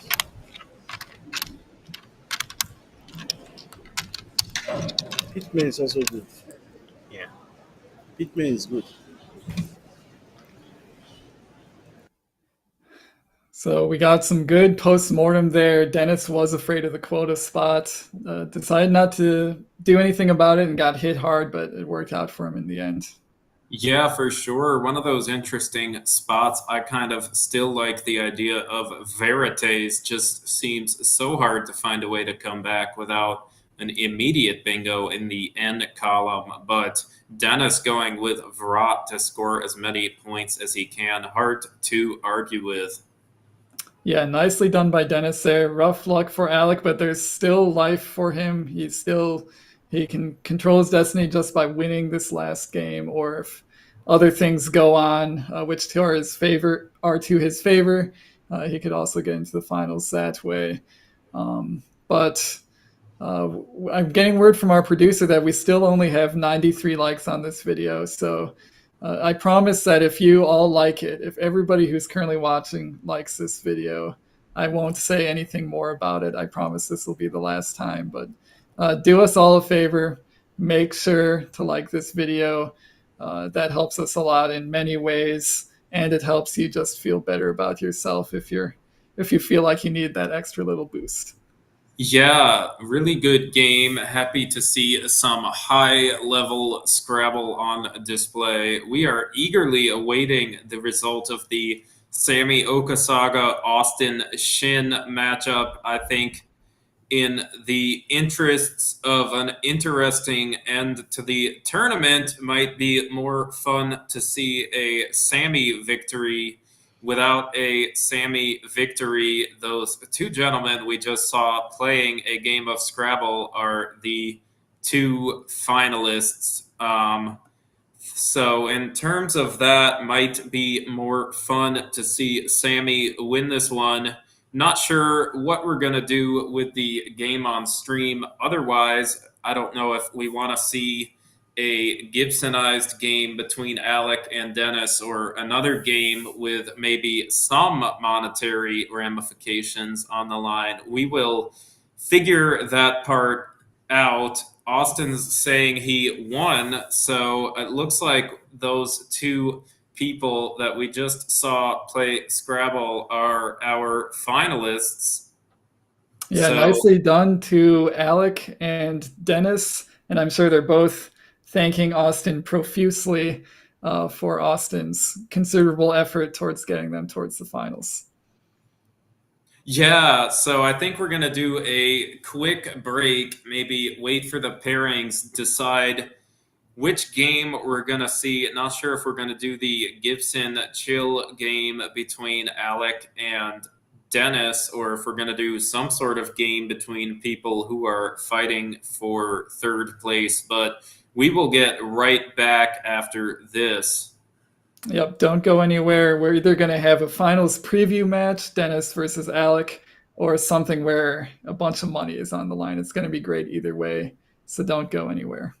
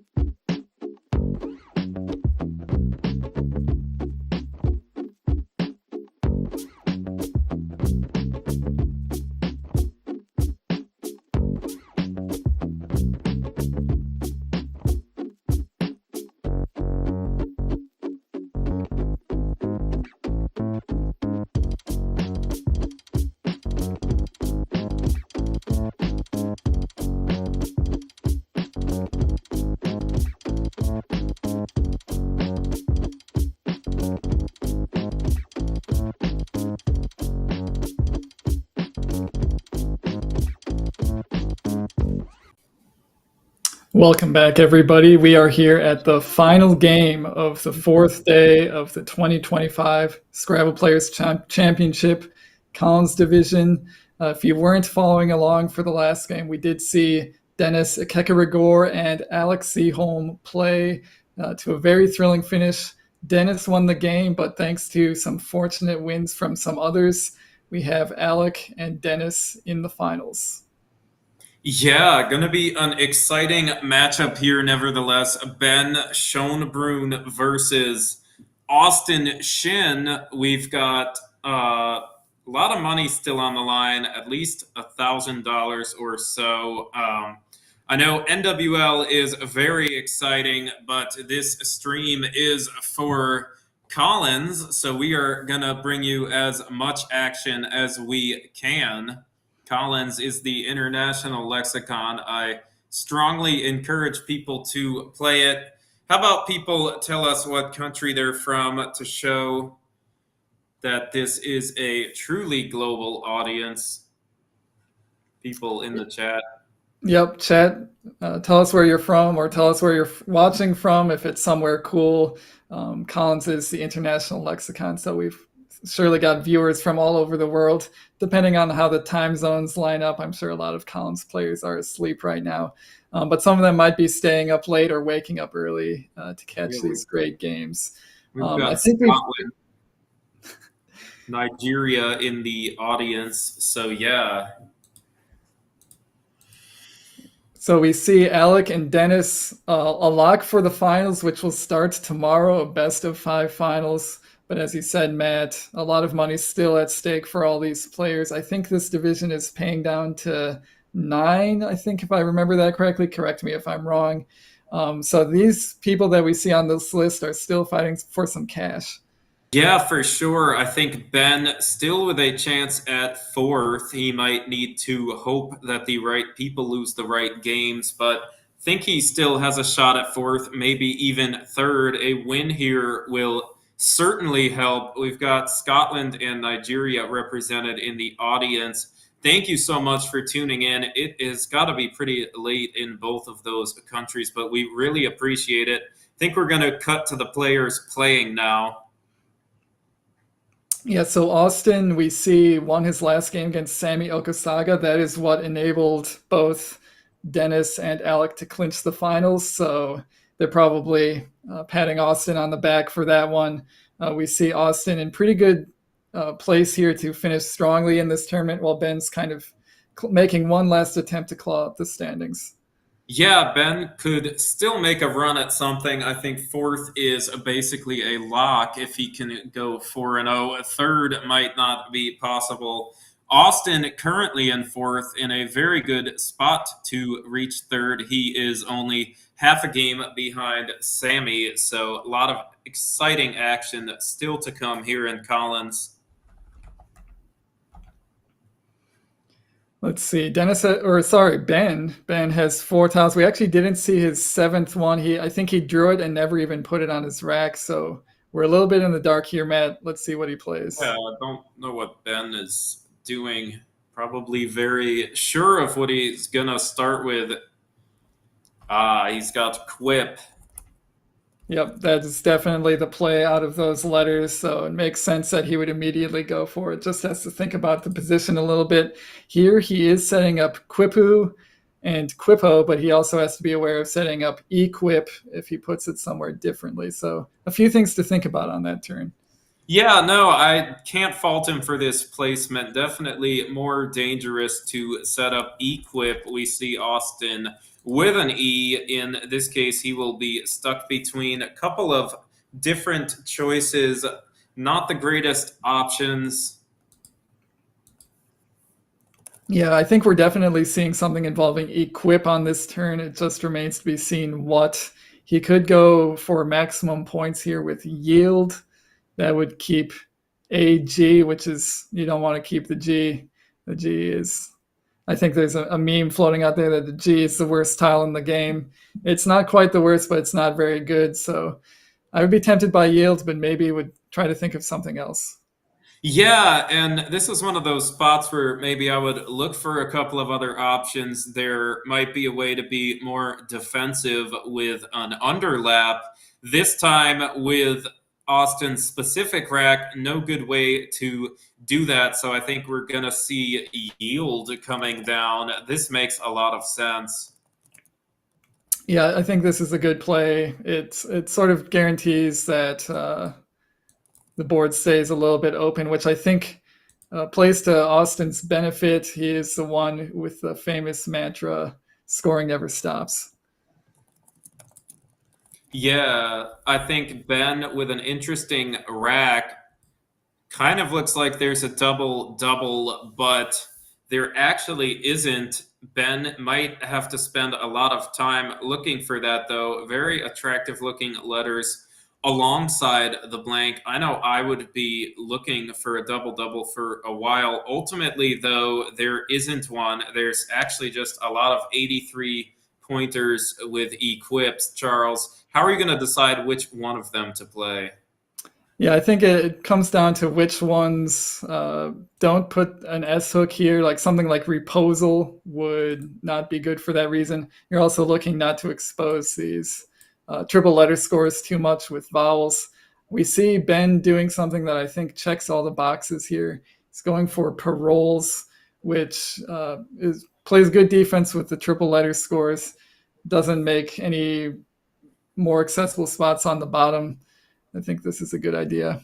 Yeah, one other interesting option is Parasol. A Parasol slots slightly fewer floaters, and it partially obstructs yields at the expense of opening up a double. Another interesting choice. But yeah, we are going to see Parlor's Parasol actually doing very well in the sim. I might have thought that that would be a creative choice, but Parlor's hard to argue with. Sorry, Paroles. We've got Austin here now with two A's and a U, some uninspiring consonants to go with those. He does have a really nice scoring play to the right of Paroles. That would be the 37-point Ganef. That scores nicely, keeps AU, but I think the points are kind of hard to turn down. At this point in the game, he's already down by 70. He's down by enough where he needs to keep the scoring pressure up. Yeah, for sure. Gonna be already kind of tricky to come back. Ganef scoring 37 points. Gonna be hard to quibble with. I don't love the AU leave either, but often in these spots you have to be a bit proactive, and that might involve scoring and then hoping to bingo and then getting a bingo. Yeah, I guess one downside of Ganef here is it does block a lot of kind of fruitful lanes for eights, especially I guess that A and the R feel very nice to bingo through later. Those are kind of going away here.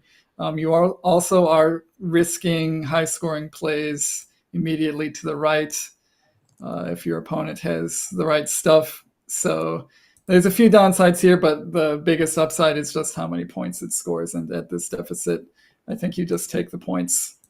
Yeah, very good choice by Austin Ganef. Unfortunately, going to be hard to find a way to reopen this board after this. Maybe he will get something through AN. Ben with the blank, but he's probably got a little bit of rack maintenance work to do if he wants to get a bingo down. Yeah, I think he's definitely looking to get the J and the U off his rack at the very least. He's got one straightforward option to do that, that being Bujo. That's a bullet journal, so I guess it's Bujo. Making OY. That does set up a very straightforward line to immediately hit a 7 next turn. So Ben might like how that looks, but I think it's been a theme in previous games, Matt, with Ben sitting on the blank and a lead.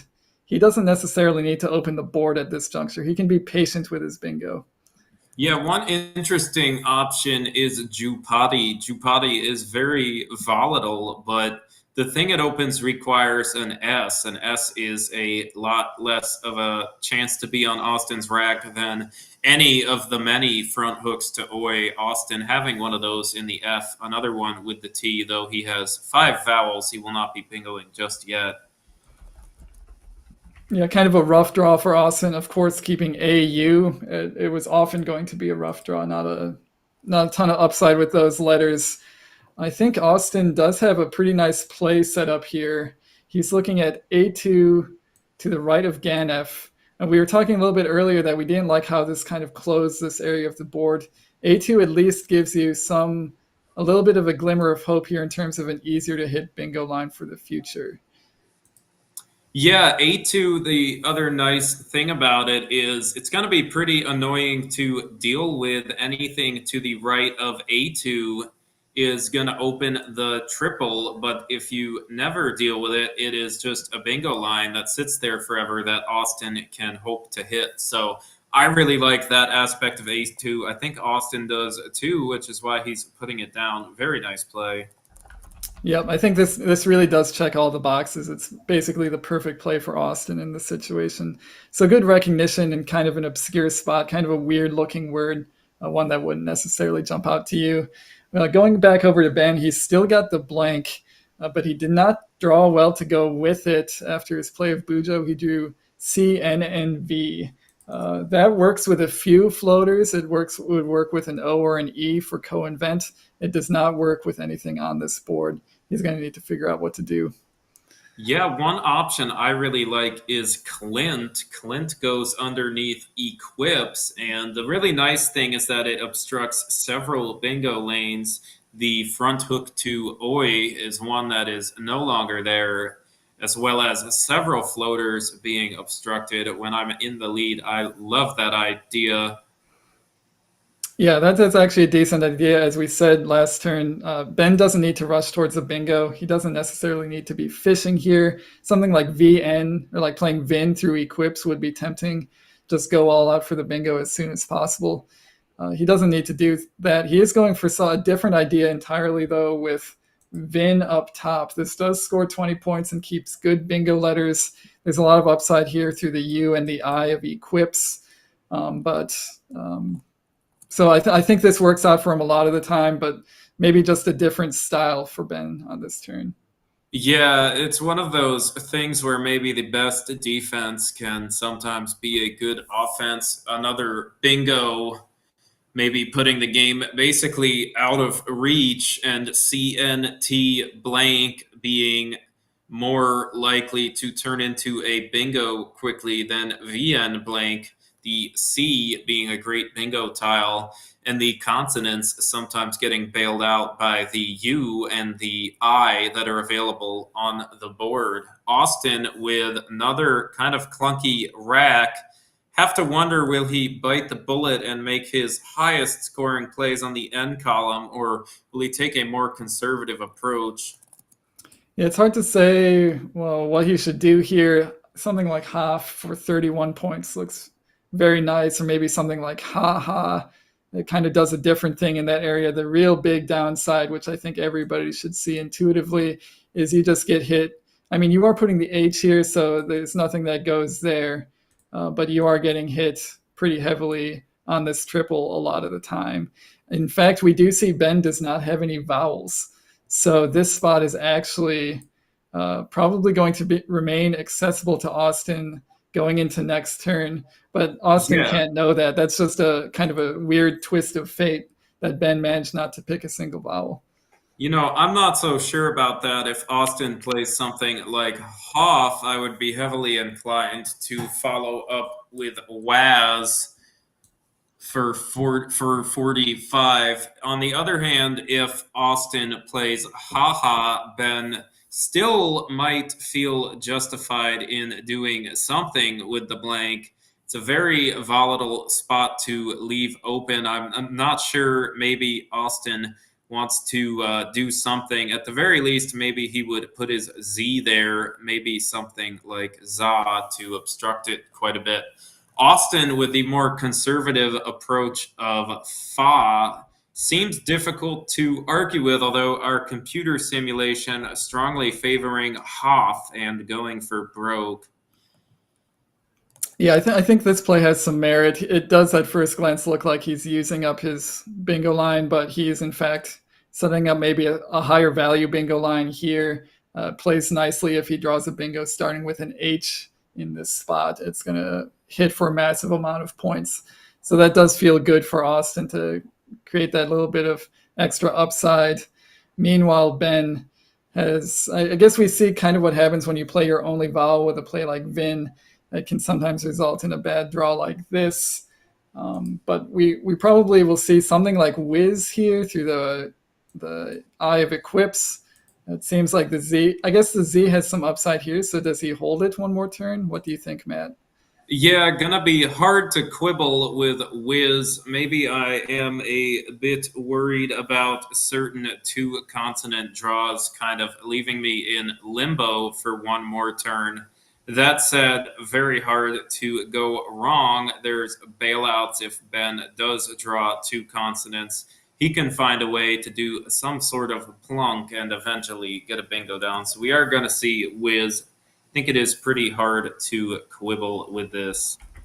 Yeah, again, Ben is in the lead. This is maybe more what we were thinking the past couple turns. He's making a little closed off play. He's actually restricting his own bingo chances. But he doesn't need to rush towards the bingo with such good letters. Just make Austin's life a little bit harder, and then bingo when you can should be Ben's approach in this one. Yeah, I think it's really hard to argue with something like Whiz. I do get a little worried that my outs to lose are somewhat obvious. Would be something like drawing two consonants, Austin with a bog. I don't see anything wrong with this. It seems like a pretty clear choice. I like the idea. Yeah, good idea. I think for Austin, he is blocking that lane for sevens, but he's creating new lanes for himself with eights and scoring well, getting rid of the clunky B, G. We see Ben's draw did work out this time. He drew two vowels. Those play perfectly with the C and ST blank that he left. He quickly slaps down his highest scoring bingo. Only double, a cents for 92. A really nice play, spotted quickly. Yeah, this one's going to be tricky to come back from. And Austin with another one of those racks that looks kind of nice, but does not have a bingo. Maybe he will have to look for a while. That said, it's mostly about looking in the 7-letter rack and through the A. Maybe we go for broke with something like herd. Herd is a little bit tricky to deal with if you don't have an E. Those are the kind of things I think about at this score line. If you play something like hem, Benji will certainly be able to deal with it. If you play something like herd, as we can see with Benji's rack, it's a little bit trickier to deal with. Benji either has to play something like Irk for 21 points or do what he was going to do anyways with the X and risk a bingo on the triple. So that's what I would think about at this score line. Yeah, Austin is at a pretty big deficit here. So I think going for broke a little bit, as you mentioned, something like herd over here on the right, scores decently, makes a spot that's going to really put some fear into Ben that he needs to address it soon because the outcome could be a 90-point bingo for Austin next turn. I was also trying to see if there's anything cool through this E of ascent that feels like a very natural scoring spot with the H and the M on your rack, but there's nothing really here that scores decently using both the M and the H, which is what I'd be looking to do in that spot. So I think we can probably move on from that spot. If you wanted to play here, he could do something like Remede, R-E-M-E-D-E, using all his E's. That doesn't feel quite right here, but might be another option. Yeah, Remede, another pretty proactive option. Not always possible to justify making a play in that area. And then it's kind of like, hey, at least I get the triple. Austin going to need several bingos at this point to really get anything done. Austin is doing very well in this tournament, although he has had a bit of tough luck on stream. If he does not find a way to pull this one out, this will unfortunately be his 6th loss on stream. But as his record shows, he is a better player than that. He is 18-9 despite his bad luck on stream. So that is really brutal. He's got 3 times the amount of wins that he has losses on stream, but we didn't manage to get any of his wins on stream. Just the 2/3 of the games that he's played will have been losses if he can't pull this one out. I would say this one is not over for Austin yet. Something like Hurd or even Remede on this turn does give him some upside for high-scoring bingos. And then if he can immediately hit another bingo while Ben struggles with some, I think, clunky tiles we're looking at there. There's still a little bit of hope for Austin here, so we wouldn't count him out yet, especially we love saying his motto, scoring never stops. It looks like he's going to keep the scoring up this turn. It's just Ben's been doing too much of that same scoring this whole game. Yeah, Ben with 2 blank bingos already. Always hard, especially when those blanks come out in the word. Means you can't even try to draw the blank as a way of coming back. And we see Austin is spending a little bit of time on this turn. He's got Therm set up. I'm curious if he's thinking that Therm might take an ED. We know it doesn't. Otherwise, maybe he's thinking Therm here to set up maybe the outside chance of some triples. But the M in that spot's not a great triple tile. Maybe you end up with something ending in MENT. But it seems a little bit marginal there. I don't think that's the way he should go here. Yeah, it's one of those spots where there's a very tangible way of coming back. If Ben has 7 consonants, he might not be able to do anything there. Austin with the significantly more aggressive option of Herm. This is an alternative version of Hurd. I really like this choice. Another thing where it's going to be very hard to deal with if Ben doesn't have an E, he will be in a tough spot deciding if Urk is worth its defensive merits or if he should score elsewhere and risk something. Yeah, that'll be a tough decision for Ben if it comes to it. He does have the X kind of in reserve for future scoring punch if he does have to do something minimal like Urk, keeping bad letters. He'll still have this X spot, and he'll still have the spot for his O here next to Obi. So there is still some life for him in terms of scoring. Actually, keeping the X has some upside here in terms of drawing something like Exile, although he would be playing off his I in this situation where he's playing Urk. So I think he would be fine doing something like Urk and just immediately shutting this spot down. At that point, Austin's best bingo spots would be going through the B and the A of bag. Yeah, Austin probably in one of those spots where he feels the need to do something proactive. This time it will be Remede. Very solid idea. Totally understand what he's going with. Yeah, and actually TH does have some pretty good synergy here with these open E's. So actually, I do like this play. It's very hard for Ben to, actually, obviously impossible for Ben to deal with all this stuff all at once. So there's still some life here for Austin. Yeah, Ben with probably a standout option. It scores very well and it's very defensive. See if the people in the chat have spotted it.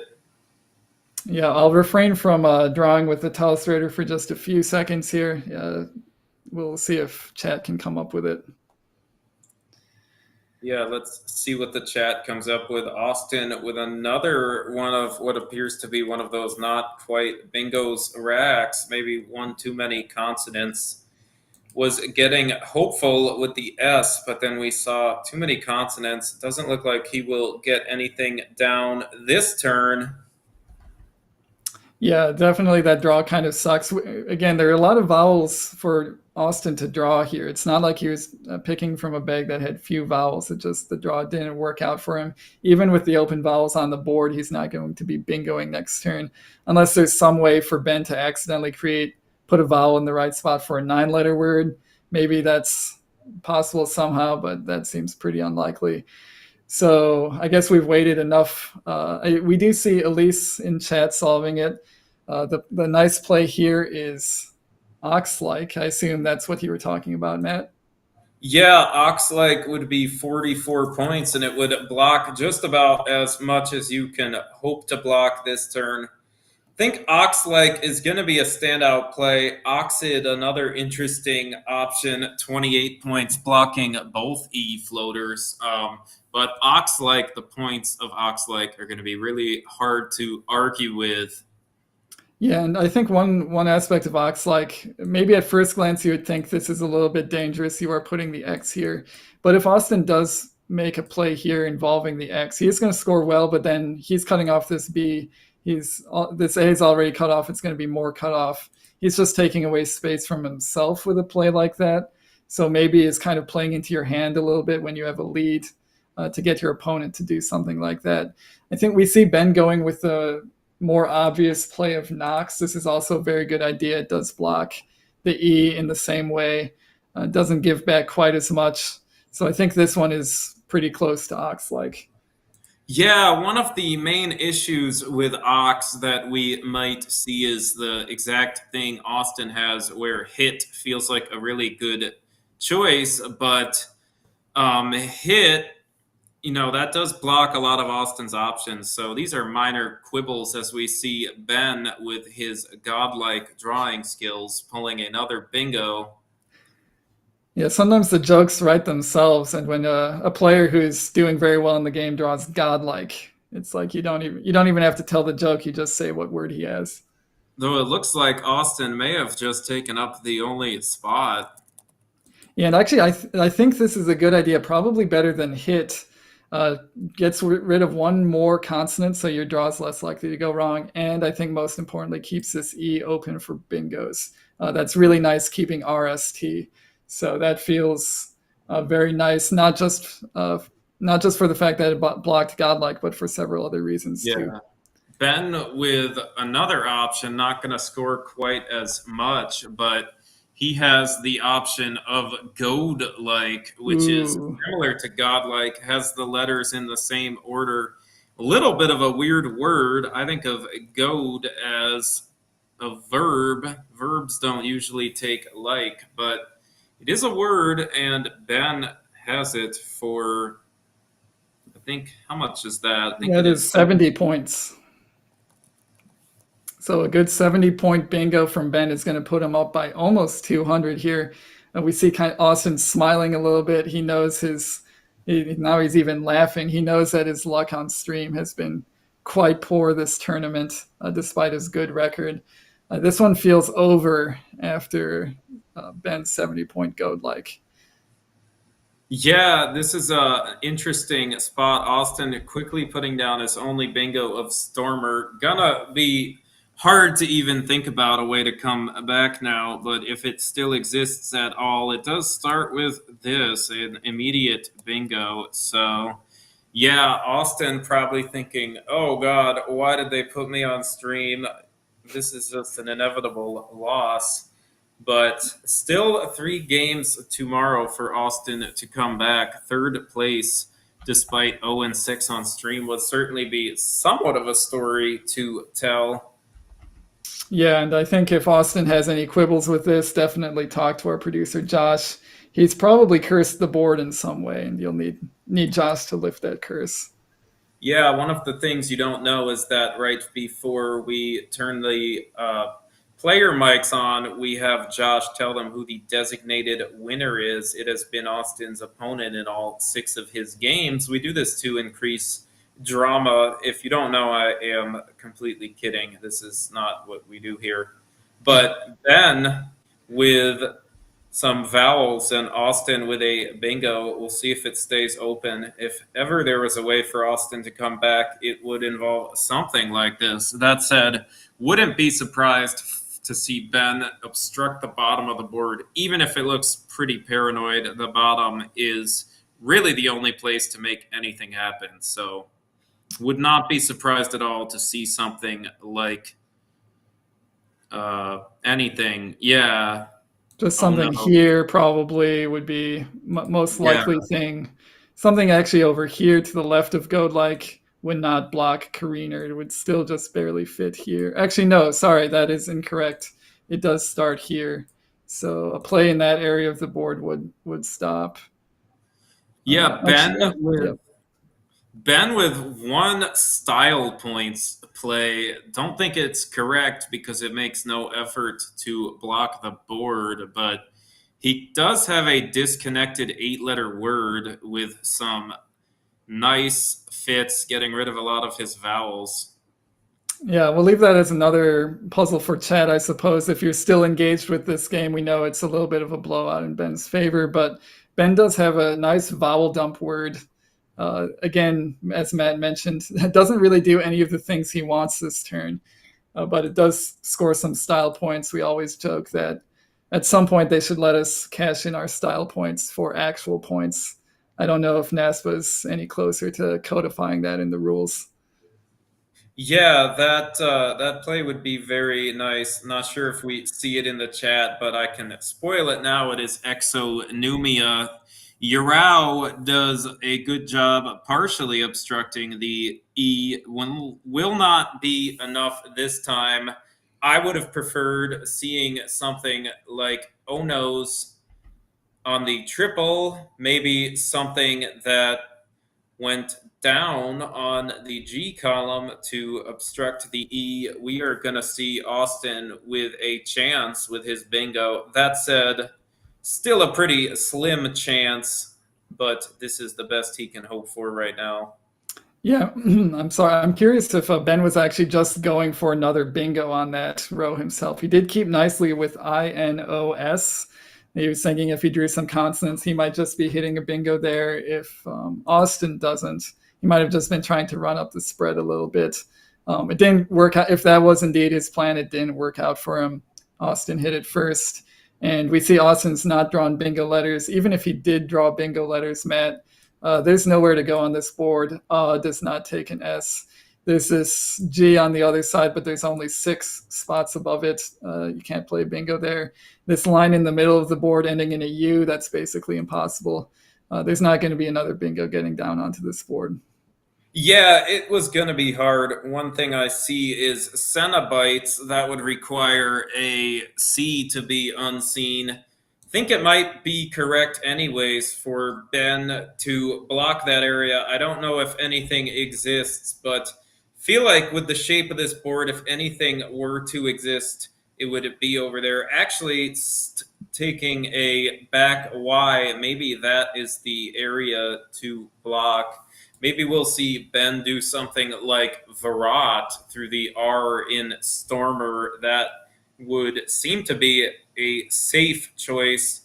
I don't even know if there is anything. Had Ben not drawn the N, things like Toyland would be available.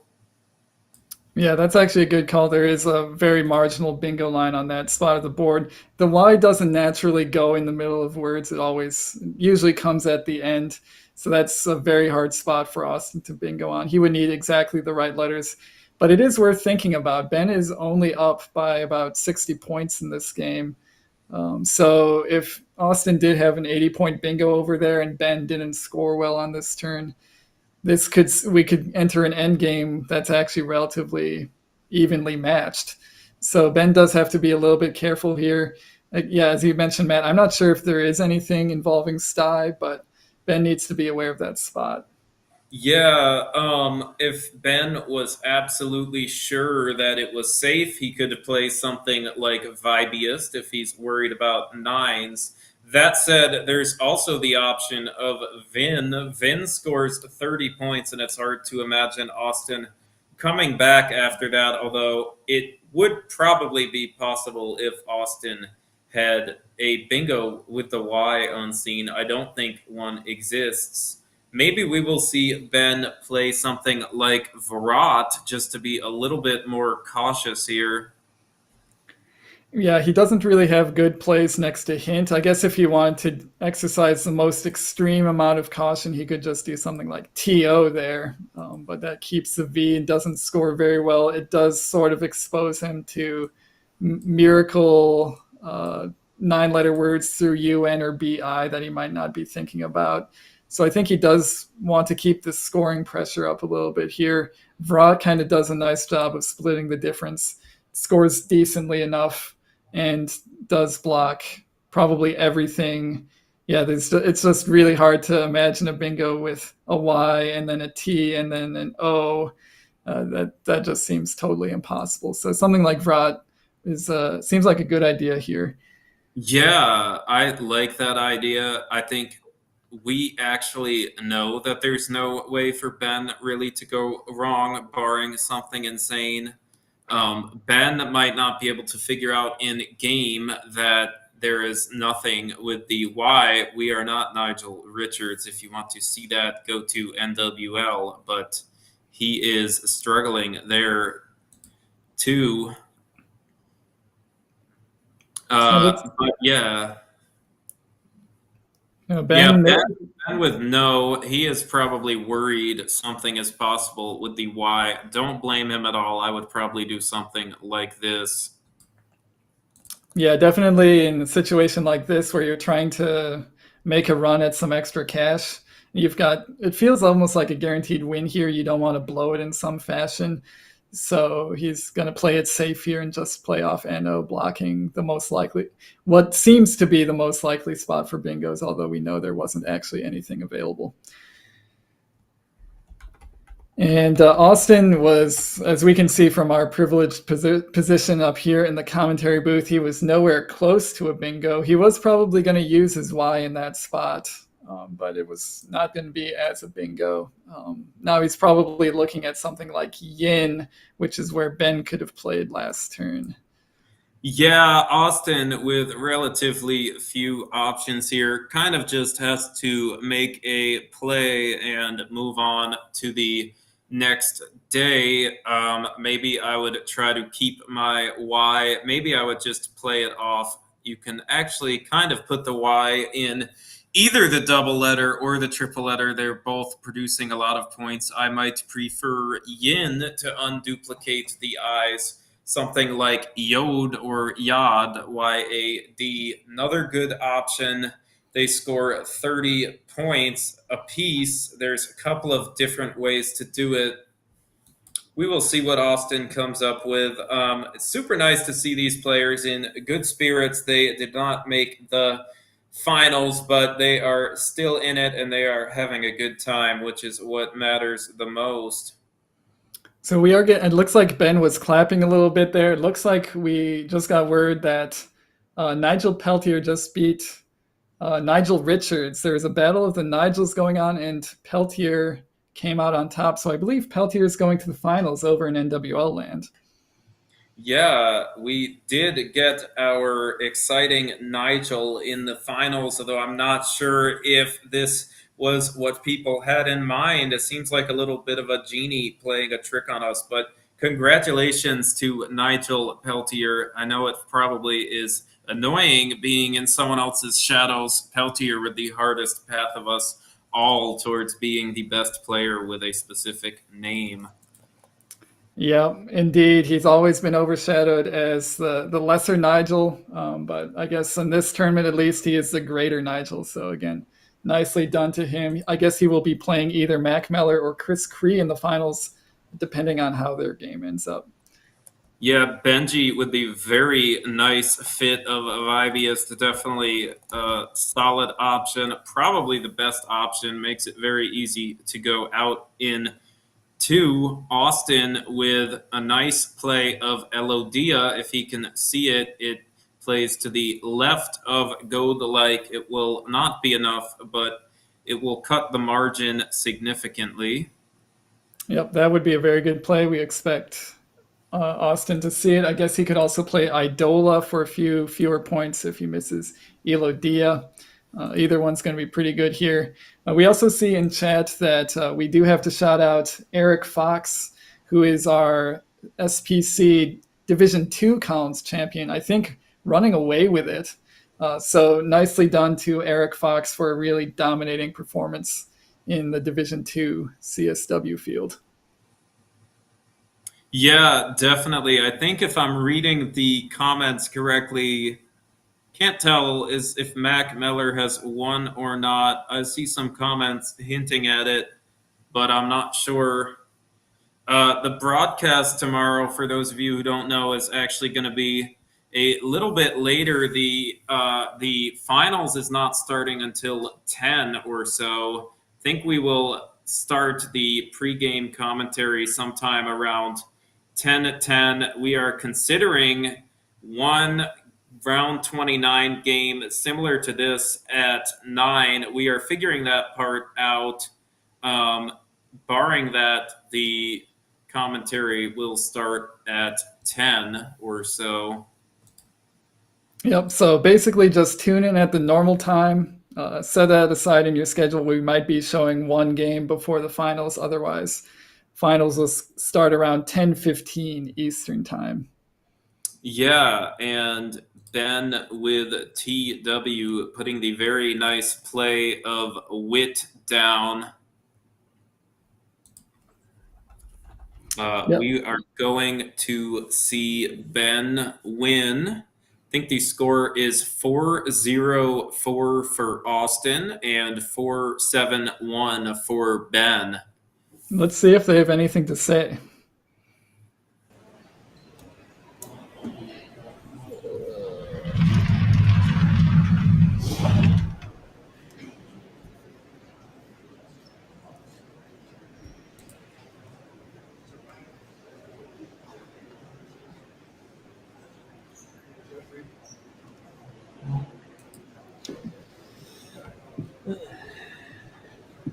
Yep. Should do that. Hi, Dad. Hey, Lizzie. So wherever Yeah, the I camera is. hope yours well. Hope all of hers well.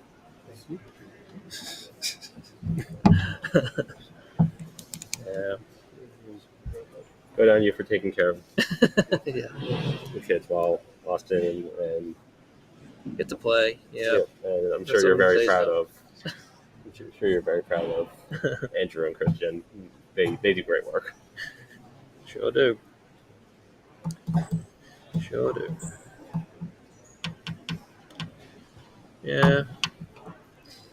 Okay. Yeah, that was a game of Scrabble. I could do really. Probably not. All right. Let's get things. Just see it. Not hearing too much post-mortem there. I think Austin's a little bit bummed that his bad luck on stream just seems to have no end.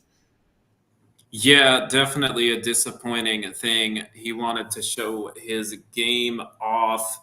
I know I don't like going that badly on stream. I had a tournament where I was 1-4 on stream, even though I cashed, but this is just really unfortunate to see.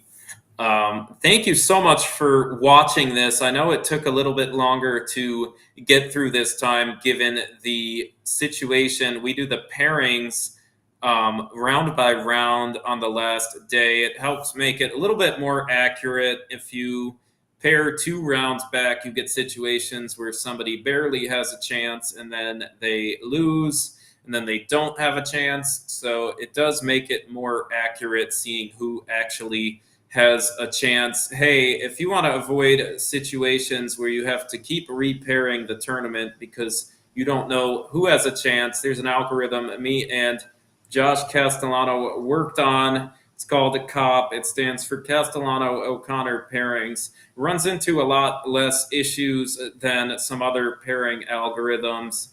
It is available as a module. It goes into TSH. We can help you get it updated with it. It's used at Let's Play Scrabble tournaments that are run directly by Let's Play Scrabble as opposed to just running the stream. It's a great algorithm. The logs are posted online for full transparency. It's a great algorithm. Thank you for watching the stream. I'll let Charles CSL. So yeah, we want to give a few more shout outs before we end the stream. We also want to make sure everybody knows tomorrow's finals start around 10:15 Eastern. For me, that's about 9:15 Central. Time zones past that, I don't really know. You'll have to do the math yourself. If you're watching from another country, you're used to doing that time zone math. So make sure to tune in for that. We might be doing a game ahead of that, as everybody not in the finals will still be playing 3 games tomorrow, trying to sort out who comes in third and below, whereas the 2 finalists, that's Alex Seaholm and Dennis Kekeregor, we'll be playing a best of 5 finals to see who is the 2025 SPC Collins champion. We've got some shout outs, though, that we need to do first. First of all, thank you, Heidi Robertson, for running the Quackle. If you see those scores getting updated super quickly on screen, that is thanks to Heidi. It is much appreciated. Thank you to Josh Greenway and Let's Play Scrabble for all the technical mumbo jumbo that's going on behind the scenes to get the stream working. Also, thank you to Josh for helping me get the Telestrator working. I think that was a helpful addition for the stream, and I'm glad we were able to get it to work. Also, thanks to Bob Lynn for some financial contribution to the stream to ensure that it happened. Matt, do we have anybody else to thank? I guess I should be thanking you for your commentary and all the other commentators. Yeah, I guess I have to thank you too. We had a couple other commentators. Niel Gan on the first day. Elise Bickford a couple of times filled in for me this morning as I had a job interview. And then Nits Chagti, who is coming back tomorrow in the, I believe, the analyst role to do the finals. So that'll be exciting. Thank you for watching. We will see you tomorrow.